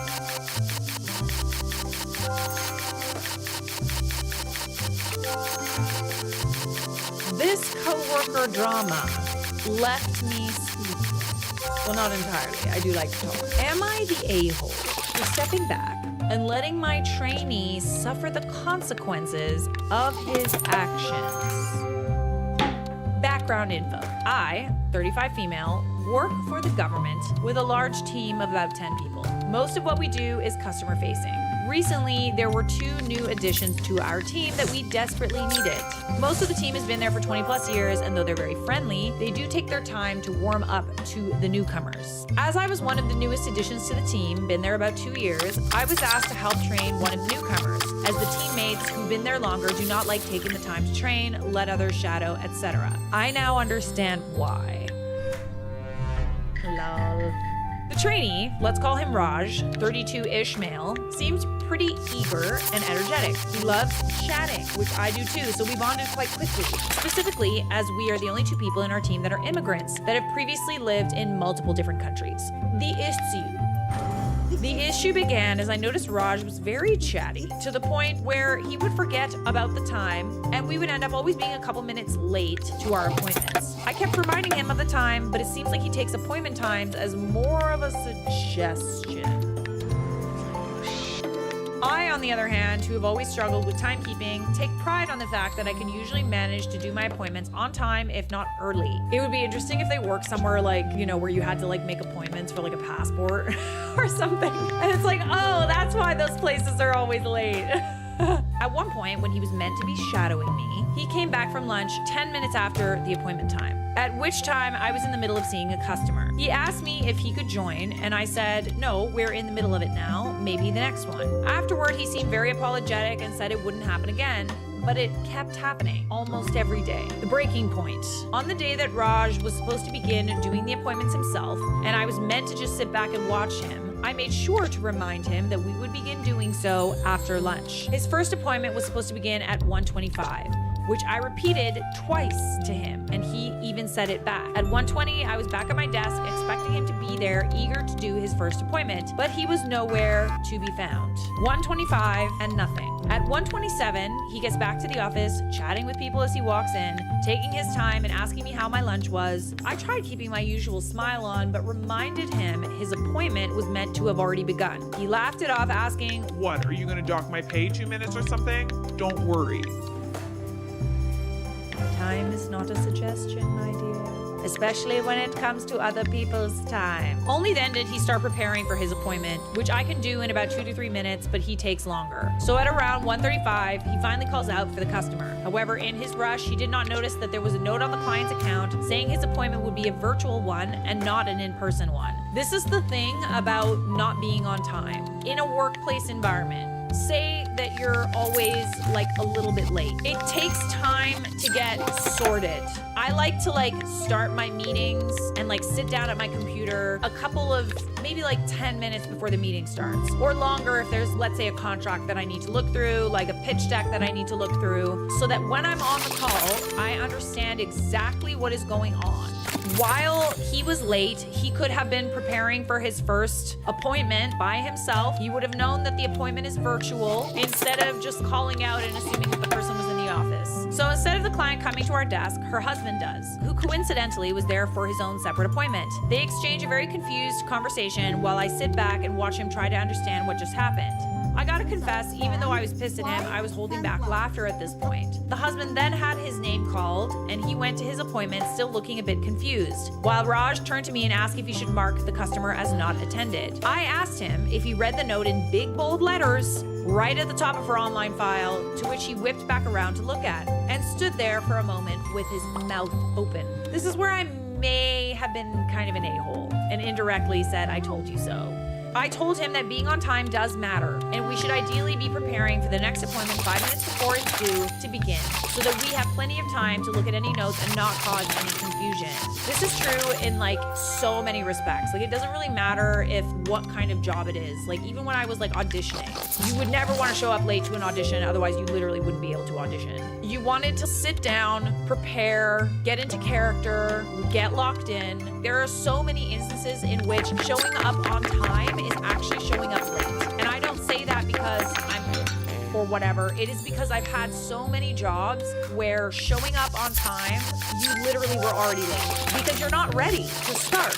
You need to be ready to start at your start time. However, he then started to get angry and nearly shout, What do you want me to do? You want to dock my pay for 2 minutes? Dock my pay. I don't care. I was late because I was talking to my manager. So what? I'm not allowed to talk with my manager? Sounds a little spicy. I was so shocked with his reaction that I just got up while he kept on saying, Oh, that's how it's going to be? Is that really how it's going to be? I got up and went straight to his manager and noped out of training him. I do firmly believe that showing up on time is a respect thing. Showing up late consistently and not caring about other people's time, it's evidence of like a wider issue about respect. When you don't respect other people's time and you don't even respect your own, because now you're showing up at work, you're flustered, you don't know what's happening, respect yourself and respect other people by showing up early, if not right on time, and honestly, make it so that people can depend on you. Manager heard what I had to say, told me they in fact had not spoken at all since earlier that morning. Oh, okay, so he lied. And asked me to put all of this in writing as Raj is still in probation and this would need to be added to his file. I do feel bad about how things went down and I hate the fact that I had to snitch on him, so I have to ask, am I the a-hole? No, first, the 2 minutes thing might not have been a big deal or whatever. It just was a sign of his lack of respect. And his reaction to you training him so that he can do his job better, because it did affect his job, was to get defensive and to get kind of like aggressive, honestly, and start getting mad at you because you're just doing your job by training him. He should be thanking you. I think Raj is quite full of himself, not the a-hole.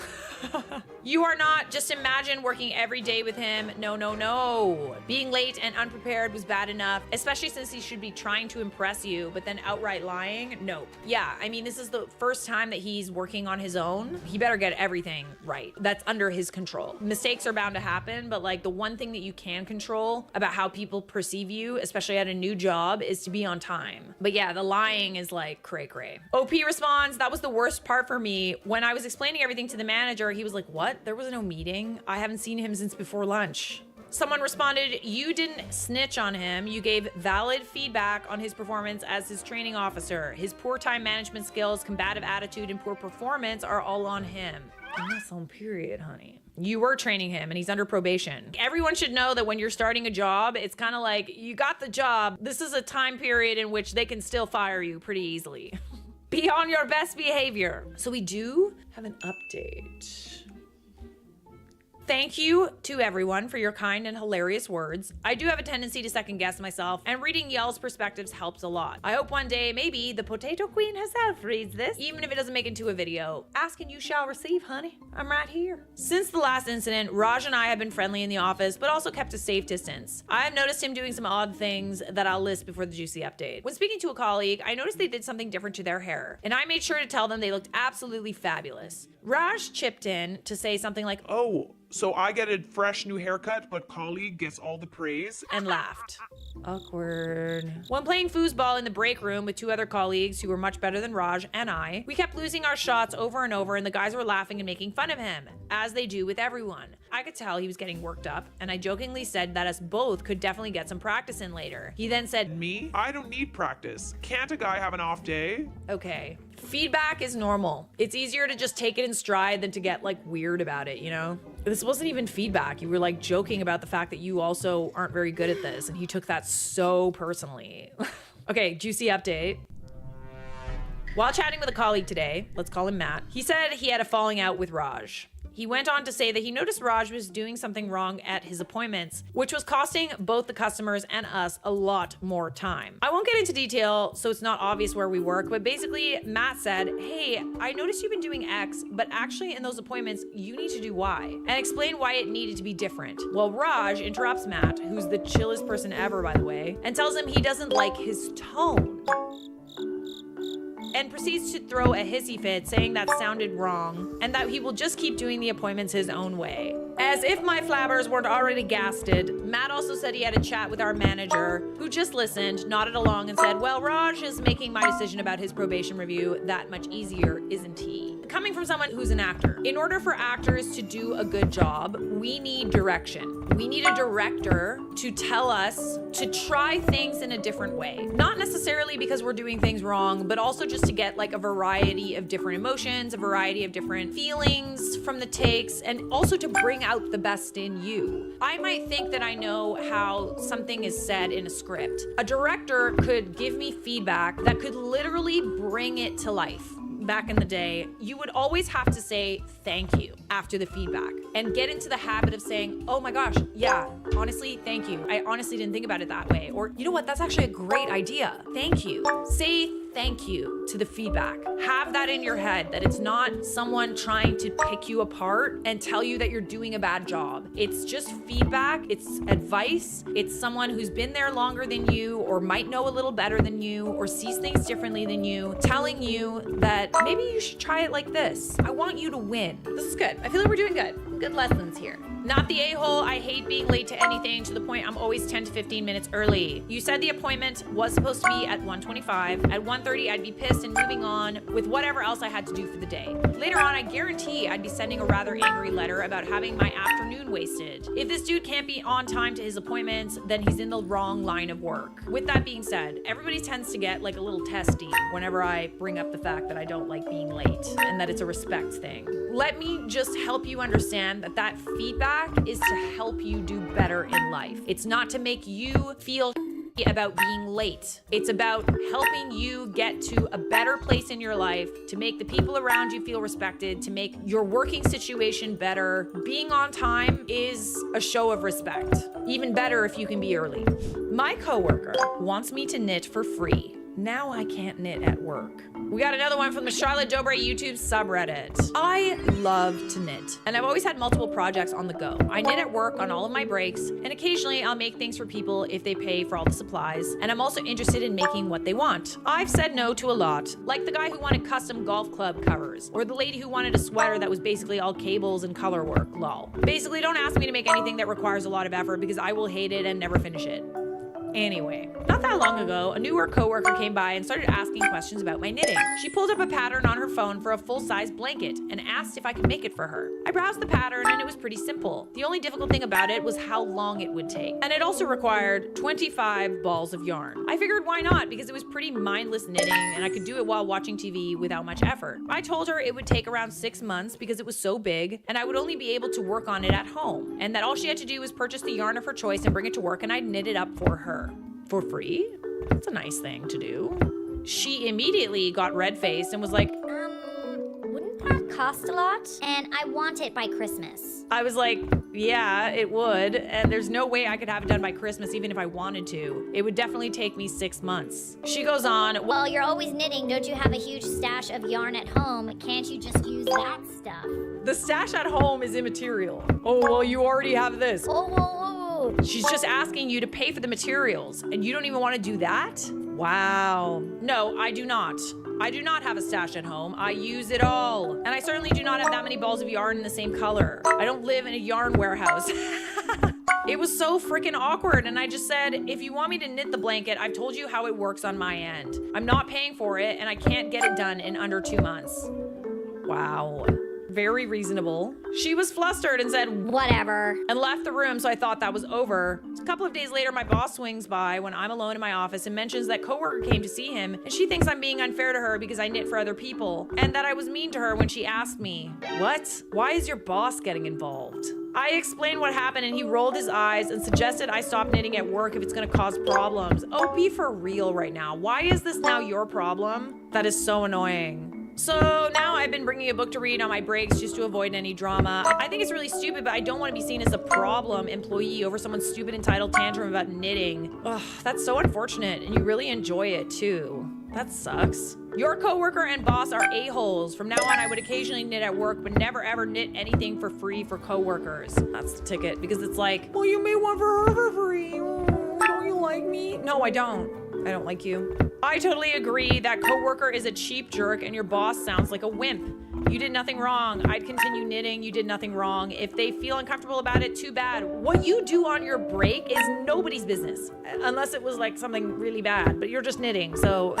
OP said, yeah, my plan is to stop for a while and start up again when everything's cooled down. I really don't like work drama, and I will do anything to fly under the radar. I don't like being perceived by management. I mean, I don't know. You said you have an office. Just knit with the door closed.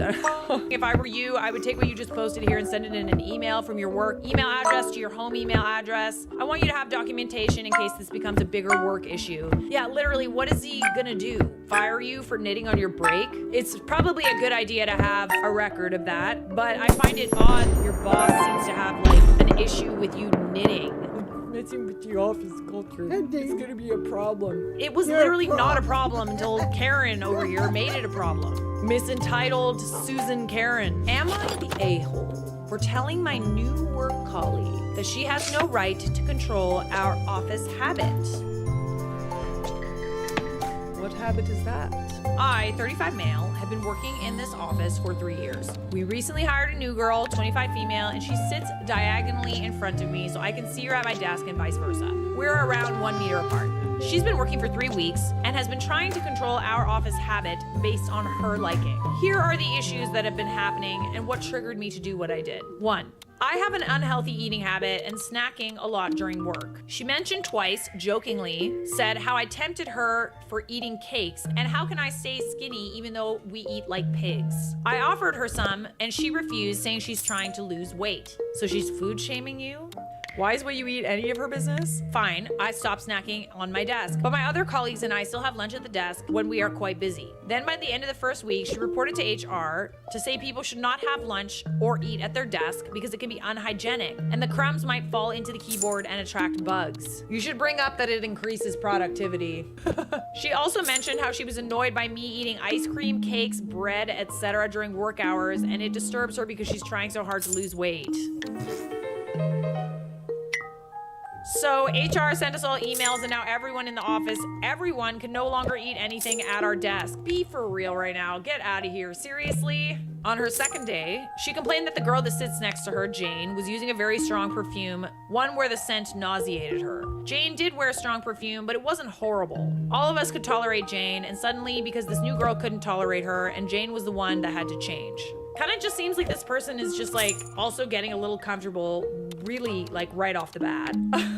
Talk about making the office environment toxic. Super controlling and weird. 3. Between our team, 6 of us collect $10 weekly to buy lottery. One of the guys in our team is Muslim and he doesn't gamble, so he never participated, but he never discouraged or criticized us. We offered this girl to join us and she criticized about how gambling is bad and say it's very unprofessional to be collecting money and to gamble in an office environment. She actually brought this to HR, arguing the harm and risk, and if we happen to win millions of dollars and did a massive exodus, it would be harmful for the company. Luckily, HR didn't do anything about it. This is like part of your like office culture too, and she's just coming in and just like nitpicking. Can people just like stop being the fun police? Like, please? Not everything has to be catered to you. Not everything has to be by your rules. Stop trying to control other people. Number 4. The Muslim guy prays twice per day in our stationery room. Unfortunately, we don't have a praying room in the office. He also has his praying mat and some other stuff in our stationery room, and it's been there since I started working. She suggested to him to move it somewhere else, as he shouldn't put personal belongings in a common area. Is she like a manager or something? Who made her the boss of you guys? She told the other girl on our team that the old mat was not pleasant to look at. Go away! Leave people alone! Okay, so on to what happened today. Our desks are laid out like an L shape, and my desk is next to a glass window. In our team, there are 7 people, excluding her, and all of us hate the sun. We always pull down the shade, especially the guys sitting on the other corner. They say if the window's open, the sun would glare on their computer screen in the afternoon and make it so they can't see their screen. This girl has been complaining about how our corner is too dark and gives bad vibes, and she needs to have the shades opened up. This is a Karen in the making. She's only 25, buddy. She mentioned how the sun will make people happier and increase productivity. Well, not if you can't see the computer screen. She's not a manager. She's literally like a newbie. Why is she throwing her weight around and like acting like she's the boss here? I couldn't stand her anymore. So I stood up from my desk and I say, I didn't know. Look, insert name. You have been here for less than a month, but you keep telling us what to do. We've been changing our habits to accommodate you, but you keep pushing things. You can't keep telling us what to do. I think the best thing for you is to sit where the HR people sit, because it's always bright there and you're closer with them to us anyway. She then said, I hate women, and I'm bullying her, and she's telling our manager and HR about this. Am I the a-hole here? Did I bully her? Is it acceptable for a new hire to tell older colleagues to do these things? I would say she's throwing her weight around and playing the victim and playing the woman card. No, you're just a bit who also happens to be a woman. I'm sure you'd do the same thing if some dude got hired and he was throwing his weight around like you. I don't think you're the a-hole. I actually think she's the one that's bullying you guys. I don't understand why this person is able to just have so much power. Anyways, small but not so irrelevant update. I was just talking about this with my colleague who works downstairs in storage. I don't often go there, but this new girl has to go there every day as part of her job. He told me a story. In my company, we hired a guy with Down syndrome to do some restocking. Let's call him Bob. Apparently, a couple of days ago, an older lady who works in the kitchen was wearing a Pikachu apron. When Bob saw the kitchen lady, he yelled, Pikachu! Then ran and touched the apron. So he would have accidentally touched her chest too. According to my colleague, the older lady just laughed and didn't make much of a fuss. The new girl witnessed this and said Bob has harassed the old lady and she would report him to HR. Lol. She complained that Bob's behavior is very inappropriate and unsafe. I mean, I really think that it's kind of up to the woman in this instance to complain about something like that. If she felt uncomfortable, then that's one thing. Sounds like it was an honest mistake. I still fail to understand why this new hire, literally, she's become your office police person without the title.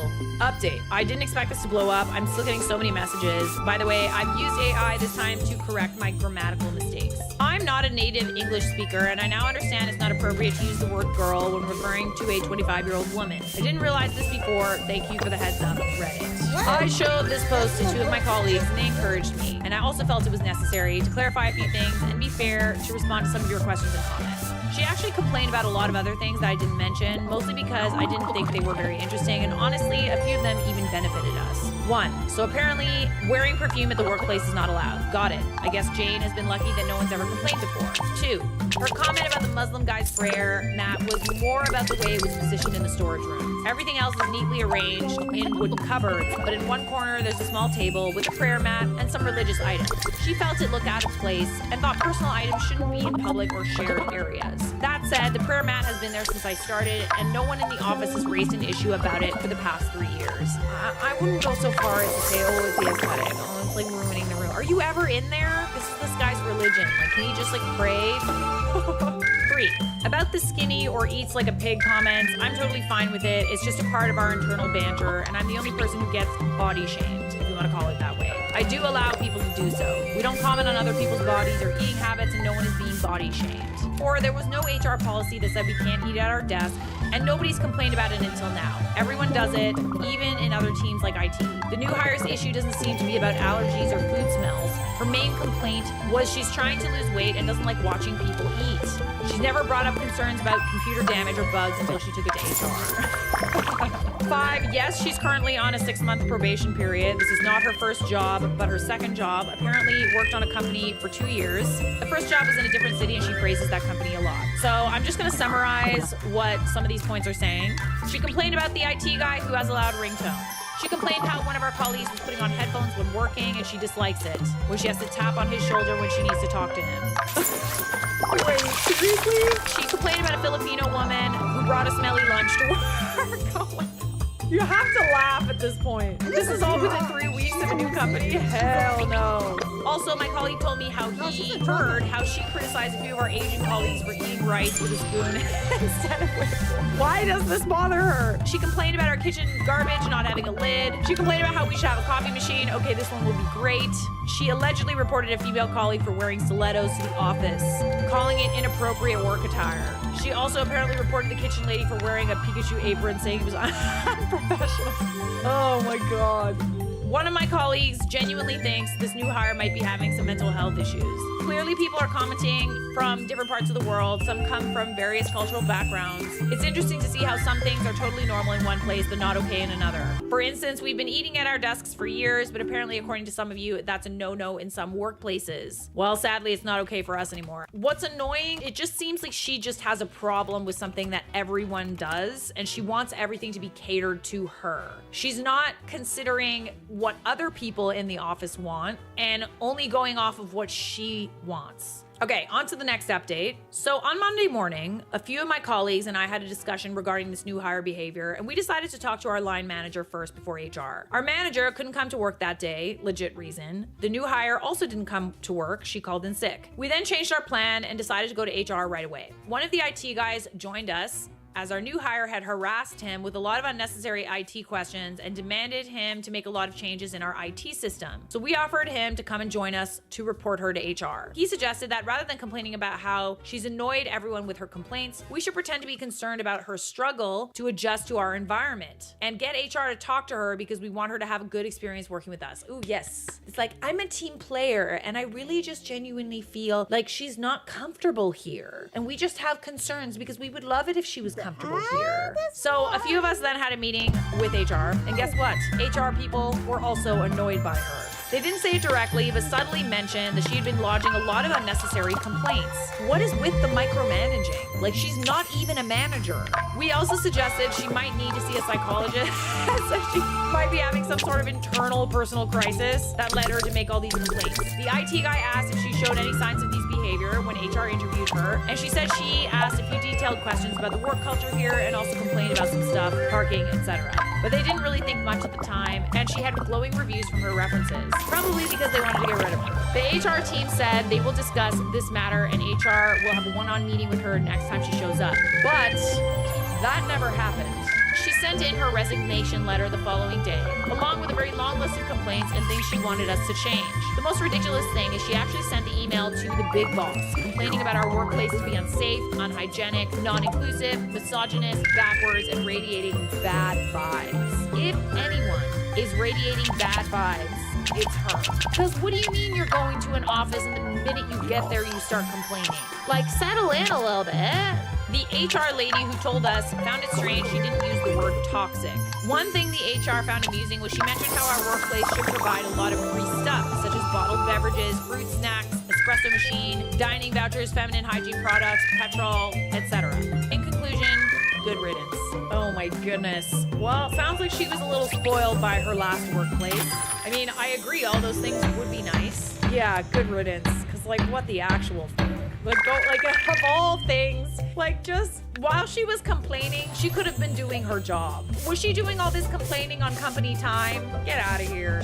So, are you the a-hole for telling your work colleague that she has no right to control our office habits? No, and I hope you enjoy your office cake. Can I have a piece? Subscribe!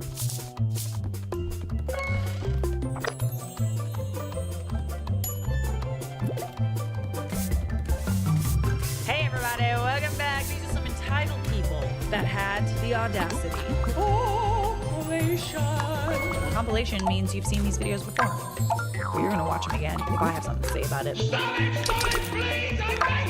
Would I be the a-hole for suing my daughter-in-law? Set it down!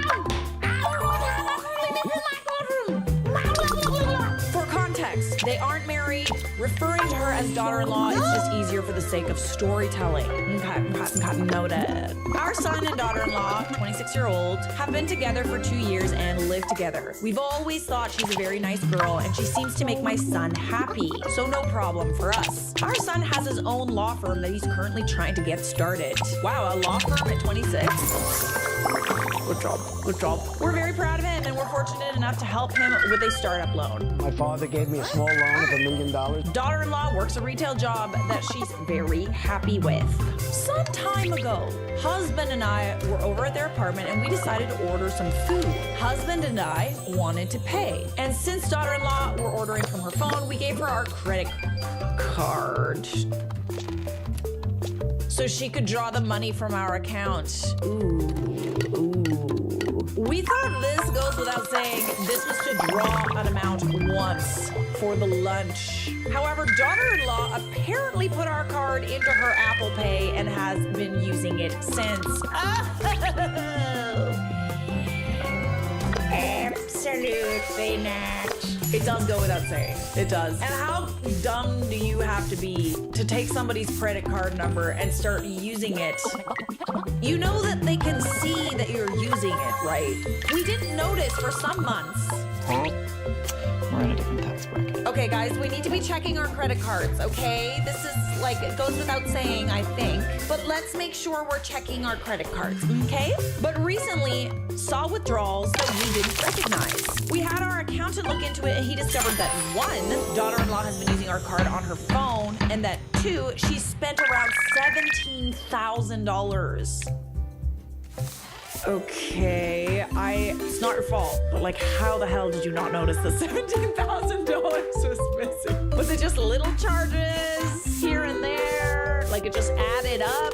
Oh, y'all are rich, okay. You see what my hat say? We were quite shocked and called her up and asked why the hell she's been using our card. She got very defensive, tried to deny it. Okay, but there's literally proof. And eventually said she was entitled to it.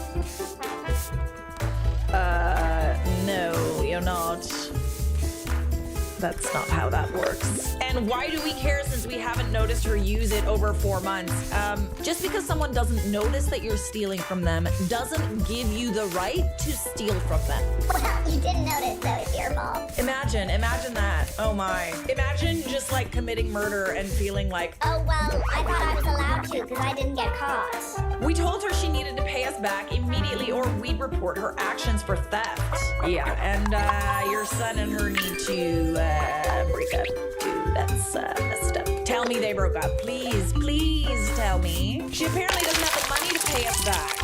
Okay, well, then go to jail. Go to jail! Do not pass go. Do not collect $200. We've gone to our son and he's offered to pay us back even though he cannot afford to. This isn't about the money for us, but more about the fact that she's stolen a huge amount of money. While we are comfortable and it took us time to notice, we still recognize the seriousness of stealing $17,000 USD. You don't need to justify it, babes. Just because you have money does not give everybody the right to take it. Our son has completely dismissed her behavior and excused it as being stressed. Absolutely not. No, wake up now.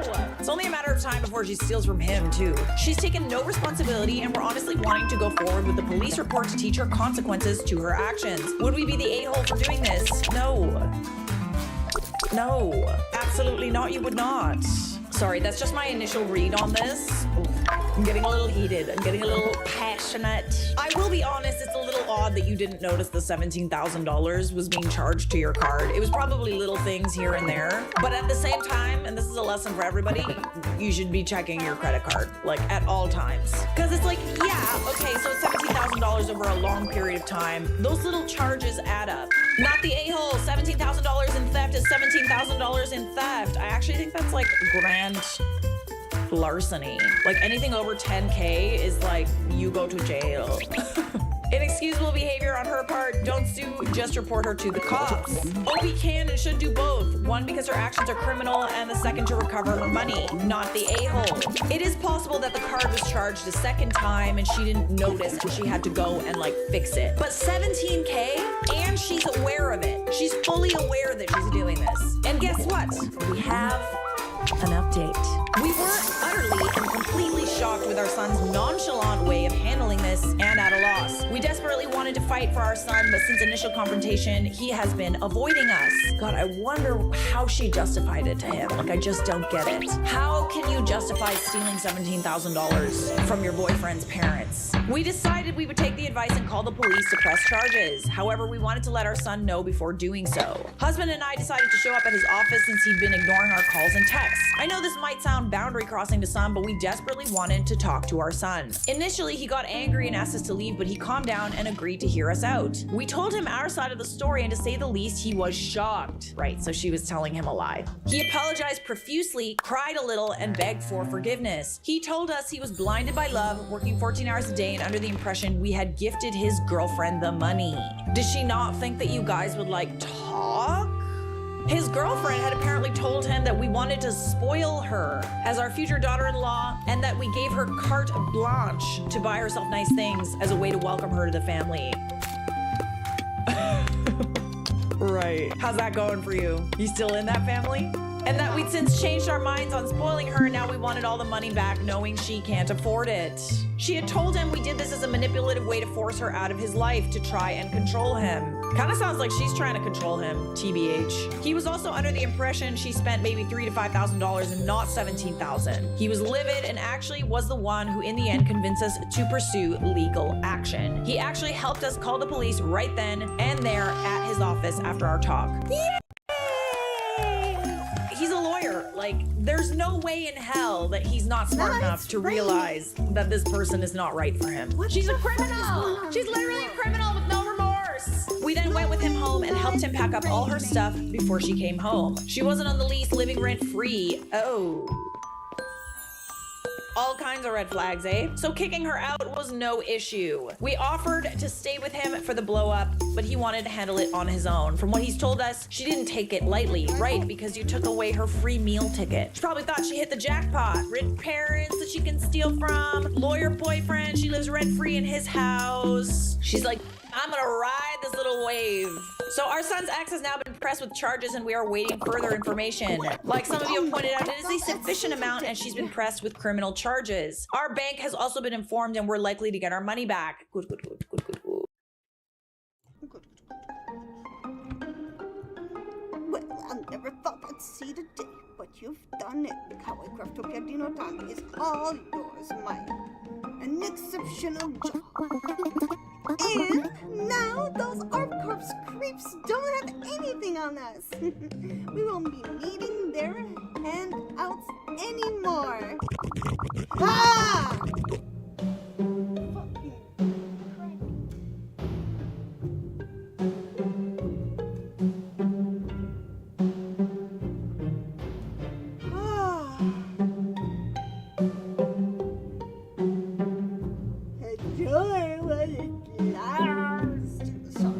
I was yawning. Addie's Angels. That's right. I know how much time you've been spending with them. Head office are starting to doubt your dedication. Doubt me? Doubt my marriage? Did you receive a fully notarized, wax-sealed letter recently?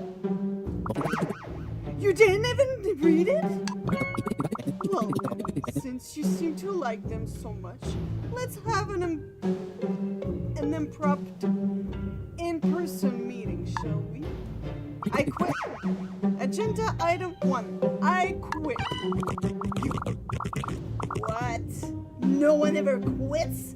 What about your promotion? Your promotion? What about your surname? To put it in terms, you'd understand, Mirage. I've reprioritized. Well, no matter. No matter at all. If you won't work with us, we'll simply replace you. All of you. That's right, Maya. Even you aren't exempt. Now that I have the full picture, it's pretty clear you've been working against us too. Shame. We would have given you the best plot inside, but now I think we'll simply build over a little Kawaii Craftopia town. What a megalomouth! Yes, I am legally required to pronounce the TM. So, what do you say to that? Mirage, I suppose this is what happens when things go wrong. Over time, your enemies became exaggerated in your memory. Because I really thought of course was smarter than that. But you know, my generation have a saying in times like this. There's nothing of you? No, lad. But it's nice to see you've been listening. It's talk down, get the thumb. get unless you want the business end of mine. Oh, you tell them, Dad. Give them the thumb. That sounds wrong. Amateurs. Ah. Like I said, my exceptional job. Think you learn when you get to my age. Fellow folk only act arrogant though, or grumpy. When you've got them by the tail feather. Bought and paid. The shop is mine.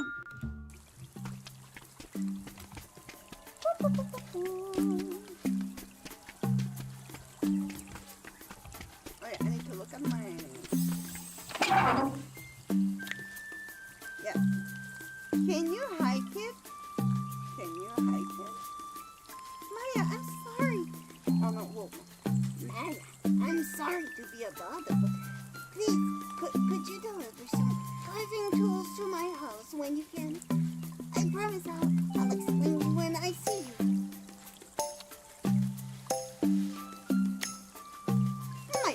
My research has most interesting hypothesis. If you could bring me 50 clay, I can look at developing it further.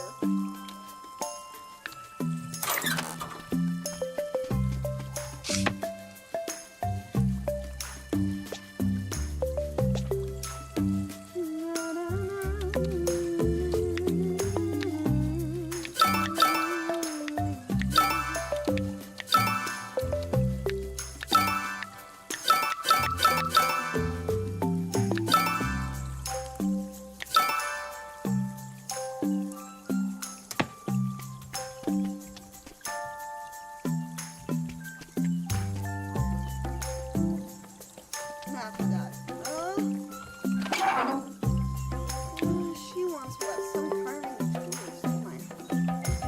What do you mean carving?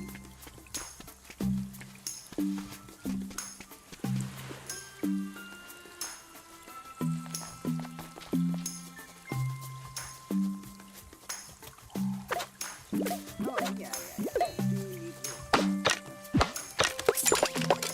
Basic one.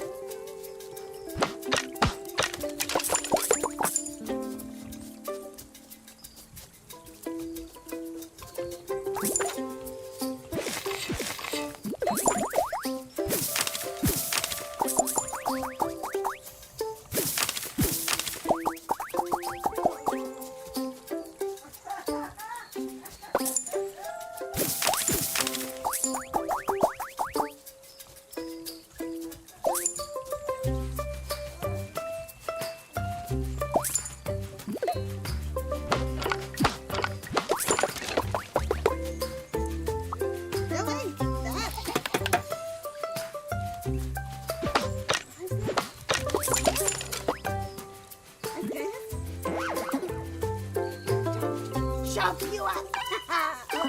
Oh, Maya. Oh, yeah, yes. I didn't fight you. I just... I suppose it's too late now. My terrible secret's out. Like wood carving. 6, 6. Oh, at last, you weren't That's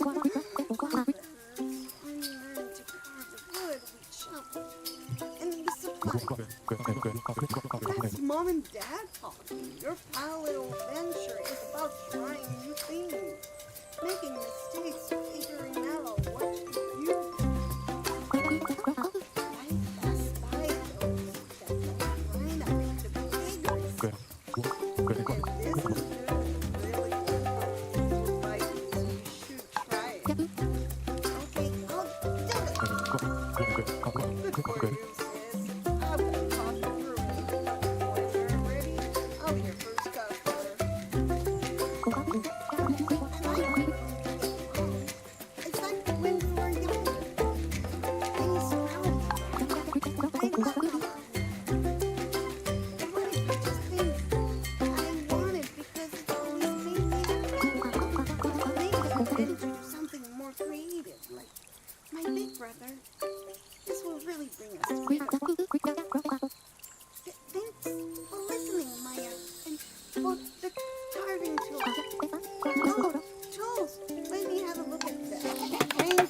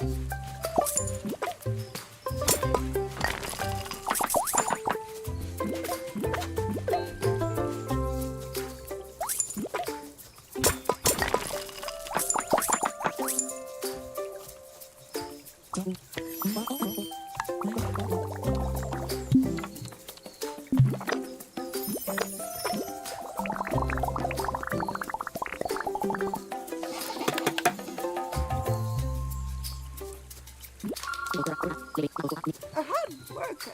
Be as always, Maya. Now let me examine your splendid symbol. I knew it! To the untrained eye, this is simple clay, but I happen to know that this symbol indicates there's also on the eye. Let's see. You dispute my extinction on this one. But this amplitude discovery?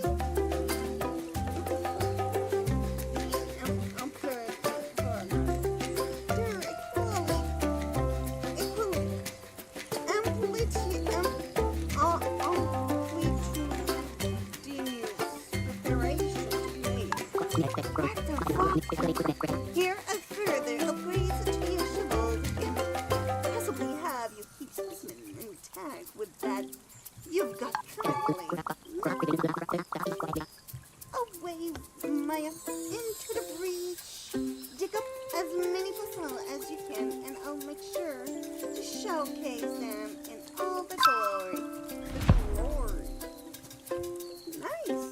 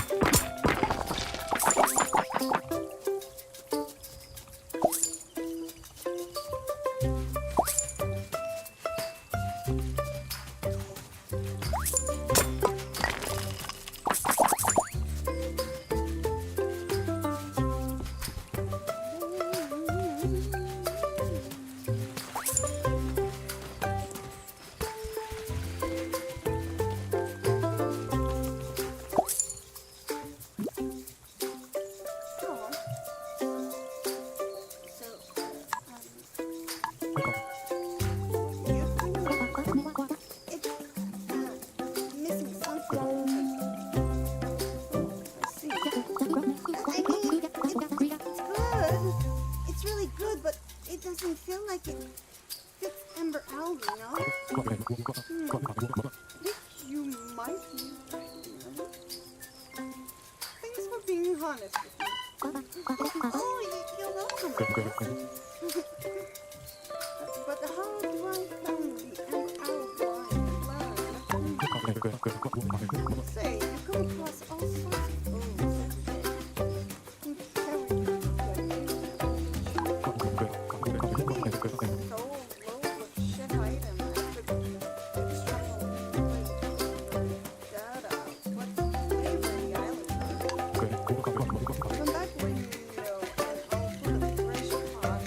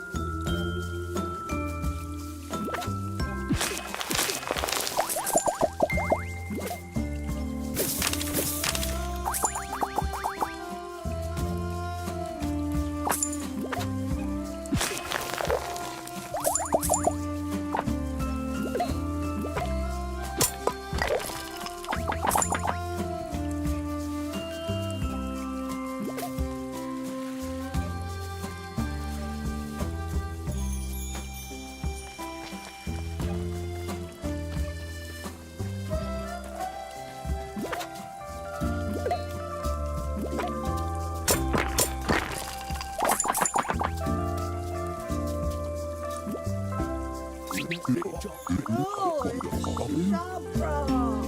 How's things cooking?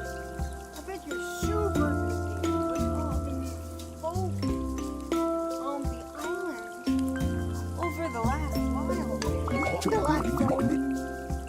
And now cooking up that Zaffa, you really made me think that it wasn't my best work. I know, Ma. I might own was critic. But you gotta keep standards high if you want folks to keep coming back for picking a hot slice. You seem to have pretty gnarly bits. What will you say to a little kite collab drop? And forcing some totally radical local ingredients. Like, I'll fire the best pizza designer ever made just for you as a thank you for all your help out.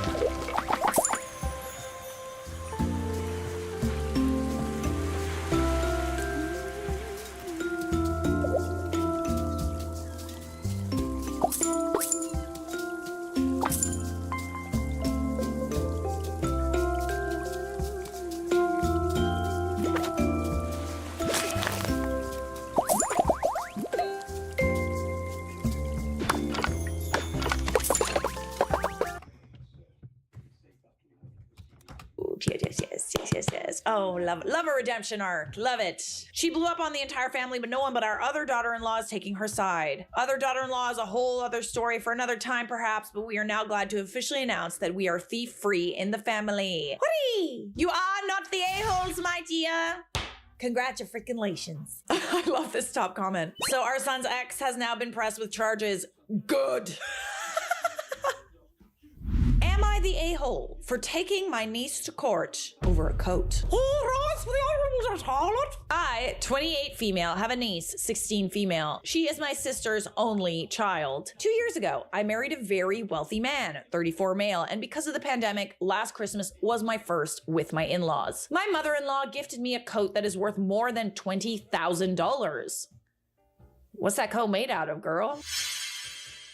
$20K for a coat? Holy cannoli. I saw her wearing it. I asked her where she bought it, and she said it would be my Christmas gift from her. Oh, okay. Yeah, she rich too. Oh, you like it? Here. Here. I love people like that though. Like there's people in my family that like I'll compliment something that they're wearing and then sure enough they just like take it. Oh, you like this? Oh, it's yours now. I didn't know how much it was. I knew it was expensive, but I thought maybe $3,000 at most. I was visiting my sister-in-law last January when my niece saw it. She Googled the brand and showed me how much it really was. I won't lie, I didn't wear it after that because I was afraid of ruining it. Yeah, that's the thing, a $20,000 coat, I don't know, like, where can you wear that? Like the opera? I would just put it in a frame, honestly, just like hang it. Last week, I wore it while visiting my sister. And while I was putting it back on to leave, I felt something go splat on my back. What? I thought you were gonna say she stole it. Then my niece started cackling and the smell of paint hit me. Oh, that's messed up. That's evil. I was so pissed off while she was not apologetic at all. 16 years old. Oh yeah, is that the age? That's the age. There's no excuse for that behavior, but like makes sense. Her mom screamed at her and said she was grounded. Then she said she will pay for the dry cleaning. Paint? I don't know about that, bestie. I don't know if that's coming out. While I was in my car, still in shock by the way, I got an alert that my niece posted a reel. It was of her doing a prank on me. And she said, I'm gonna hit my aunt's $20,000 coat with paint-filled balloon to see how she reacts. God, I swear this generation is so messed up. They are so obsessed with TikTok and Instagram. They are forgetting how to human. Like they see this stuff happening on social media and they think, oh, that's so funny. I'm gonna do that too. Do y'all, okay, listen, for the young people watching, you know that half those pranks on social media are fake, right? Like they have prior permission to do the thing that they do in the video. Yeah, that's what's happening. In case you can't discern what's acting and what isn't. Pranks on social media are fake. I saved it on my phone, sent it to her mom and told her that a week's grounding is not enough. She did not reply, but I saw that my niece took it down. It got less than 5 views by then. Oh, that's even worse. Honestly, that's so embarrassing. You ruined a $20,000 coat for 5 views. Cativa!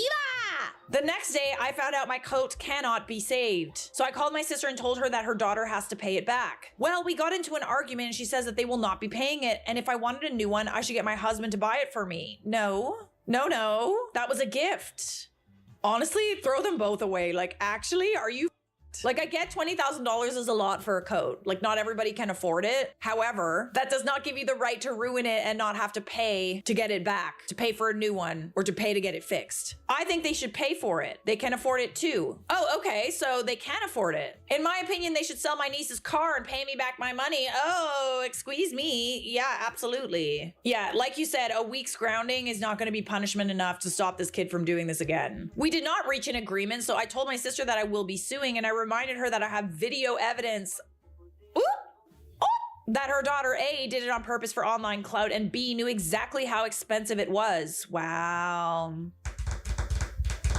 Yeah, I'm surprised that she's even like fighting you on this because like from a legal perspective, you have everything you need to get the money back. People in my life are not objective at all. I have some calling me an a-hole and some saying they are the a-holes for not buying me a new one. And some so obsessed with the price of the coat that they're calling me an a-hole for simply owning it and wanting a new one. Okay, first of all, it's not like you purchased it, okay? It was a gift that I'm sure that you probably really, really loved and cherished. I guess you were kind of right to not want to be wearing it, but to be fair, who could have predicted that someone would have just taken like a paint balloon and splattered all over it just for the fun of it? Edit, sorry for not making it clearer. My coat was bought new, just identical to my mother-in-law's. Okay, noted. I'm not sure if that changes anything, but like it's still a gift. All right, so I'm gonna say not the a-hole, but as always, we're gonna pop down into the comments to see what Reddit had to say. Not the a-hole, she ruined a $20,000 coat. She wasn't even apologetic. That's the crazy thing to me. It's one thing to accidentally ruin it and be super, super apologetic, but it's another thing to ruin it on purpose. One time I was out with a friend and I accidentally knocked her as we were walking down the street and she dropped her very expensive purse on the ground and it like cracked. Like it was a plastic bag and it cracked. And I was just so unbelievably distraught that I had done this because it was like a vintage collectible item. And like, I don't really know if you could have fixed it at all. Like it wasn't totally shattered, but like there was definitely like a crack in it. And this literally ruined my night. Like I was so upset for her and for me. I offered to pay to get it fixed. Turns out I don't think that you can get it fixed. But like to not even be sorry, that is just so foreign to me. Like that you're like an alien. And the funny thing is that like when I went to a party afterward and I was so upset that I had mentioned it to a couple of people at the party because they asked me what was wrong. And I told them, oh, you know, like I damaged my friend's like really, you know, expensive, like $15,000 purse. And they were like, well, that's her fault for owning a $15,000 purse. And I was like, no, it's not. It's my fault. It is not her fault. It's like you get your car stolen. It's like, well, that's your fault for owning a car. Shouldn't have owned a car then. She ruined a $20,000 coat for a prank video for a 16-year-old. She's been acting a lot like a 6-year-old. Yeah, it's kind of crazy to me how kids see, like, kids obsess over going viral. Like, they actually obsess over it. So do adults, honestly. I know a few people who get obsessed with it. But the fact that, like, kids can't discern what is a prank and what is, like, a paid prank, I blame social media. There have always been teenagers who are idiots. This is not a new thing. Okay, fair enough. It's not social media's fault. Just teenagers are idiots. You are? Oh, wait. Sorry. 1 second. We're not finished yet. We have an update. So here's a quick update since the situation has been resolved. When my husband got home, I told him what happened and showed him the video. He asked if I spoke with my brother-in-law and I said no. All my conversations were with my sister. He said that he will take care of it. Now, a disclaimer, I understand nothing when it comes to insurance claims, and this is what my husband told me / I understood happened. My husband talked with my brother-in-law and told him exactly what happened and showed him the prank video. Then he told him that the coat was insured and that we will be filing a claim and submitting the video, and we might have to file charges for the claim. He assured him that he would be dropping the charges. We do not want to send niece to jail. He then told him that one of two things might happen. After our insurance pays us, they will come after them. If their insurance pays, their premium will skyrocket. If it doesn't, they might sue them and might get a lien on their house. Ooh, that's a pickle. If they don't want to pay you, then the insurance company will come after them. Smart to get it insured. That's very, very smart. My brother-in-law asked if there's a way he could pay us without involving insurance. Oh yeah, funny how that worked out. My husband told him that was what we wanted at first, but my sister insisted they will not be paying us back. Apparently, my brother-in-law was not in the know, and he was very pissed off at what my niece did and my sister's response. So they came to this resolution. My niece's car will be sold. Goody, goody, goody. Oh God. That is honestly a perfect punishment. Otherwise, she's never going to learn. And if it doesn't fetch the whole compensation money, she will have to get a job and pay me the whole check until it is paid off. Also, she's grounded for the rest of the school year. I am thankful for the people who encouraged me to talk to my husband. Well, I didn't do that. I'm not smart enough to tell you that, but I'm glad that you did. I agree that it would have been a lot to send her to jail. She is a kid. She definitely needed to be grounded for a lot longer than a week. And the fact that your sister didn't really see it as that much of a problem, send her to jail, honestly. 30 years in prison! I'm really curious about what this coat was. You are not the a-hole, my dear. My entitled ex is demanding that I pay child support for a kid that isn't mine. That's true. Some years ago, I dated a girl. The relationship was bad. She was very controlling and abusive. It ended up really bad and we broke up. I kept going on with my life, and after some years, I got a decent job, enough to solve all my needs. I have a comfortable life and I have some savings. The thing is, a couple months after getting my job, my ex contacted me. She first asked me to talk. I believe she may wanted to reconnect or something, but she showed up with a 5-year-old child claiming he was my son and demanding child support. I didn't believe her, but the child's age matched the time since we cut contact. I got advice from a lawyer, a friend of mine, to try and solve this out of the court. Did you take a DNA test? How do we know? How do we know it's your kid? I offered to take responsibility, pay all the costs, and be an active part of the kid's life, only after a DNA test. You just took a DNA test, found out that child's not yours. Is it in poor taste to quote Lizzo? It might be. Everyone was okay with this, except for my ex. Now why would that be? Couldn't possibly be that she's worried about what the outcome will be. Because she cheated. She acted offended and demanded to just give her the money she deserved. No, not without proper confirmation that that is your child. Where's this proof? I demand to see proof! She used all the excuses she could, even contacted my family and told them I was trying to avoid taking responsibility of her child. I find it interesting that she contacted you right after you suddenly have money and a comfortable life. When she ran out of excuses and the DNA test was finally made, surprise, I'm not the father. You are not! She was so mad with the result and cried about the money, saying it was unfair and she deserved it, but she didn't accomplish anything. Like, just go to the real daddy. Like, why don't you just go to the real dad? Oh, right, because she's in it for the money. Moving on to last week, there was a little party at my parents' house. My brother, a friend, and I were talking, and my brother started to joke about the situation with my ex. My friend and I are starting to joke about it too. Some of our comments were a little dark and bad, but we were far away from the rest of the people. Literally, we were on the opposite side of the house, and nobody else could hear us. At least, that's what we thought. We were laughing like crazies when my sister appeared very angry and pushed me against the wall. She spied us and heard our conversation, and she was very mad. She started to yell at us about how horrible people we were for mocking a poor woman. I mean, you can sympathize with her situation, but not with the fact that she's trying to get money out of you. A few hours later, when the party ended, she asked me to go to the kitchen with our parents, and she said how awful I was for the previous situation. Apparently, my ex had been in contact with her, and she believed her version, and that was her way to have an intervention. So I'm sorry, your sister believed your ex, despite there is a DNA test and factual proof proving that you are not the father. Am I understanding that correctly? You serious? My brother and I were like, are you serious? When she started to say how I forced my ex to be a single mother. No. That's not on you. That's not your fault. Hell no. I have the moral obligation to help her. Wait a second. So this is also the ex that was like abusive and controlling toward you? What? My dad only said that we maybe were being too cruel, making jokes about her, but that I wasn't responsible for that kid, period. My mom then surprised all of us when she said, even if the kid is not yours, you're making more than enough money to support that child, you should have helped her. Okay, no, see, maybe if you had known the child before, and maybe if you had a good relationship with your ex, if you felt the moral obligation to help this person, she was good to you, you know, maybe you loved the child, something like that, but you don't know this kid. This woman was awful to you. You don't have a moral obligation to help anybody in this situation. Not your baby, not your problem. Back in the day, me and you, baby, we used to have fun until you delivered that baby.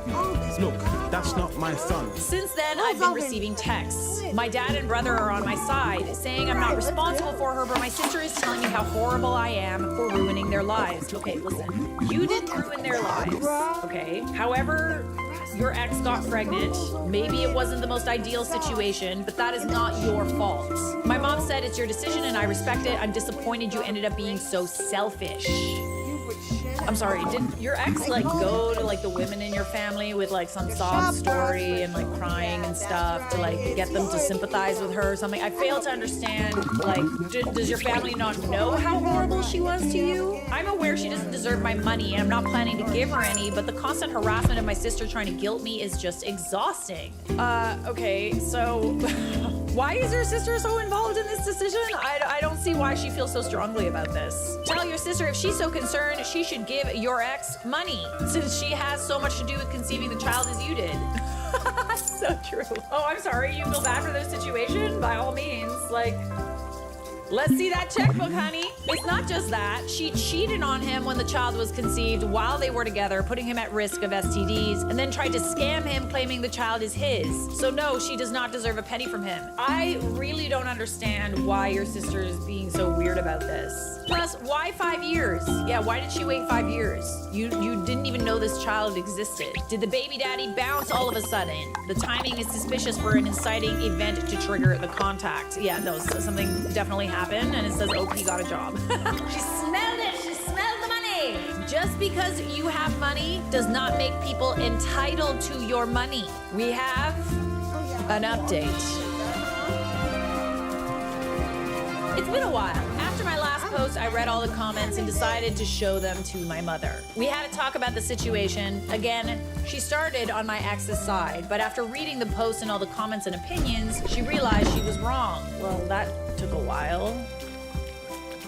I think the thing that hurt her the most was all the doubts about if she cheated on my dad and I wasn't his son. Oh, and that was the reason that she was on her side. Oh. Interesting. Yeah, like it could be a case of projection. I just fail to understand why they're putting a woman who treated their son so badly above their own son.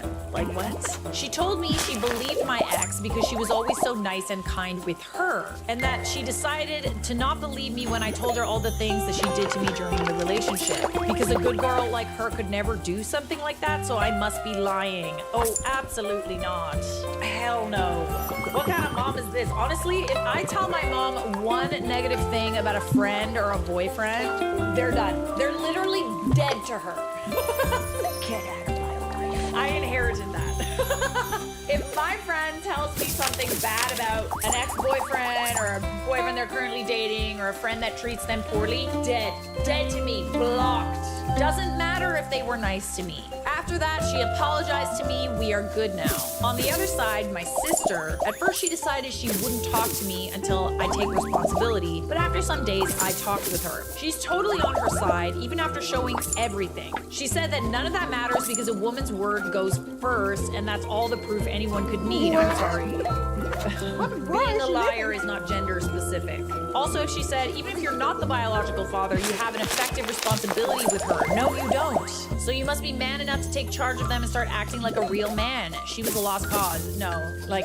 It would have been different if you had known that child since it was a baby. You know, I have friends that had, an ex-wife that knew the child very well, and after they got, after they separated, then they felt kind of like a responsibility to be in that child's life as a father figure. Like, he didn't have to do that, but I can understand that. You had no idea this child existed.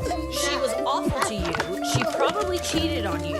You have literally no moral obligation to this child and to this mother. About my ex, I did some research and found out that shortly after we broke up, she started dating another guy. Or maybe she was cheating on me before, I'm not sure. They broke up some weeks later and she had multiple dates until she found out she was pregnant. I also found out that she had been trying to find a father for her kid for the last 2 years. I was next on the list. But it looks like she's desperate now because she was never that aggressive with anyone before. She smells the money, smelling the money, sees your life and wants it. Now the reason for this post. Some days ago, my ex and my sister came to my workplace. Hell no, throw the whole sister away. They made a big sign with my face that says, he abandoned his child, an irresponsible father. You are not the father! You're not! They started a bunch of drama, saying all their BS. Their intention was to shame me and use the social pressure to force me to take charge. They literally said it. To not make the story too long, they were taken out of the place. I got problems for the scandal even after showing all the proof and legal documents that showed they were lying. I was told that this better never happen again or I will be fired. I mean, I fail to understand how they expect you to provide for your illegitimate son if you don't have a job. After I contacted my friend, the lawyer, and we are now redacting a very long, detailed paper against them, my ex and my sister too. They went too far, and now I'm going against them with everything. Maybe that will scare them enough to leave me alone. I fail to understand why your sister is on this woman's side. We have one final update. First of all, I'm not allowed to talk about the lawsuit. The most I can share to you is that my ex was extremely freaked out when she knew about it. Good. That's good. People always like to act a fool until there's lawyers involved, and then they shut up real quick. Nice little cease and desist. She's now begging to drop it. She offered to take back everything she said, to never bother or contact me again. She tried to guilt me into saying that I would be ruining her and her son's life, but honestly, I don't care. I got tired of being the good guy a long time ago. She messed with me, now I'm fighting back. As you should, babe. Don't take that You can only be the good guy for so long until someone just pushes you so far over the edge that you gotta push back, babe. You gotta push back. And for my sister, the lawsuit at first only made her worse. As her attempt to shame me and my job didn't work as well as she wanted, she moved it to social media, spreading her BS about me abandoning my child or not taking responsibility and exposing my legal actions like acts of censorship and misogyny. No comprende. Do we not understand facts? At the end, that will be the worst for her, not only because I can dismiss her defamation easily, but also there's more evidence to our favor. He is defaming me! While also defaming you? This is dumb as hell. What a spectacle. If you're ever involved in a legal dispute about someone, the stupidest thing that you can do is post about it on social media. Talk about it publicly, post about it on social media. That is literally the dumbest thing that you could possibly do. Yes. Recently, we had a posada at my parents' home. Every year, we use this excuse to make a big family party before Christmas. I had my doubts because I didn't want to be near my sister, but after some relatives assured me that she wouldn't be there, I decided to go. Big mistake. She was there. Mom decided that despite everything that happened, I was taking all of this too far. So she wanted us to meet to solve this problem as a family. I tried to get out of there the moment I realized what was intended, but some relatives tried to stop me while my mom cried that I needed to stop, that I was tearing apart the family and needed to learn to forgive and let go. I just find it so funny that like whenever there's like a family altercation that's not your fault, you are the one that's being told that you're in the wrong, when none of this would have even existed if she and your sister didn't try and force you to provide for a child that's not your own. I realized that despite everything, even knowing I was telling the truth, she was still on my sister's side. I got out of there saying that I'm not attending any family event ever again if she's there, and don't ever think of trying this BS again. At this point, almost all my family knows what she did. Some of them think my sister is crazy. Maybe a little bit. Some think she is crazy, but I'm taking it too far. A couple days ago, my mom invited me to spend Christmas with them. I didn't want to go after what she did, but I decided to give her a chance after she swore that it wouldn't happen again. But not only did she plan to do it again, my brother warned me that this time she intended to lock me in until I forgave my sister and stopped the nonsense. I called my mom and told her that I was done with her and my sister. Don't talk to me until she realized she supported the wrong person and to apologize. I don't need to say how many times she tried to call me in the following hours and all the drama she made when I didn't show up. But again, I'm tired of being the good guy. As a 59-year-old woman, mom, and grandmother, it has always astonished me that any woman would attempt this, especially when it's so easy to find out the truth with the help of a DNA test, literally. Like, there is no refuting that proof. None whatsoever. Not only are they lying to their children, but trying to trap a man into paying support for a child that isn't his is completely despicable. Agreed. That's a big hell no from me. You're also depriving the child of ever knowing who their real father is. That's a good point. But maybe it's not about knowing who the father is. I feel like it's about the money. All right, I got one more for you, and I promise it's worth the wait. Thank you for sticking around. I really, really appreciate you. Entitled ex-girlfriend wants the engagement ring I gave her because she broke up with me before I could propose.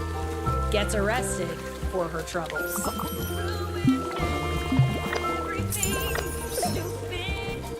A while back, I was dating this girl for roughly 2 years. I thought things were going great, but apparently she was just dating me because she liked to tell people that she was in a relationship.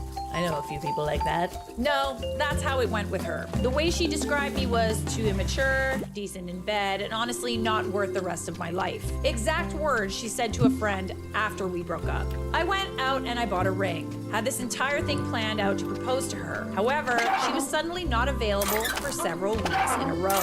Oh yeah, the slow breakup, eh? Slow breakup. Well, my fears rang true as she suddenly showed up at my place one day. She acted like everything was normal as we talked, and she was grabbing everything that was hers. Oh, like not even like a conversation or anything? About halfway through, I just kind of looked at her and said, "Don't forget your hairdryer. It would be awkward to have to come back over after you dump me." This sparked a long and awkward conversation where she was fake crying. I again realized right then and there that I was an idiot. You're not an idiot, babe. You're not. She's an idiot. The way she acted, the way way she spoke and the way she treated me just screamed that she did not care. I was devastated, but seeing her made me angry. I realized she was lying to me this entire time. I don't understand how people can be in relationships with people that they don't like.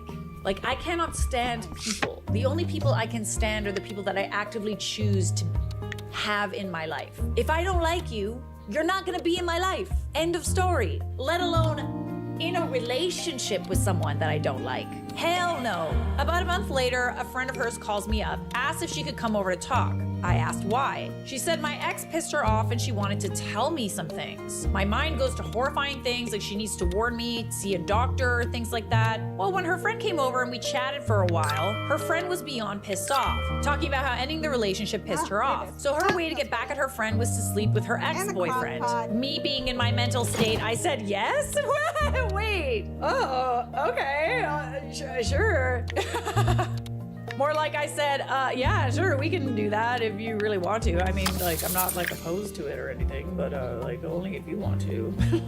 So she ends up staying over for a few days as we get to talking about my ex. I tell her about the ring, and she had the best idea to get back at my ex. Let's lay down in bed and post a pic of ourselves with the ring between us. Oh gosh, oh, that's messy. Yeah, I thought it was a terrible idea, but I wanted my ex to feel like crap, so there you go. Not even 2 hours later, my ex was at the door. We posted the picture at like 11 a.m. and she was at my place at 12:40 or something. Right off the bat, she tried to act like breaking up with me was a mistake. Huh?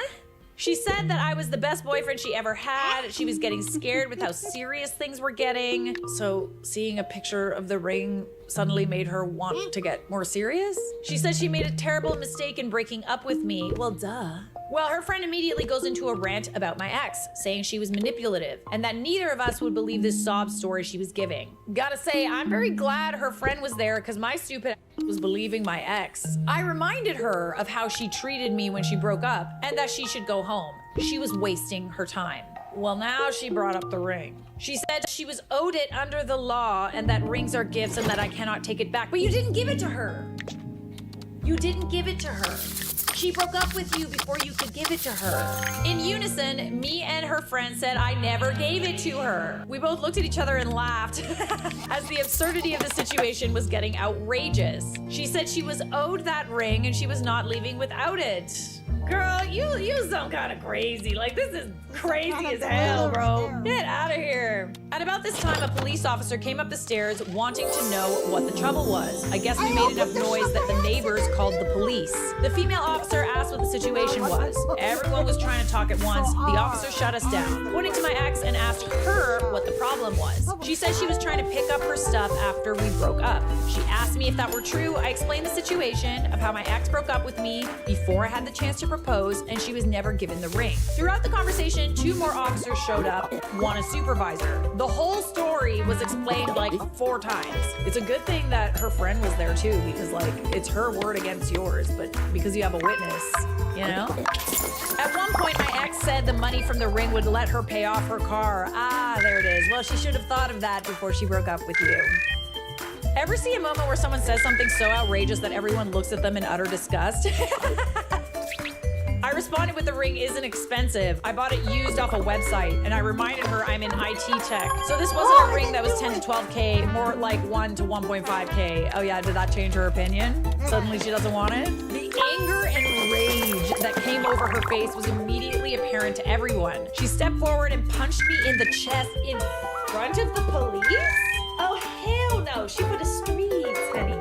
Kicked me before being tackled to the ground by the female officer. Girl, you sound kind of stupid. You dumb. The supervisor on scene told us to go inside while they get her under control. We did. About 10 minutes later, they came back. They wanted my statement. I told them I didn't want to press charges against her, but they said, yeah, it doesn't work like that. We saw it, so it's being processed. Yeah. She ended up getting a misdemeanor offense for it. Whoa, that is nuts. I need a second to recover from that show. Just for the record, in case anybody's confused, engagement rings are the legal exception to the gift rule. In most places, it's a gift in contemplation of marriage. She would have to give it back anyways. Learn that from Judge Judy. Beauty fades, dumb is forever. Supreme Court made a final ruling. The ring has to go back to the buyer or original owner if the engagement was broken. But if the wedding happened, even if it was a family heirloom, it stays with the person who wears the ring. Right, that's fair, except there was no wedding. There wasn't even an engagement. This girl is so unbelievably delulu and entitled. You dodged a bazooka of a woman, my friend. Am I the a-hole for telling my friend she can't stay at mine? I, 28 female, own a digital travel magazine and make my money by writing about interesting destinations around the world. I started this business 3 years ago and I'm now making quite a bit of money, close to 6 figures, but not quite there. My friend Laura told me my business idea is stupid and I should just get a job like everybody else. Sorry, get a job, own a business.